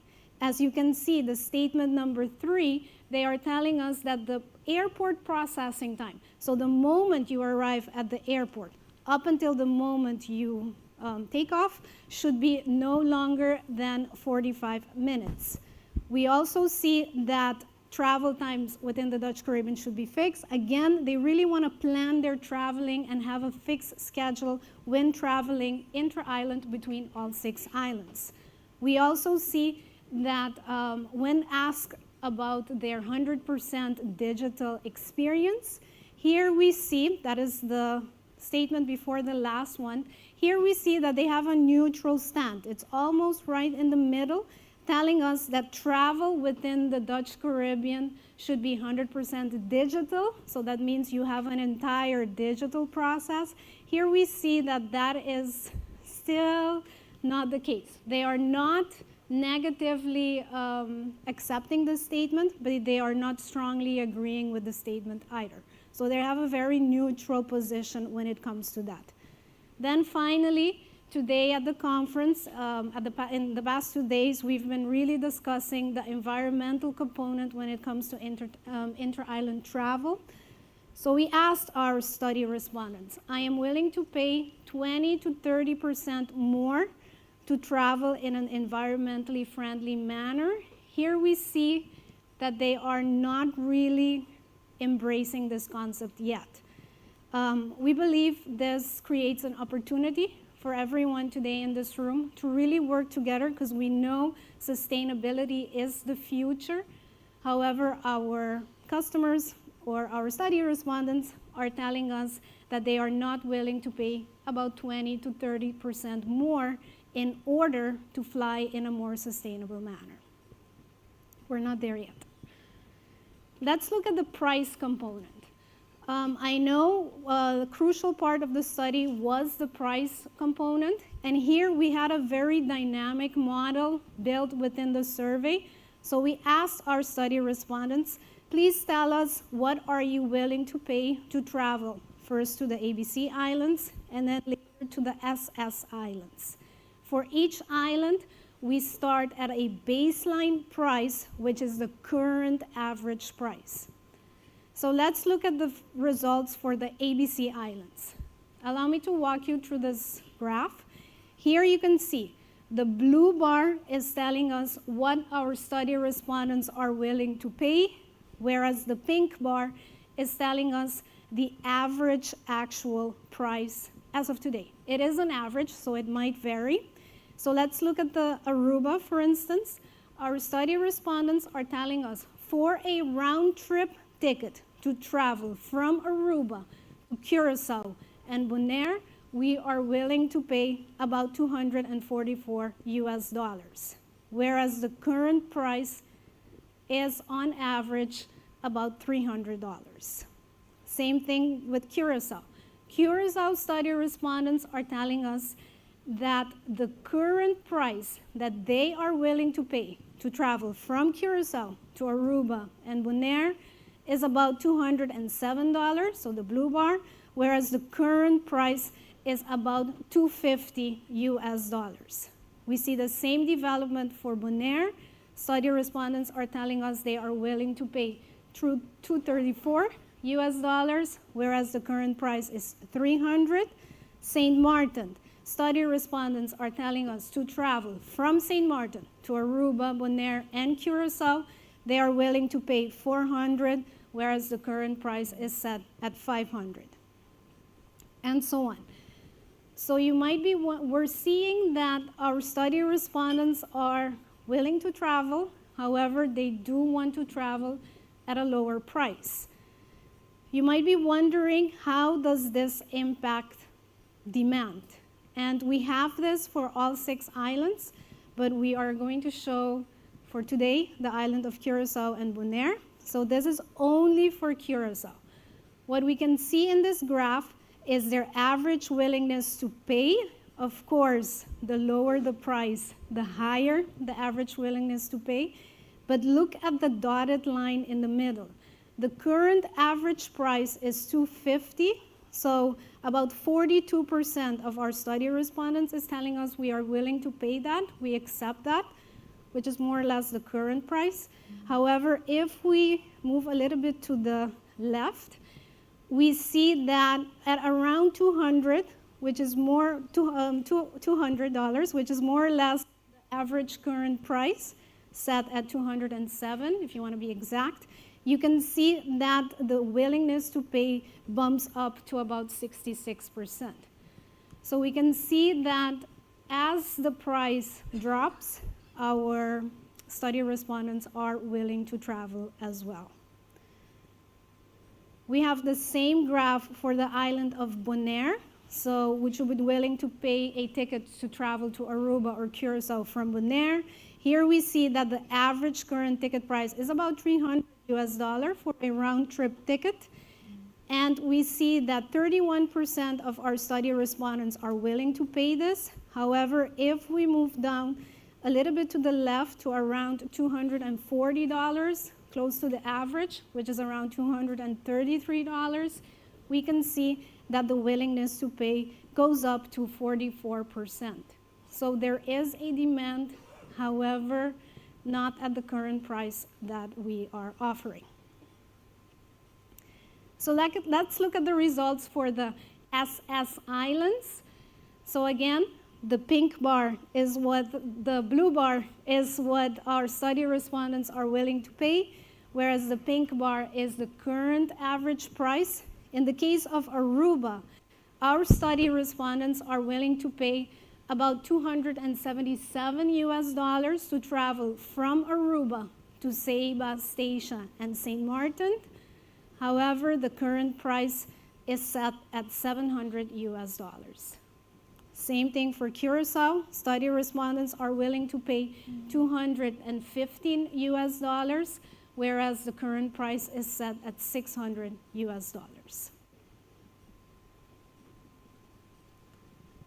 So let's look at the demand for the SS Islands. This is from the island of Curacao. Here we can see that the average price that our Curacao travelers are willing to pay is about $290, so almost $300, whereas the current average ticket price to travel from Curacao to the SS Islands is set at around $600.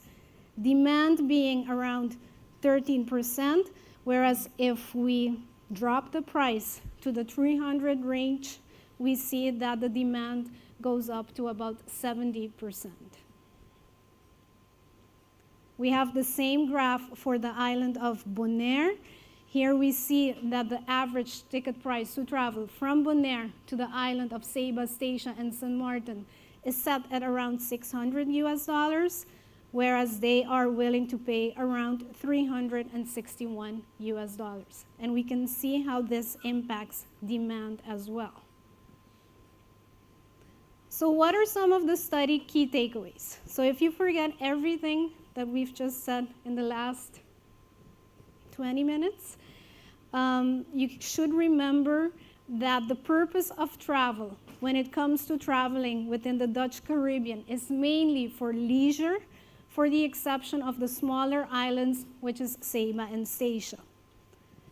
On average, if we are looking at general travel patterns, we can see that about 60% of Dutch Caribbean respondents travel between 1 to 4 times in the last 12 months.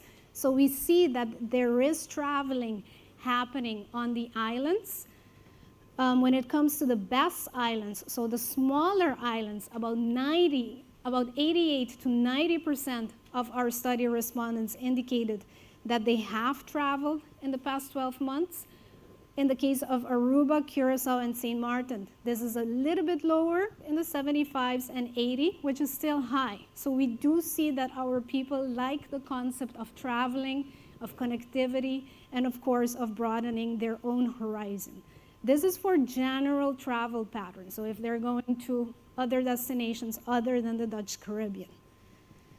If we focus on the Dutch Caribbean in itself, here we see that about 40% of study participants have not traveled inter-island in the last 12 months.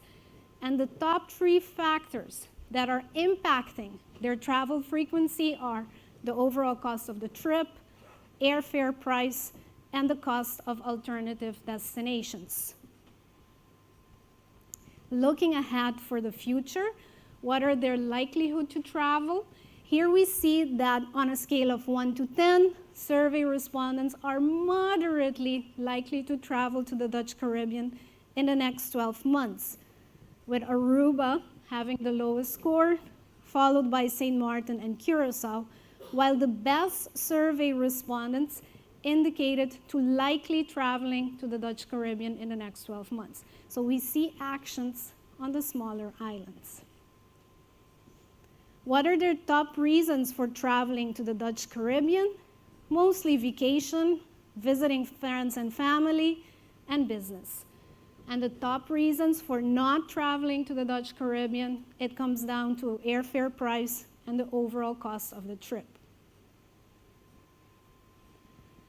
When looking at the overall travel attitude of our Dutch Caribbean study participants, we can see that it comes down to the ticket prices. They believe they should be regulated, and also that travel within the Dutch Caribbean should be fixed. There should be a fixed schedule and also airfare.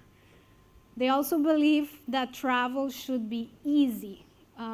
They want to go to the airport, take off, and leave, telling us that the airport processing time should be no longer than 45 minutes. Looking at the price, we see that to travel to the ABC Islands, on average, an 18 to 30% airfare reduction will lead to the overall average price that our study respondents are willing to pay. In the case of Ceiba, Statia, and St. Martin, so the SS Islands, we see that a 60% airfare reduction will lead to the average price that our study respondents are willing to pay.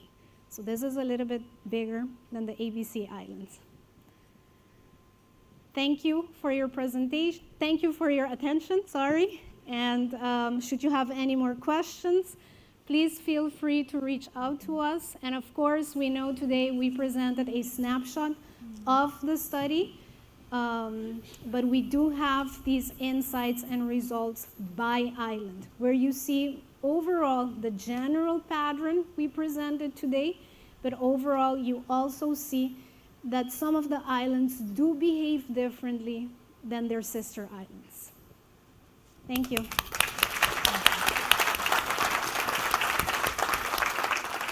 Are there any questions from our audience? Yes. I see that you're mentioning quite a bit of, first of all, thank you for the presentation. Secondly, I see that you use the average ticket pricing. Did you also look into the medium pricing? Yeah, we also looked at the medium pricing, and that also didn't vary much with the average in this case. So it also is in the same numbers that we present. We don't see any crazy results when looking at the medium, but yes. Yes, we have Mr. Anderson. Thank you. Wonderful presentation. Thank you so much. Just a very, very short one. Yes, you did online surveys, but you also did kind of face-to-face. Where did that happen? Did it happen in the airport, or was it? So it happened in the market. It was a little bit different for all islands. In the case of St. Martin, we had a team at the airport in the departure halls, but we also had data collectors at popular supermarkets. The same thing happened on the island of Curacao, and in the case of Aruba, it was also disseminated across the island. Okay, so not only in the airports, No, because no. I was kind of, did you meet just travelers? That's No, kind no, of no. my. So it was a combination of both. Thank you. And Thank to you. answer it, I think only St. Martin was the one that we did airport collection. All the other islands that we did face-to-face collection happened in different neighborhoods. So we didn't focus solely on going to one particular touch point in one neighborhood, but it was spread out throughout the community because we wanted to capture different types of audiences. So we had our team 1 week of collection, and we count on our local team to tell us, the different neighborhoods and so on. So we make sure to have a very good distribution of the people that participate. And I must say also that all 6 airports, I see all the CEOs here, I want to thank them because they made it possible to cooperate. It was a very tight deadline, but to cooperate and disseminate this survey through all local media. So it didn't only happen online, but through the local media. We had radio tours also incorporated, so we made sure to have a very good representation. Do we have more questions? Yes? 2 in the back.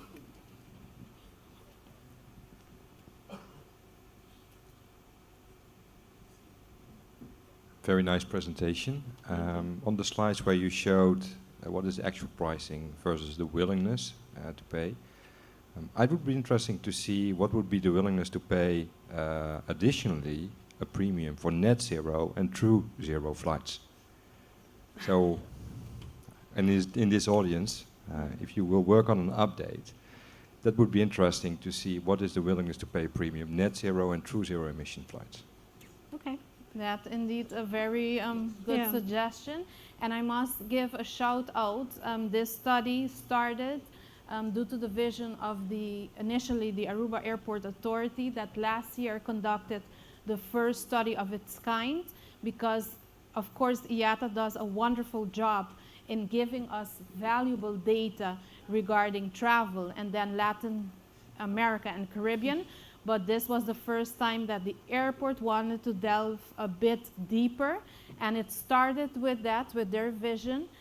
So I'm giving you a shout out for that. And then the DCCA wanted to commission this study also to do it for all 6 islands.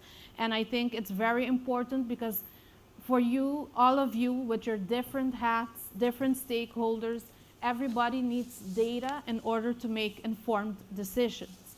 And you want to know, I'm going to invest in technology, in different areas, airports, infrastructure. What are the travelers willing to pay? Because we're creating all of this for the travelers. And looking at the panel of today, when we heard we have the social responsibility also to connect our travelers. When we look at all the reasons why they travel, we see medical. We can't forget that. Not everybody has the same levels of health care.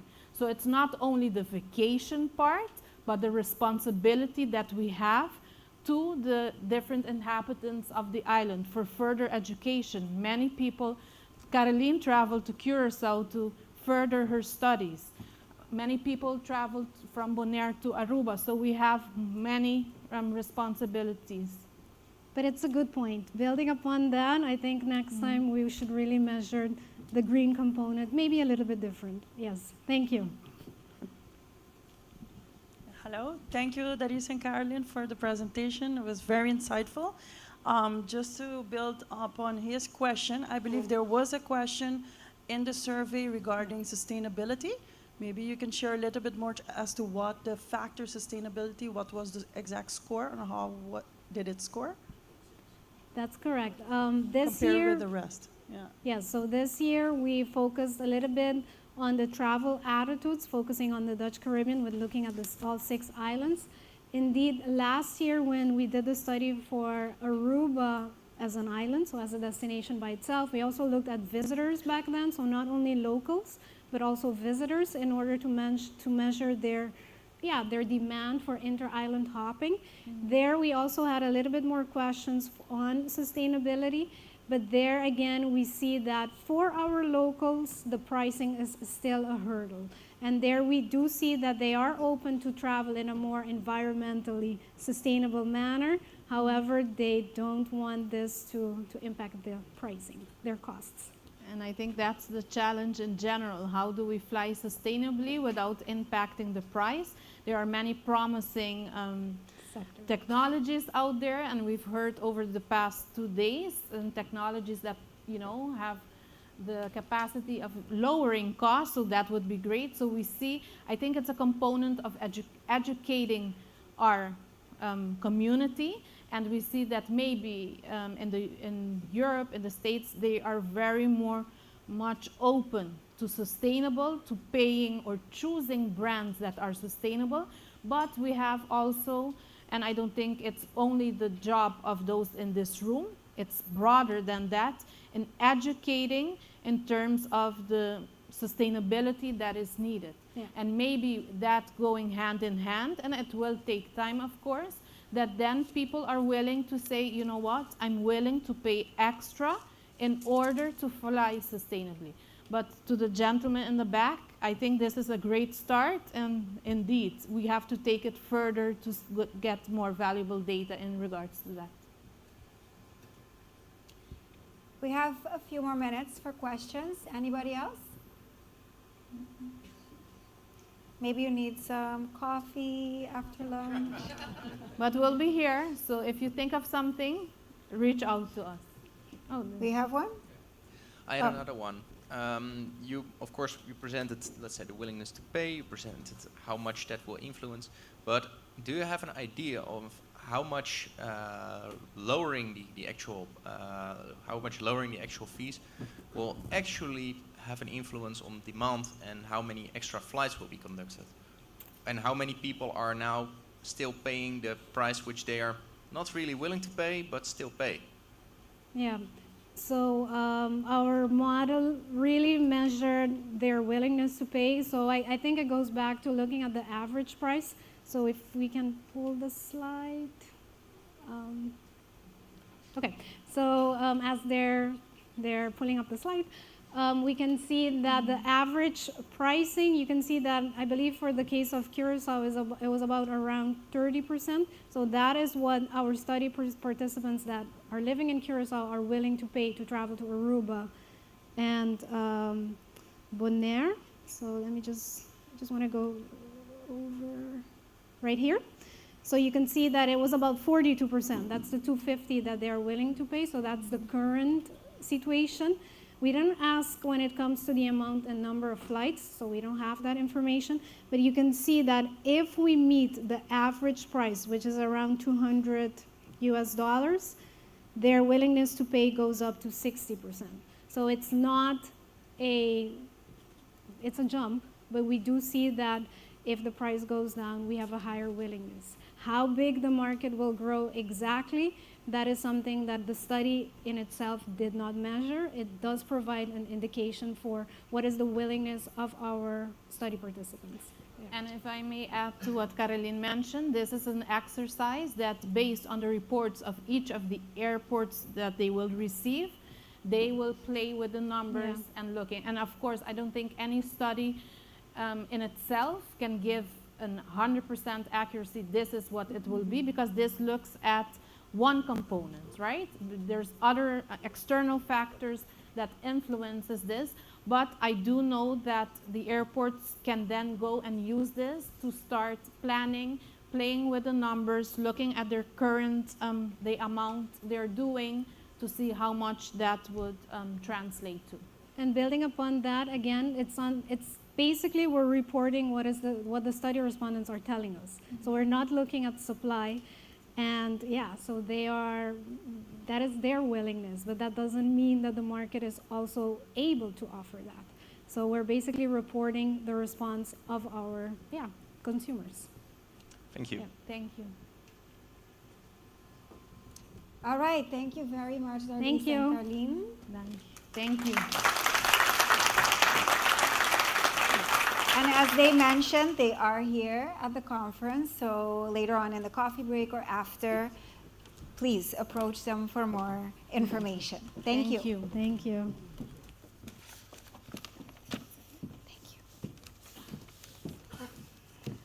Our next topic is utility companies and alternative solutions. It's a panel, so there will be a question and answer session for the audience as well afterwards. I would love to invite to the stage at the moment advisor to the CTO at Aqualectra, Joseph Averon, Aqualectra here in Curacao, of course. We also have Franklin Thiel. He's the internal business advisor for WEP in Aruba. Also, Zuena Fry from Curoil. She is the Chief Strategy and Risk Officer with the company, and also the Chief Financial Officer for WEP Bonaire, Joanne Balendini Casia. And the moderator for this segment will be the Head of Commercial Operations at Celicor here in Curacao, and Secretary of the Curacao Business Platform for Sustainability, Mr. John Amarica. Yes?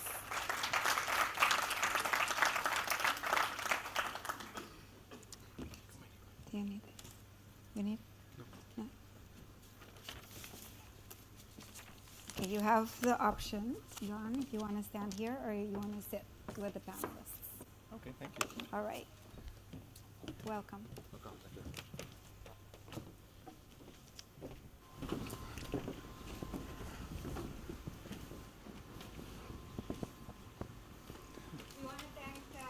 Mr. Sancho for being with us this afternoon. Thank you for your presence. Are we missing someone? Yes, I think we're missing one person. Oh, yeah, here she comes. Okay, thank you.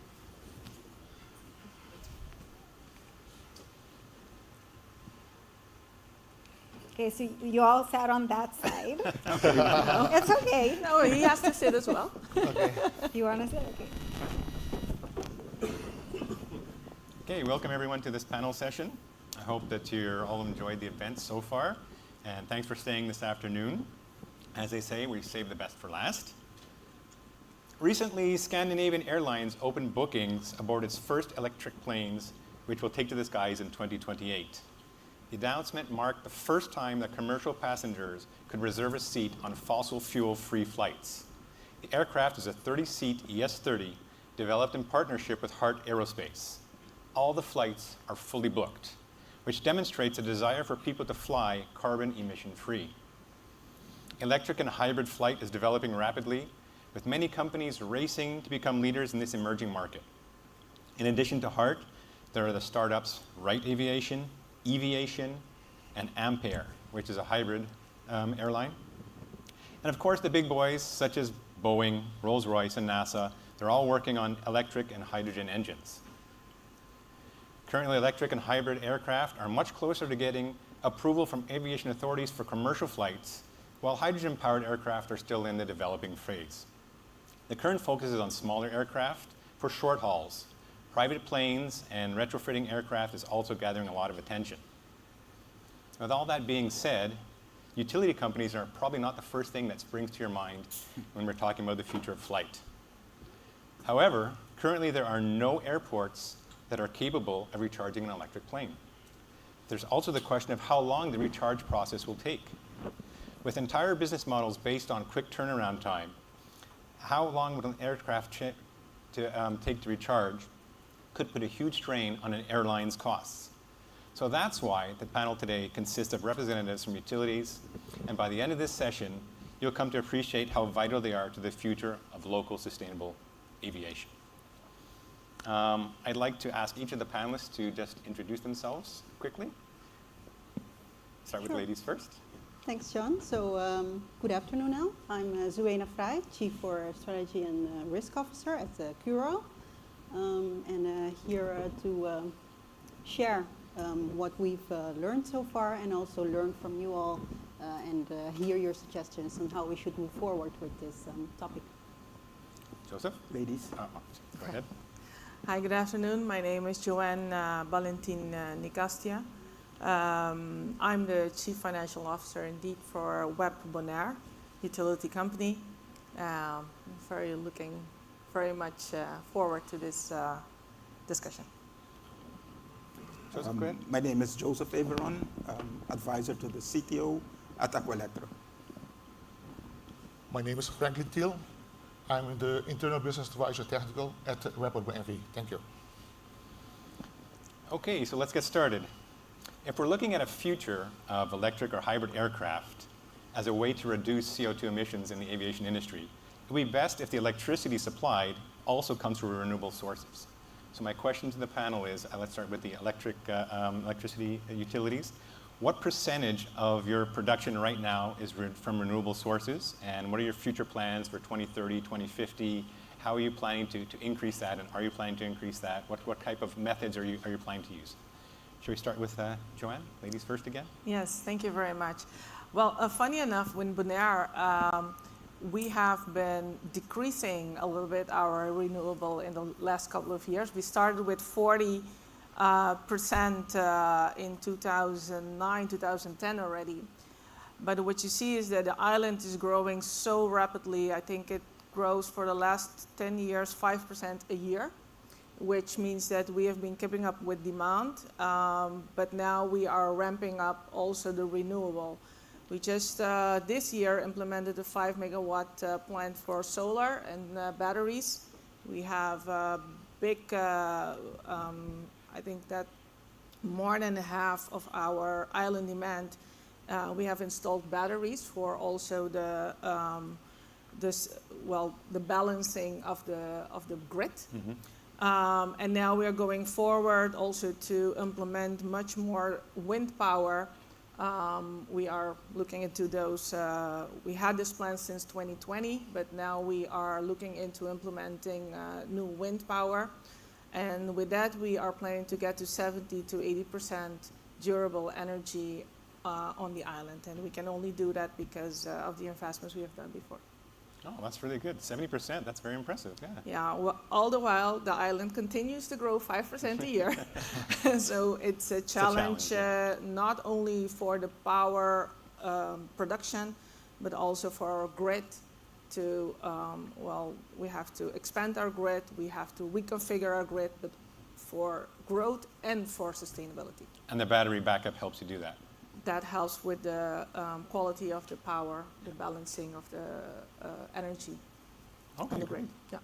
Franklin, what's going on in Aruba? We are about 20% renewable right now, and we have plans, projected plans to make it larger capacities. We have some plans to go for repowering our actual wind park with the peak to 45 megawatts, coming with the second wind farm, Rincon, also 45 megawatts. Also, the actual solar sunrise wind solar park expanded with additional 15 megawatts, and also coming with a battery energy storage system of additional 20 megawatts. And by 2030, we want to reach 50% renewable energy, and by 2050, 100%. That's our plan. Well, 100% 2050, well, that's very ambitious. That's a goal. And have you been in contact with Bonaire to see how their battery backups are going? To get some advice? Our old CEO went to Aruba, so okay. we developed the plan. And he took all the knowledge with him. So it is. Yeah, okay. And what's going on in Curacao? Yeah, so in Curacao, we are at 30% at the moment. But same thing as Bonaire, we are seeing a growth, especially this year we had a growth of 4%. But yes, we are at 30%. We signed a PPA last year, so we are coming with an additional 22 megawatts. That brings us to the 50% end of next year, beginning of 2025, with also a battery energy storage system. And in 2026, 2027, we will reach in the mark of 80%. So we are repowering the old wind parks. So by 2026, we are at 80% on an average basis. We will be having peaks that we will be at 100% of our demand. Okay, that's really great. Yeah. What about Curiel? Any sustainable fuels in the works, in the plans? Sure. I think it's worth mentioning also, in addition to Aqualectra's initiatives, that we're working together with Aqualectra and other companies also, state-owned companies in Curacao, and with some ministries, to study the possibility for massive generation of power with wind energy, specifically floating wind. Because Offshore, of course we are limited to the space on the islands on what you may produce with renewable energy through wind or through solar. So the next step to look into is then what would be the possibilities and the opportunities on offshore. So we've been engaged with TNO that is performing a system study in this regard.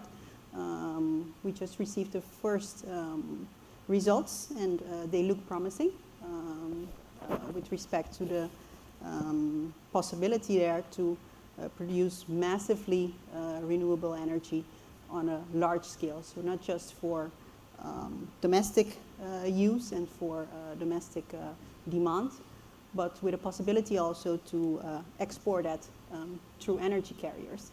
And there comes then the production of, for example, sustainable aviation fuel. Specifically, I think for this crowd, very relevant, of course.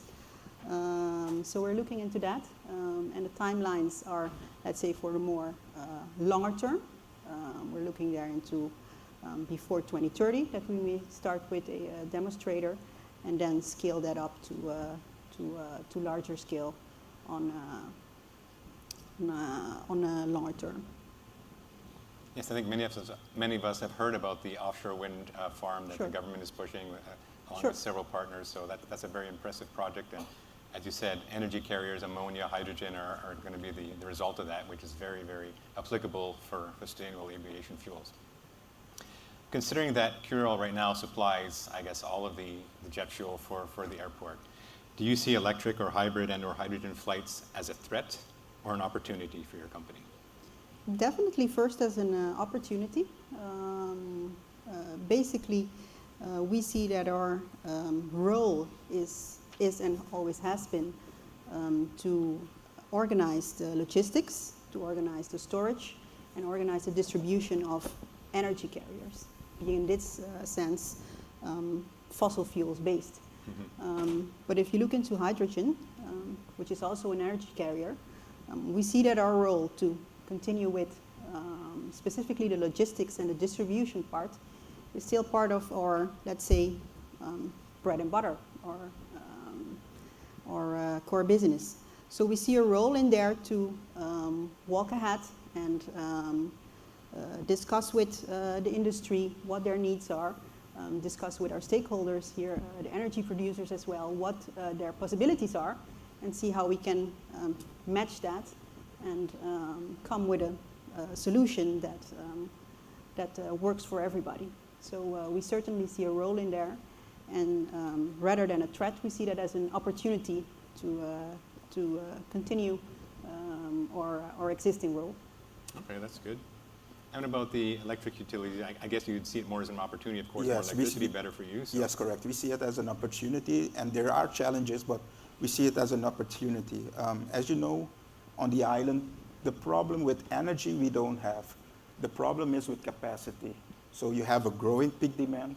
Like this year in Curacao, we made 145 megawatts peak during the night hours. And if you look at the valley, it's average 60 to 80 megawatts. So you have a high peak and a low valley. So working together with Curacao, but with also these are opportunities, because it's like investing in renewable energy, investing in equipment to meet your peak demand. But most of the time, it's like having a second car in the garage, paying for the investment, paying for the OPEX, and you're not using it. Maybe you're using it 2 hours a day. So there are lots of opportunities. So, I mean, when I heard about the sustainable flying with battery, it's like before you used to look at electrified cars. So those are batteries on wheels. So now you have planes on wheels. So planes on battery, with batteries. So so it's an opportunity, but we have to do this in a holistic approach. If we do this all separate, it will only make it expensive for all the investment. So in a holistic approach, we see lots of gains. Yes. What about on Bonaire? Have you been discussing a lot with the local airlines and the airport about the upcoming electrification? Yes, as a matter of fact, we already took it a step forward. Okay. Even after last year already, we've been in contact with Bonaire International Airport quite closely. And we also engaged together in a research already to preliminary research on how we can do this. So we just received the preliminary results. Of course, there will be needed to know a little bit more about the aircraft and what's really going to be the end result. But we do have a certain direction already in which we can think towards supplying the energy for the international airport. So we're already working together on that. Oh, good. And what about Aruba? We see it also as an opportunity. We know the conventional utility company we are today is going to shift to the direction of renewable. So we have to go with the technology and with the time and be prepared for that. And talking about increasing of loads, we experienced this year peaks production of over 160 megawatts. Wow. And delivering load to Elmar over 146 megawatts. And we had an increase of about 8 to 9%. That's very high. And we need to prepare also for the shift to more renewable energy and come with more wind energy, also more solar power, and also more battery backups to be ready for the change and for the future. Thank you. Okay, great. And have any utilities already been in contact about actual charging stations, what they would look like, what kind of feed they would need, cabling, that sort of thing? Yes, the technologies are out there, and we also prepared, we have some projects coming up in the area of Hato. We are preparing to build a substation because we know that area will be growing, and we know the plans regarding sustainable flying. So beginning of next year, we're starting with a project to build a new substation in that neighborhood with a capacity to deliver the growth we will be having in that area. The other islands too, any concrete plans or very, yeah? As I mentioned before, all the renewable energy that we are going to do the projects, we also are going to build a new central substation in the area of San Nicolas, and also installing new 60 kV cables and redundant to come back to our plant in Balage. So we need that to transport that energy back to Balage, and the most part is going to use it at the west side of the island where the big hotels are. And well, I think that we are taking an approach that as we see such big demand, and we also experience all the problems that the other utilities are indicating. What you see in general is that everybody talks about sustainable energy, and a lot of people think about the solar power. But indeed, I always say, even on our islands, the sun only shines during the day. Mm-hmm. So what we have been looking at is how can we make sure that we limit not only the difference between the demand during the day and the demand during the evening. And with that in mind, we take a look at the research that we did together with BIA. So how can, because if you're going to charge a plane, it's going to take a lot of energy, which means that let's not take that out of the grid directly. So one of the study already showed maybe we should have a good backup battery packages in which, and that's specifically indicated which kinds that we are looking into.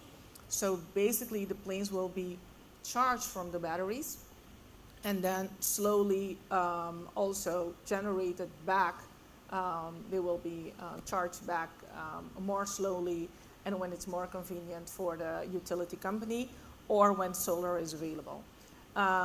So by doing that, you are already lowering the difference between the power during the day and the power during the night because you don't want to create an additional peak. Basically, we're taking the same approach when it comes to electrical cars as well, because a lot of people think about electrical vehicles, but indeed, if we need to buy so much additional capacity to service when everybody gets home and plug that into the wall, it's not going to serve anybody. So it's the same mindset that we are using to create a really sustainable energy grid by working together with everybody and doing the right investments. We do have the luxury that we are in growth, so any investment any other party is doing is only helping us to limit the growth. And if they can do so by also catering with batteries to the demand in the evening, that will also be more efficient for the island in terms of energy in the future. Yes, correct. That's the same.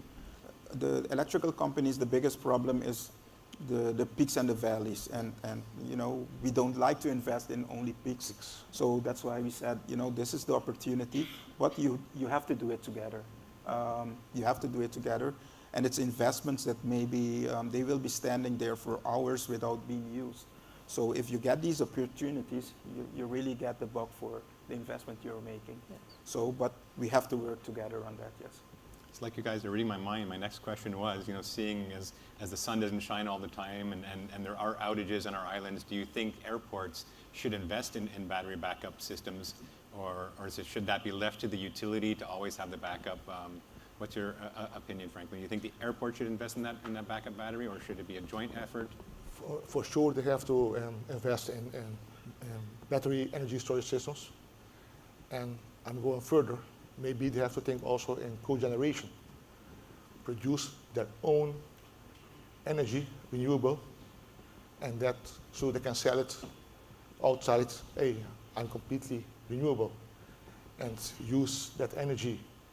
If you have to access and power, and also in storing, you can sell it back to the utility, and also when you need more power from the utility, the possible chance to connect to the grid so that the utility can also deliver them the needed megawatts they need. So it's a collaboration, it's a partnership, but I do think that's the direction we need to go in the future. It'd be interesting to hear from the audience later if they also feel for that, you know, cogeneration and investment in the power generation, which is not strictly their core business. Oh, yes, correct. We feel we have to partner. We think for the utility companies, for our long-term continuity also, you know, we have to be in the demand side. I call this also demand side. We have to be also on that side, and we think we have to work as partnerships. And at the end, it's all about the community of Curaçao. So the more we work together, we can lower the tariffs by really investing, but using that investment. It all boils down to the tariff, to the community. And I think together, working with it can be with electrical buses, it can be with electrical cars, and now sustainable flying. There are lots of opportunities in that direction. So, Wena, what about from Cura? Would you be interested in partnering with an airport, just for example, on-site electrolysis to produce hydrogen? Or is it something you say, no, we're the producers and distributors and we have the monopoly, so hands off? What's Cura's view on this? No, I think that definitely partnership and collaboration is here key. We believe also that, I think that argument has been said a few times already in these days, that if we look at separate business cases or separate ideas, maybe then the collective outcome is not the most optimal one, or we don't get the outcome that we wish for everyone to achieve, which is indeed the lower tariffs, more connectivity, etc., etc.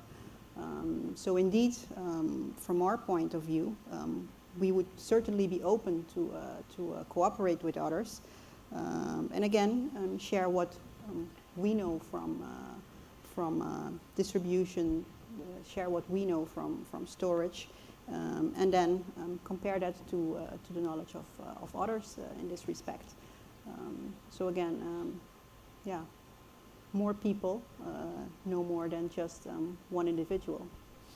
And is the Curacao Airport involved at all with the offshore hydrogen or offshore wind power and energy carrier project? Are they involved in that right now? Are they one of the partners?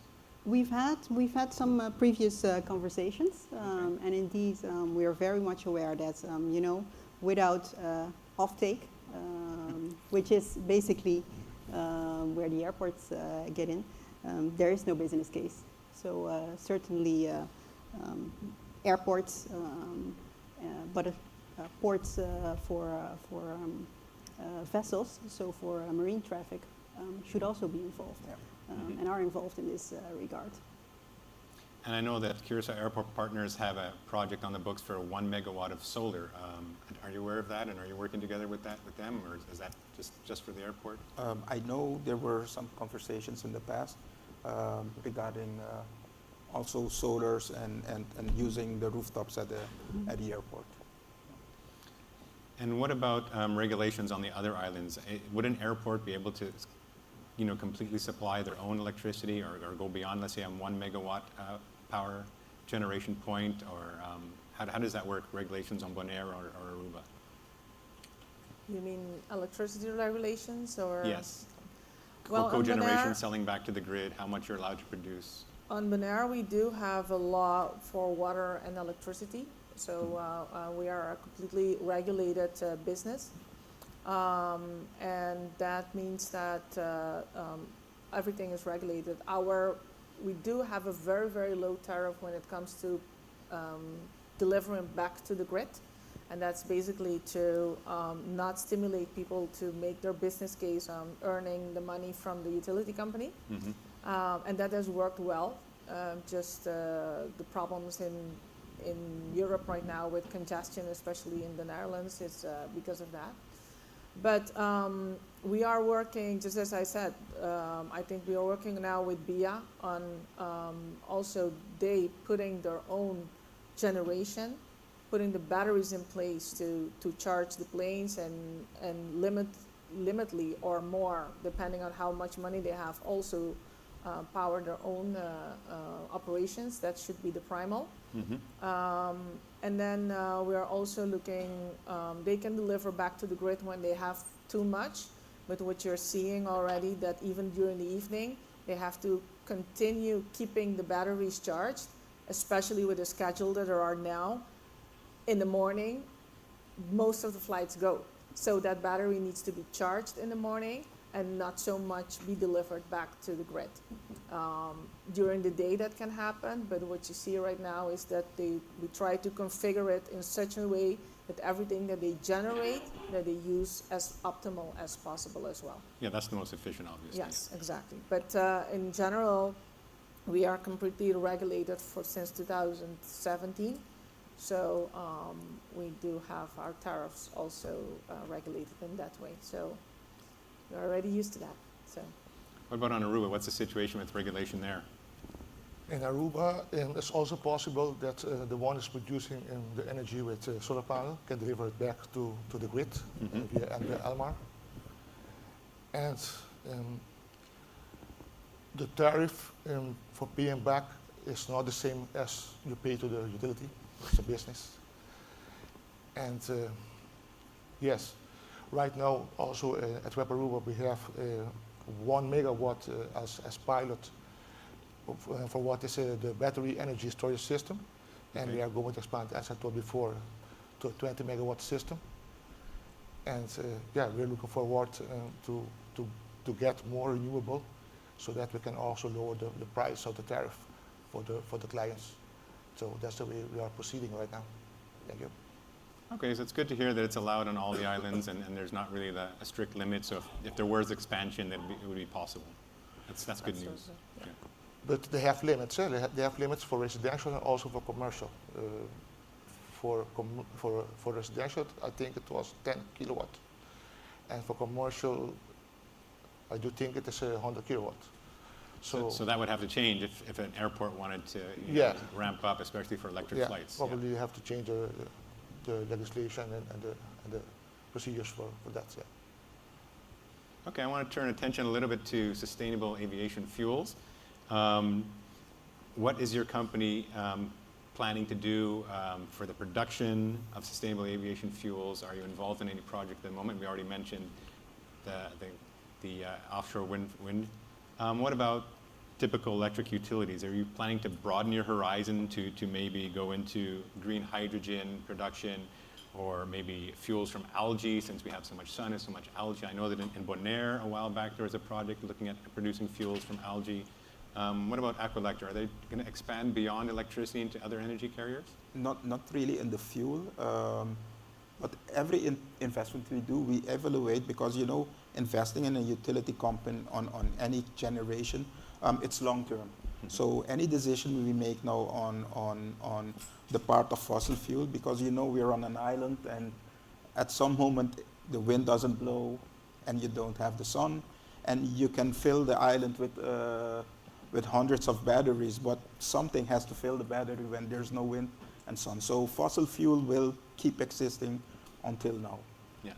But the type of fuel you're using. So any investment we do at the moment, we also evaluate, okay, is that investment possible to convert it in the near future with changes? And we are working very close with Curol, because they are the fuel supplier. And that's why we are also engaged in the hydrogen project, offshore hydrogen project. There are lots of opportunities there, because it's not only, it's storing the excess of energy you have with using sustainable resources, and storing that. And one of them is hydrogen. And your equipment, your fossil fuel park, has to be ready to take the hydrogen. The engines we are using at the moment, they are Wärtsilä engines. And there are developments that they can run 15% with a mix of hydrogen. But in research and development, they are about the 50% mark already. So you see also the fossil fuel manufacturers are also moving towards that direction. So yes, and we are not focusing on the fuel itself. That's why we are partnering with Curol. But anything we invest into generation, we take that into account.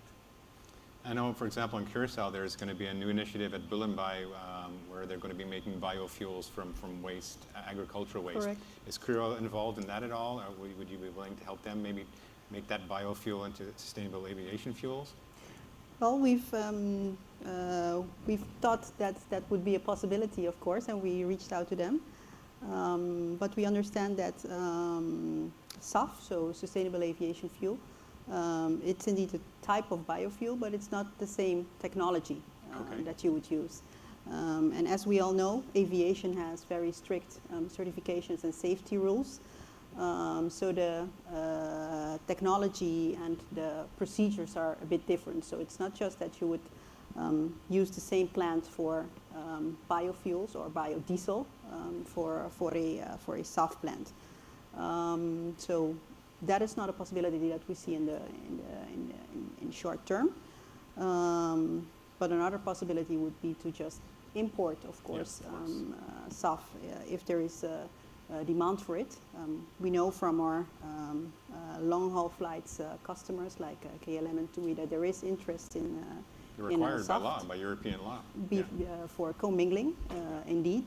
So we've initiated discussions with them on what is the demand, what are the projections, etc. So we may fulfill that on shorter term. And on short term, the most viable option is then to import it instead of just producing it. What would be remarkable to state is also that to produce SAF, it could go pretty quickly. Oh, okay. That's good.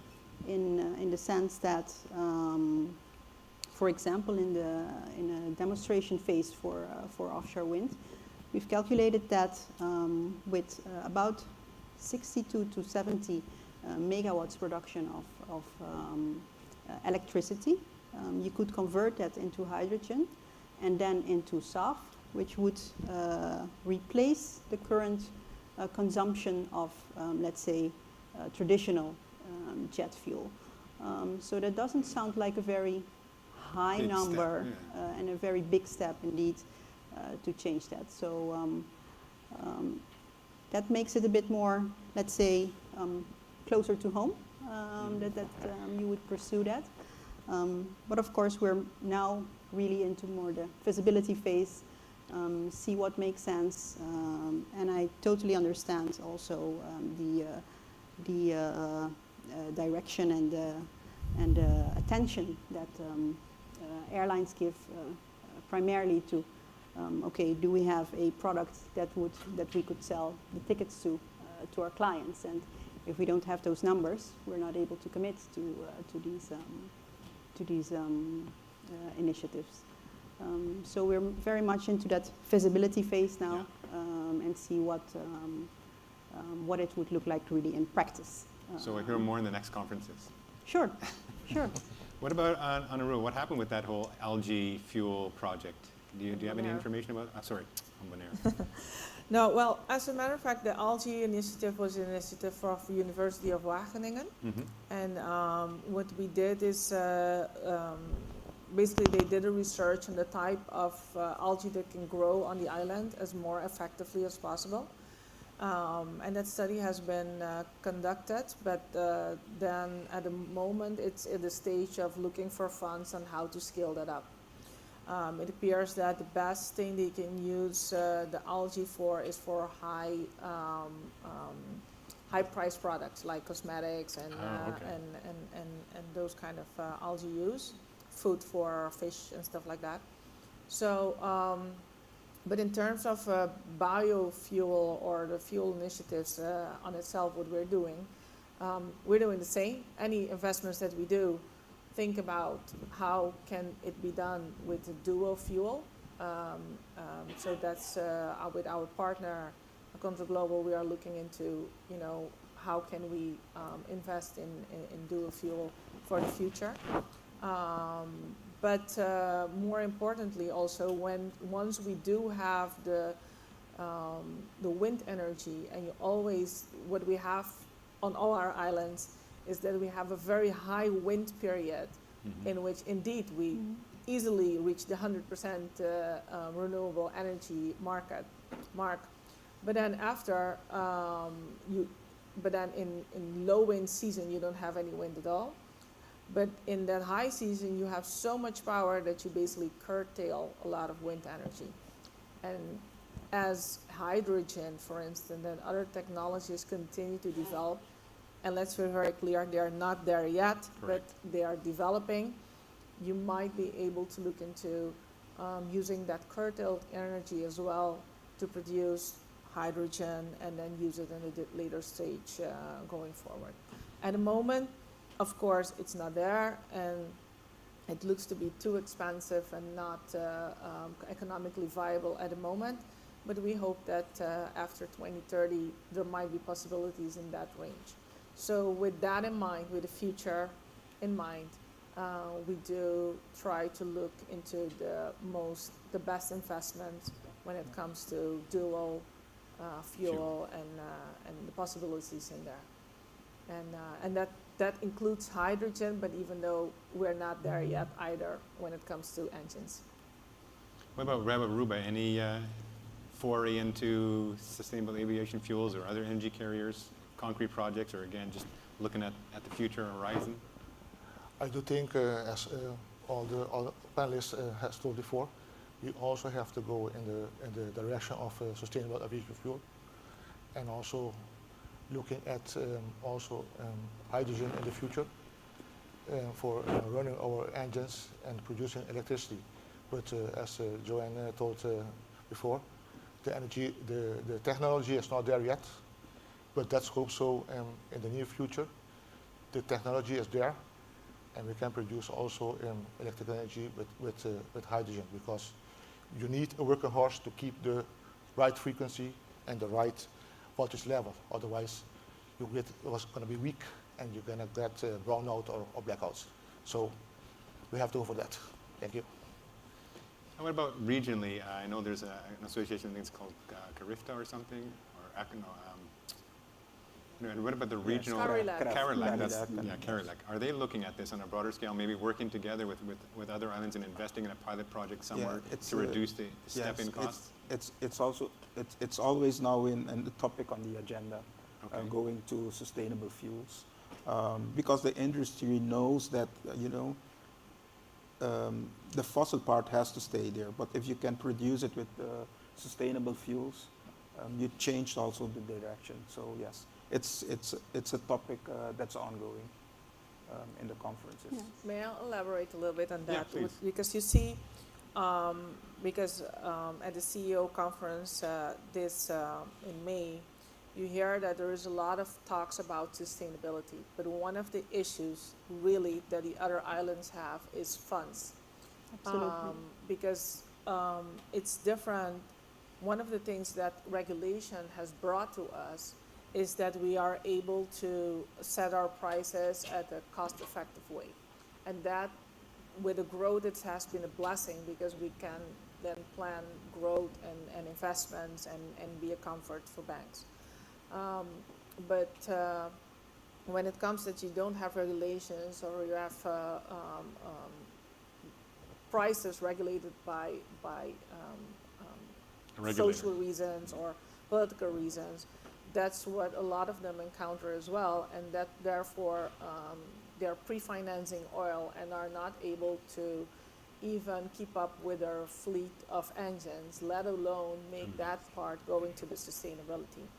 So in that case, I have to say that it is important if you want to go into the sustainability phase to have the tariffs stable and give basically the financiers the comfort that they will be repaid in that sense as well. Yes, of course, you have to have that stability if you're going to go look for any financing. Yes. I'd like to open the floor up to questions. Anyone have any questions? Want to know where your electricity is going to come from in the future for your airport or for your aircraft? We have two here in the front. Any other ones on this side? It's the last Q&A. Yes. I would also like to acknowledge the presence of Member of Parliament, Mr. Gwendo Marcelina, who is joining us for the second time in the conference. Thank you.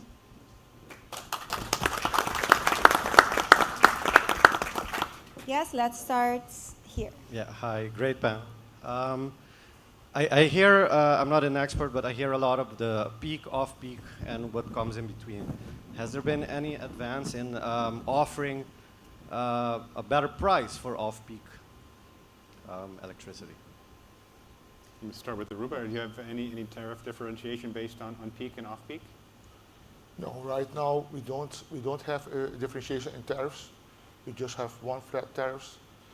But I do think, yeah, that in Holland they have the day tariff and the night tariff, and that will be something also maybe in the future we have to look at it and maybe introduce it to.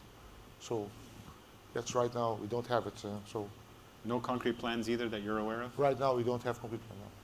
And in Bonaire?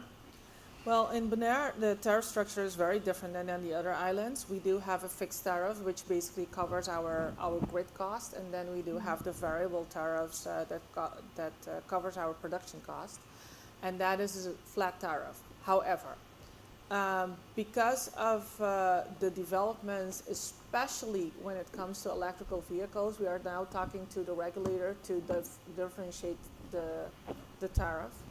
And we are looking into, because if someone comes at home and we have our peak in the evening and everybody plugs in their electrical vehicle, like you, then the peak will grow in the evening. And you're seeing also a change in the load curve, that it starts a little bit earlier and ends a little bit later because of these kind of developments. So what you want to do is basically delay electrical vehicle charging to during the night when everybody is sleeping, when the peak is already down, So you want to be able to regulate that in such a way so you don't have to buy too much peak amount during the night. So to stimulate that, we are talking now to the regulator to enable us to differentiate in tariffs, especially for electrical vehicles, and probably we'll have to do it for electrical flying as well. So, so that is probably one of the developments that we are looking into as we are speaking. Yeah. Yes, in Curacao, we started the conversations with the regulator also regarding the tariff structure. So that's on the tariff side, changing the tariff structure to actually shift the load when we think is the best that the load is used, or the change the demand. But on the other hand, also we are looking into, we have Aqualectra multi-utilities. So we are partnering up with some big clients. So if we work together with them and do projects with them, that also helps us in managing the demand side. So we're looking at it at two parts. One is the tariff structure, but the other part is also they investing or we together investing in solar generation, including battery. That's a good question. Thanks for that. We have one more question, I think, on this side. No? Then here in the middle, we have the gentleman and then the lady. Yes, it's a very good discussion. I like this. It's my field of play, so that's why I have a little comment here. The islands, being so close to each other, they have totally different tariff structures. And I think it's just like the airports combining their strengths in this seminar. It might be a good idea for the utility companies to do the same. One of the problems you recognize is that people investing in renewable energy do that at the time renewable is available, and you of course have to fill the gaps which are not done by renewable. I think with the right structure in tariffs, stimulating storage at each point, you will actually get rid of a lot of that those problems. So my advice would be to talk to each other and see which works best. My opinion, I'm busy on all the 3 islands.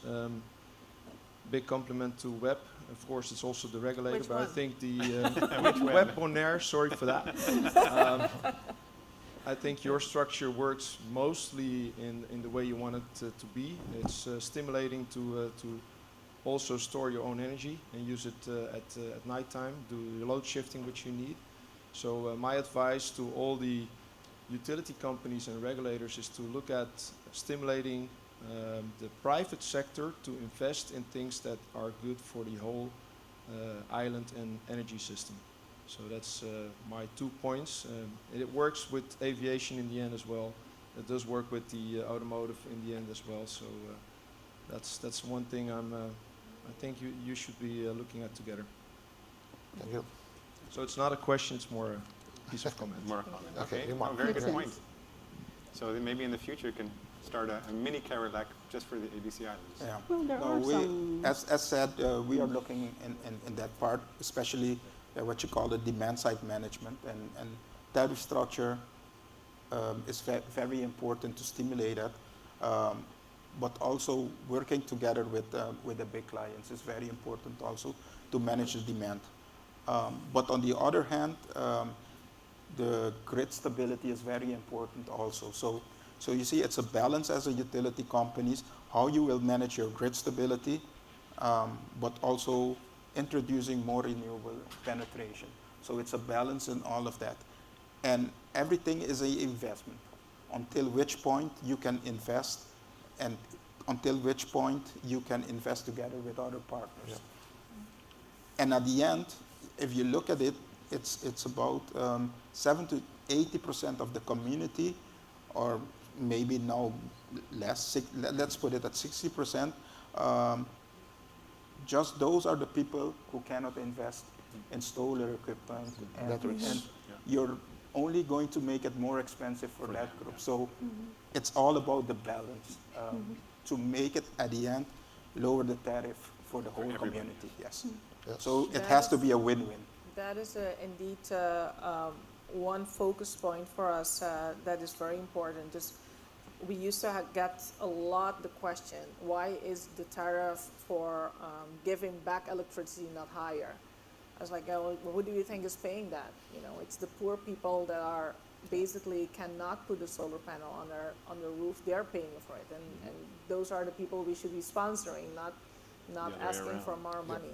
And they are also the ones who cannot pay the battery and electricity. But however, giving the bigger change between peak And the low, during the day with all the solar panels, the peak, the differences is becoming bigger.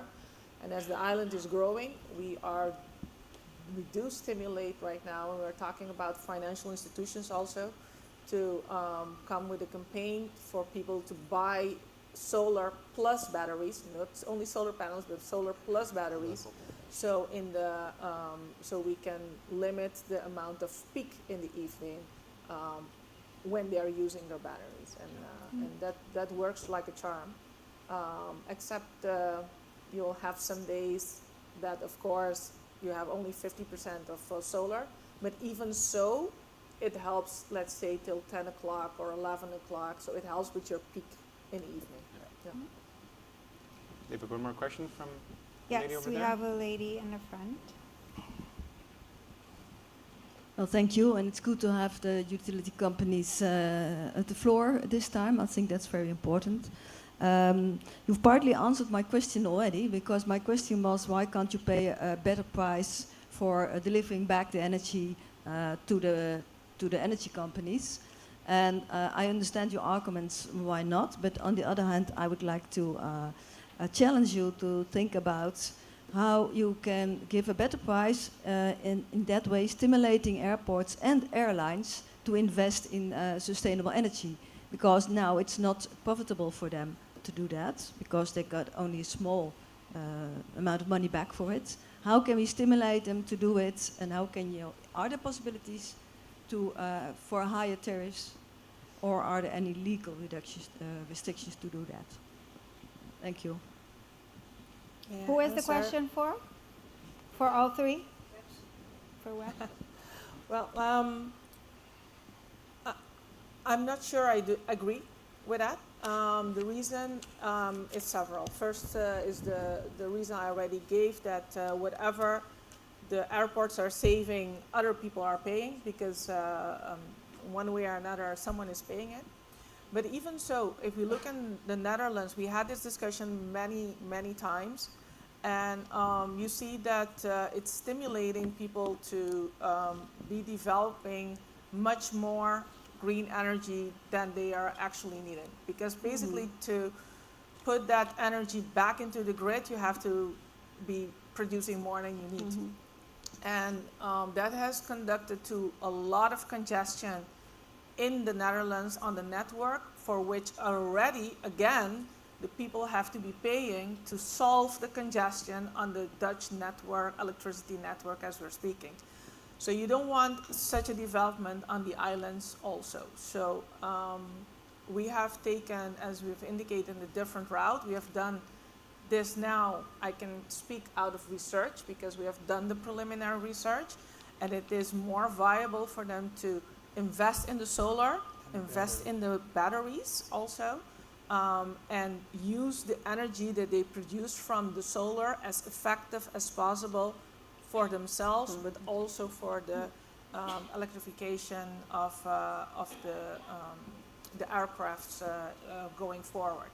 So at the moment, the plans that Maarten has is to look at ways to finance everything in modular, and as the development is coming for electrical or hybrid aircrafts, they will put more solar and more batteries. And especially we have ANO, I think, that already has the experience of putting solar panels on airports, and I think that with that knowledge going forward, a lot can be done, but then especially for the airport. Yes, and especially for big clients. That's why what I said, Acolectra, multi-utilities. Any big client can partner up and contact Aqualectra Multi-Utilities. They have several business cases, and it shows that if you go net zero, it's worth it, and not selling back to the grid. Exactly. And your business case will be very good. Aqualectra Multi-Utilities is there for those purposes. We don't want to lose the client, but we can give them the expertise and the investment in another way, because as net zero, your business case will work better than thinking to sell back to the grid. Yes. We have time for one more question? Yes? Okay, great. Just hearing the conversation, another question popped up. You were talking about differentiating your tariffs to stimulate people to use electricity off-peak, right? Would you also think the other way around? So I understand you don't want to stimulate people to set up a business just to sell back to the grid, because that would congest it and make it unstable. But what about, so keeping the tariffs for that the way they are, to not stimulate, but stimulate people that give back to the grid in your peak, so that you yourself don't have to increase the capacity, but that you can use those businesses and their battery storage, and if they don't need it at moments when people come home at night, that you could use that energy, but then make it an interesting business case for the people that are thinking of doing something like this. Yeah, We are looking into that as well, with the same discussion with the regulator. The only thing is that in the peak you need to have the security that you're going to get the peak that you're going to get that day, because and that makes it a little bit difficult. If we can have a chance that also those electrical vehicles would be able to deliver to the grid, that would make it very interesting, but we're not there yet. At the end of this month, we'll have a conversation exactly on that one. Looking forward then to your results. Good question. We have Thank a you. question from Mr. Marcelina here in the front.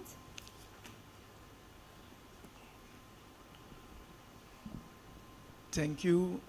First of all, I want to congratulate Dcca for this platform. I'm very happy to have been joining these days, even though I'm in the budgetary meetings, but it has been very important for us to see this development. That's why I also agree with the point of view of, I want to see also the utility companies making a platform just like this, because it's very important to know what are the utilities company really doing in raising awareness or just promoting alternative energy within our local communities.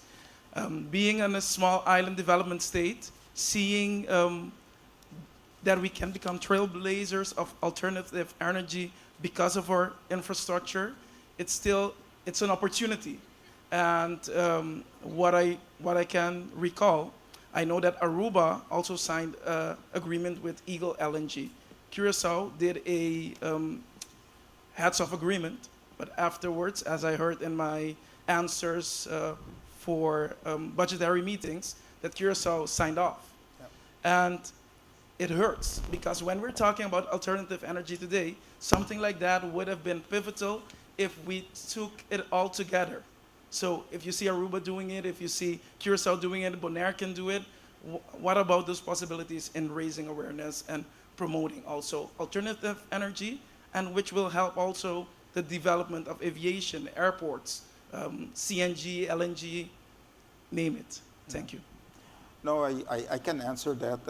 I can answer that. It's the biggest problem on the island is volume.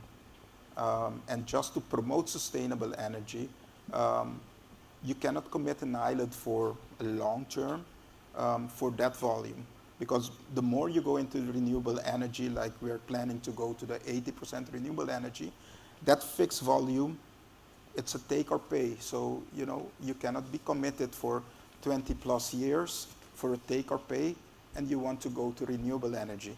So it's a balance, and I think the leading is sustainability, and as Bonaire, as Aruba, the wind regime we have is above 70%. So it's no business case. It's just going to win. It's a no-brainer. So and that's the leading.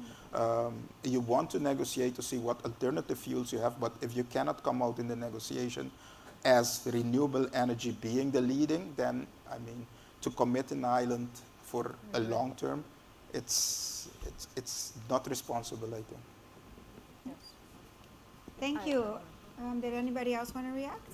Well, I agree with that.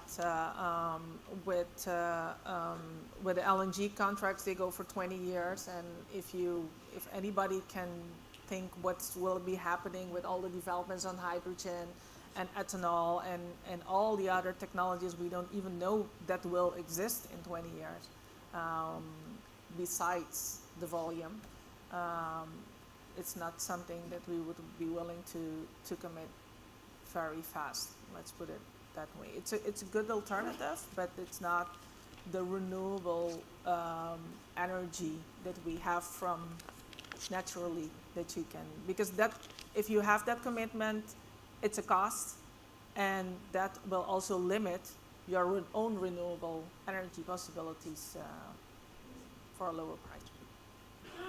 All right, we have a few minutes for the last questions. Do we have any from this side of the room? No. Going once, twice. Thank you, panel, and also our moderator for this last official segment of this conference. A hand of applause.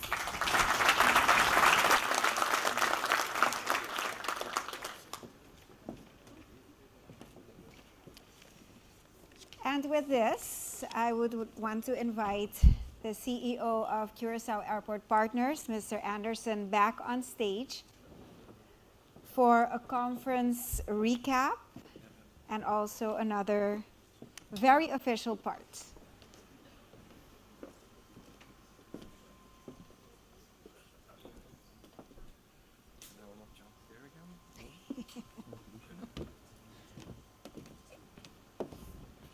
Let me see if the...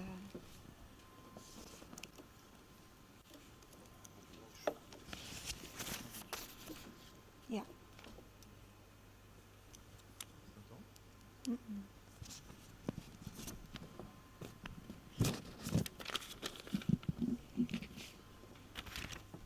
Can you hear me now? Yeah, you can hear me now. Yes, thank you. Thank you, Nico. Thank you to the latest panelists. It's been really an interesting discussion. Ladies and gentlemen, we are actually at the end. Can you imagine? It's been 2 fantastic days, and I kind of like, we should continue. But, you know, all good things come to an end one day. And unfortunately, this conference is also coming to an end. So we are moving into the closing part of it all. And for us to do the closing remarks, I have asked, me as the host, us as the host, Curaçao International Airport has asked our chairman of the DCCA, Mr. Joost Meest, to come and make his closing remarks for the conference. So please, Joost, please, give him a hand.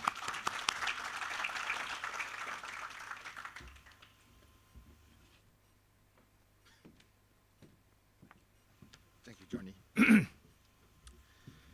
Yeah, well, indeed, I also thank you, Johnny, by the way, for the introduction. I indeed feel like continuing for another 3 days like it was in Aruba, but indeed we are almost at the end now, and on the other hand, I'm also ready for a little drink after the convention, and I hope that you are with me. Well, to wrap it up, those 2 days, ladies and gentlemen, I think that I hope at least that you can agree that it has been exciting and very inspirational 2 days. And last year in Aruba, we have launched an ambition, improving the inter-island connectivity on 3 pillars: affordability, efficiency, and sustainability. We can all dream that now. And a fantastic program with a clear focus on those 3 pillars has been put together by Johnny, Peggy, and the teams. And we are not there at the official closing, but I would like also already to ask for a warm applause for the organization team and the host airport.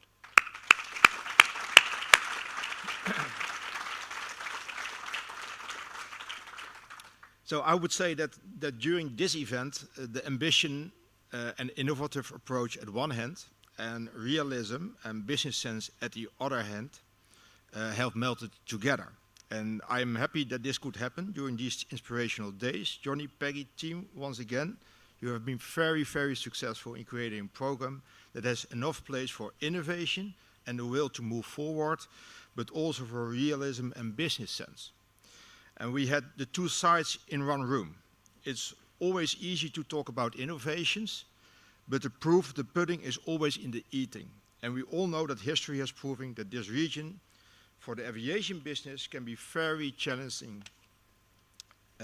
So preaching innovation is one thing, but doing the innovation and investing in it and taking the risks involved is something completely else. And we have brought these two poles together in this room.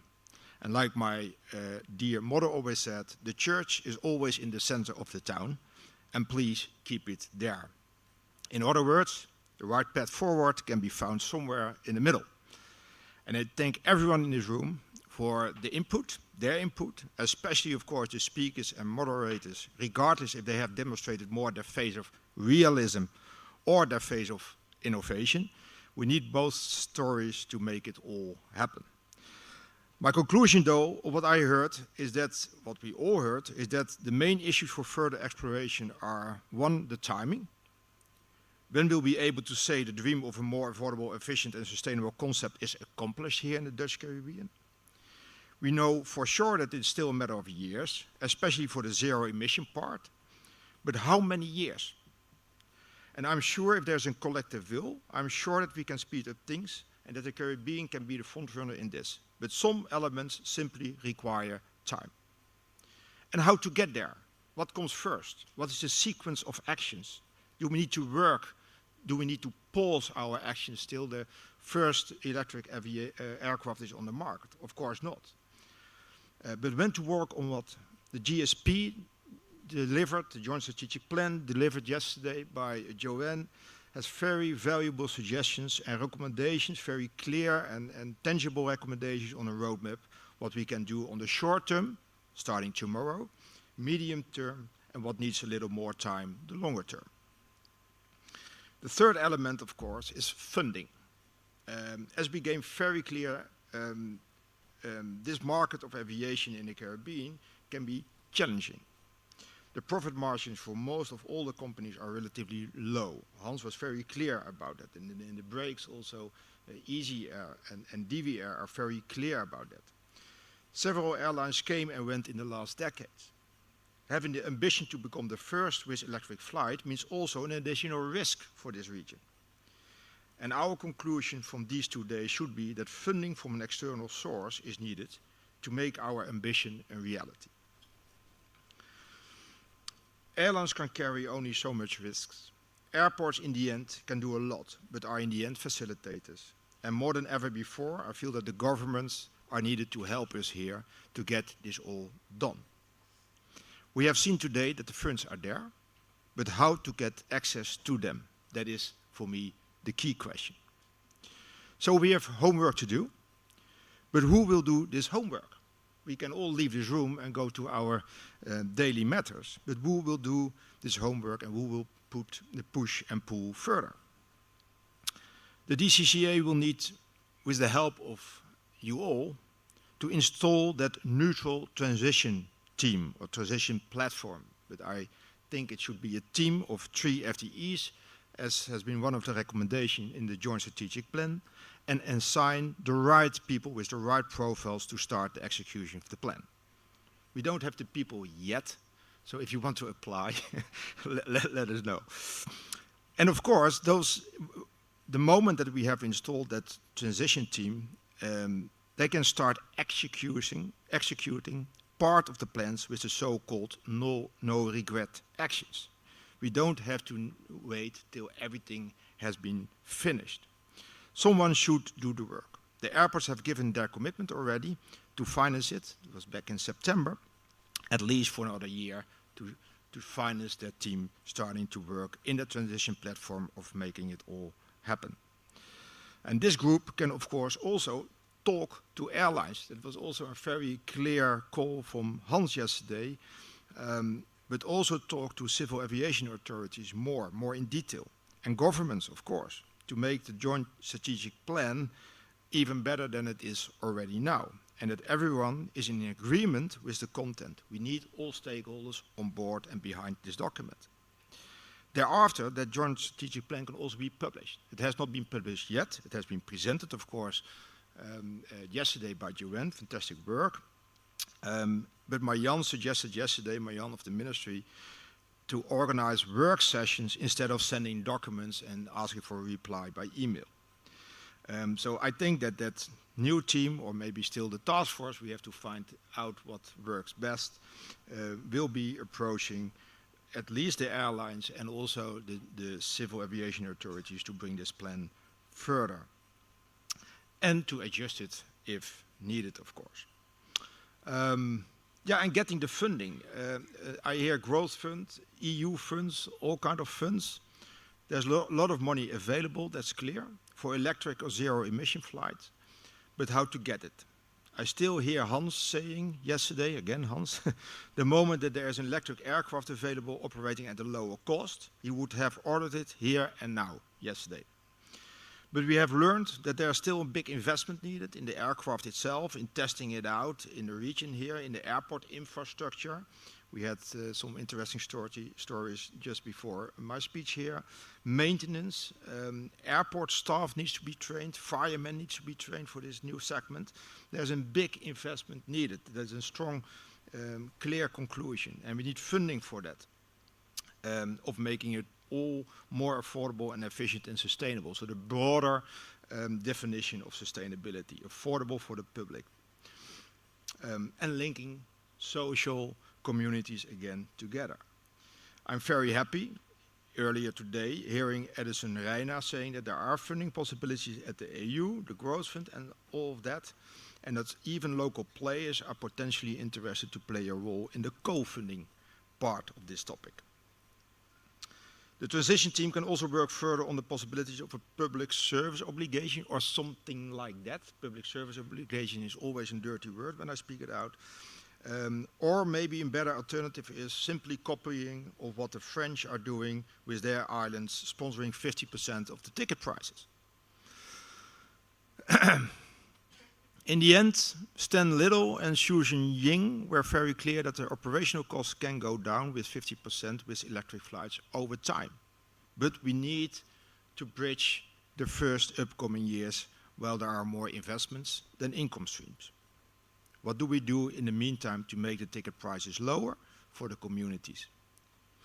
All work for the transition team to be installed, hopefully in the upcoming days, maybe a week or two. If we can tackle these three issues and agree on the timing, the roadmap, and on the funding strategy, I believe that everyone can feel comfortable, also the local airlines, and feel supported, not threatened, but supported in the challenges that we will definitely face. Jolanda of KLM said it already today. The fact that we are discussing here for the second time already with representatives of all the stakeholders from all the islands, and including the Netherlands, is fantastic as such. Let us keep on working on our ambition of that more affordable, efficient, sustainable air traffic. So, what is the action then? Well, I can speak for myself as airport. I can speak a little bit on behalf of the CEOs of the other airports, because we have been discussing this for months already. We will be financing the transition platform. That is one. There is funding for that. We will share the financial obligations related to that. We will start up the research, and we will finance the research needed how to make our airports ready for receiving electric aircrafts and make the airports available for the electric aircrafts. The airports are committed to finance it. Not the infrastructure itself. I think that goes beyond our limits, but the research needed, what needs to be done at the airports. Yes, we are going to finance that, and we have found budget in our own airport budget for it. We will be giving, I already said it 2 times during the last 2 days, we will be giving electric, hydrogen, or hybrid aircrafts as soon as they land a significant incentive when they land at one of our airports. And we have a clear intention to work on a lower and harmonized passenger facility charge for residents traveling to sister islands. But we need the airlines, of course, here to pass it through to the end user, otherwise the end user will not feel it. And we need the governments, tourist boards, and also the airports again, to exempt local citizens traveling to sister islands from all new charges that will be considered in the upcoming time. Otherwise, the end user will not see the reduction in the airfares and feel it in their purse. And at fifth, we will organize this event again next year. And if there are sponsors in the room who want to financially help us with that, feel welcome to reach out to us. We have work to do, a lot of work to do. We will be action-oriented. Every now and then we need to discuss in this kind of settings with each other, but we will be action-oriented. We feel committed, and again, as I said at the start, we need you all to make it happen. Again, I thank the Airport of Curaçao, Johnny, Peggy, and teams for hosting it. It was amazing. I thank the speakers and moderators once again for their great speeches. I thank the task force again on the leadership team, on the leadership of Joanne. I don't know if she's still in the room. I think so. Yeah, she's there. For delivering the joint strategic plan. Amazing job. And I hope to see you all and with everyone who was not in this room during those 2 days in the next year event. And let's keep on fighting in creating a more affordable, efficient and sustainable air traffic in the Dutch Caribbean. I think for the local community, this ambition is too good to fail. Johnny, may I hand over the floor to you again? Thank you. Thank you. Thank you so much. Thank you so much. Thank you so much. Shall I stay on here? Yes. Shall I stay here? Or do you go to you can stay here. You can stay here. So thank you so much, Joost. Thank you so much. You know, there is something special when you bring people together. We know that now after the pandemic, specifically after the pandemic. Yes, it's efficient with our Teams meeting and the Zoom calls, and we see each other on the screens and so on. But when you bring people together, it really, something magical happens. And I really believe that that's something that has we have been witnessing both today, but also yesterday. But to make that happen, you need people that puts it all together, that coordinates all of the small details, you know, the lights, the program, the food, you know, like where we're going to be, all of the questions from everybody around here. So I would like to recognize a few people today, and I will kindly ask you to raise up when I mention your name. Peggy.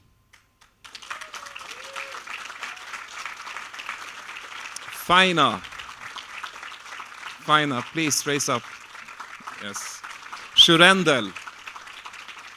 Please raise up, Shurendel. And please stand. Yes. Lisbeth. Are you here? Genesis. Gideon, are you here? You are here? Yes, there you are. Thank you.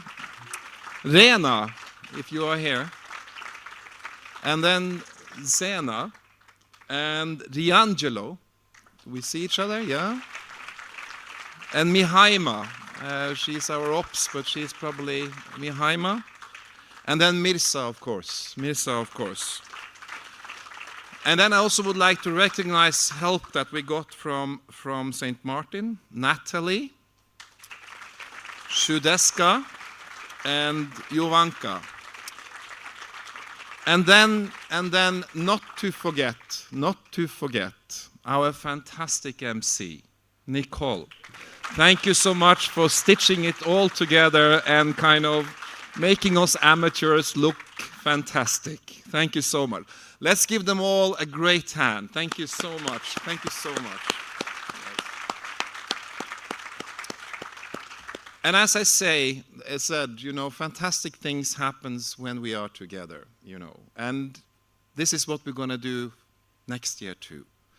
And I would like to ask Brian, my colleague from St. Martin, to come and take the reins for the next year future flight to the future, what can I say, arrangement, you know, like event committee, yeah.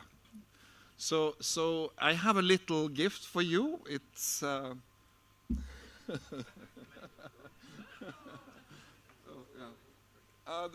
I know it's not beautiful, but it's sustainable.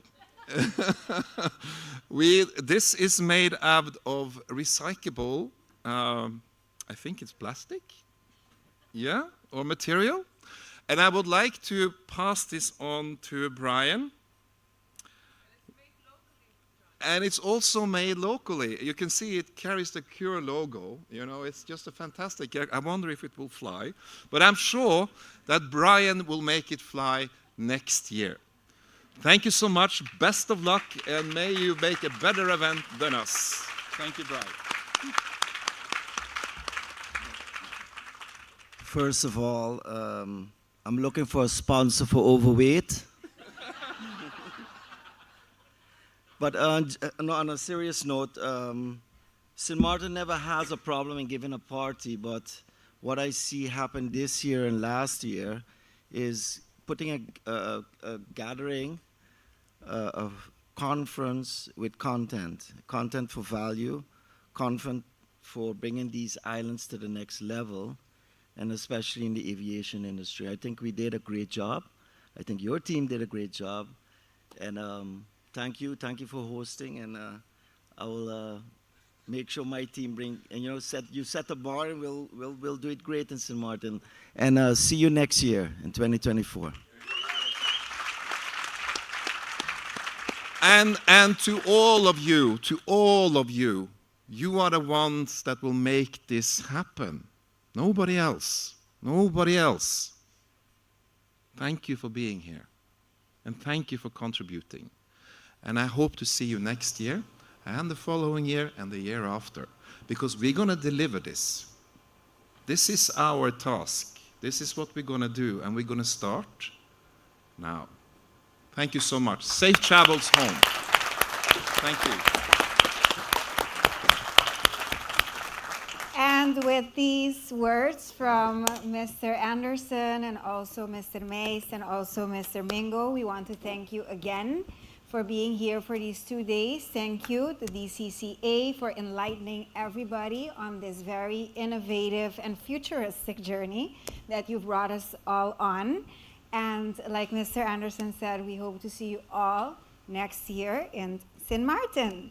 And to close it all off, courtesy of Maduro and Curiels Bank, MCB, just like yesterday, we have not a coffee break, but like a coffee happy hour to round off this edition of the DCCA. Thank you so much for your presence. Have a safe flight or drive home, and we'll see each other next year. Bye-bye.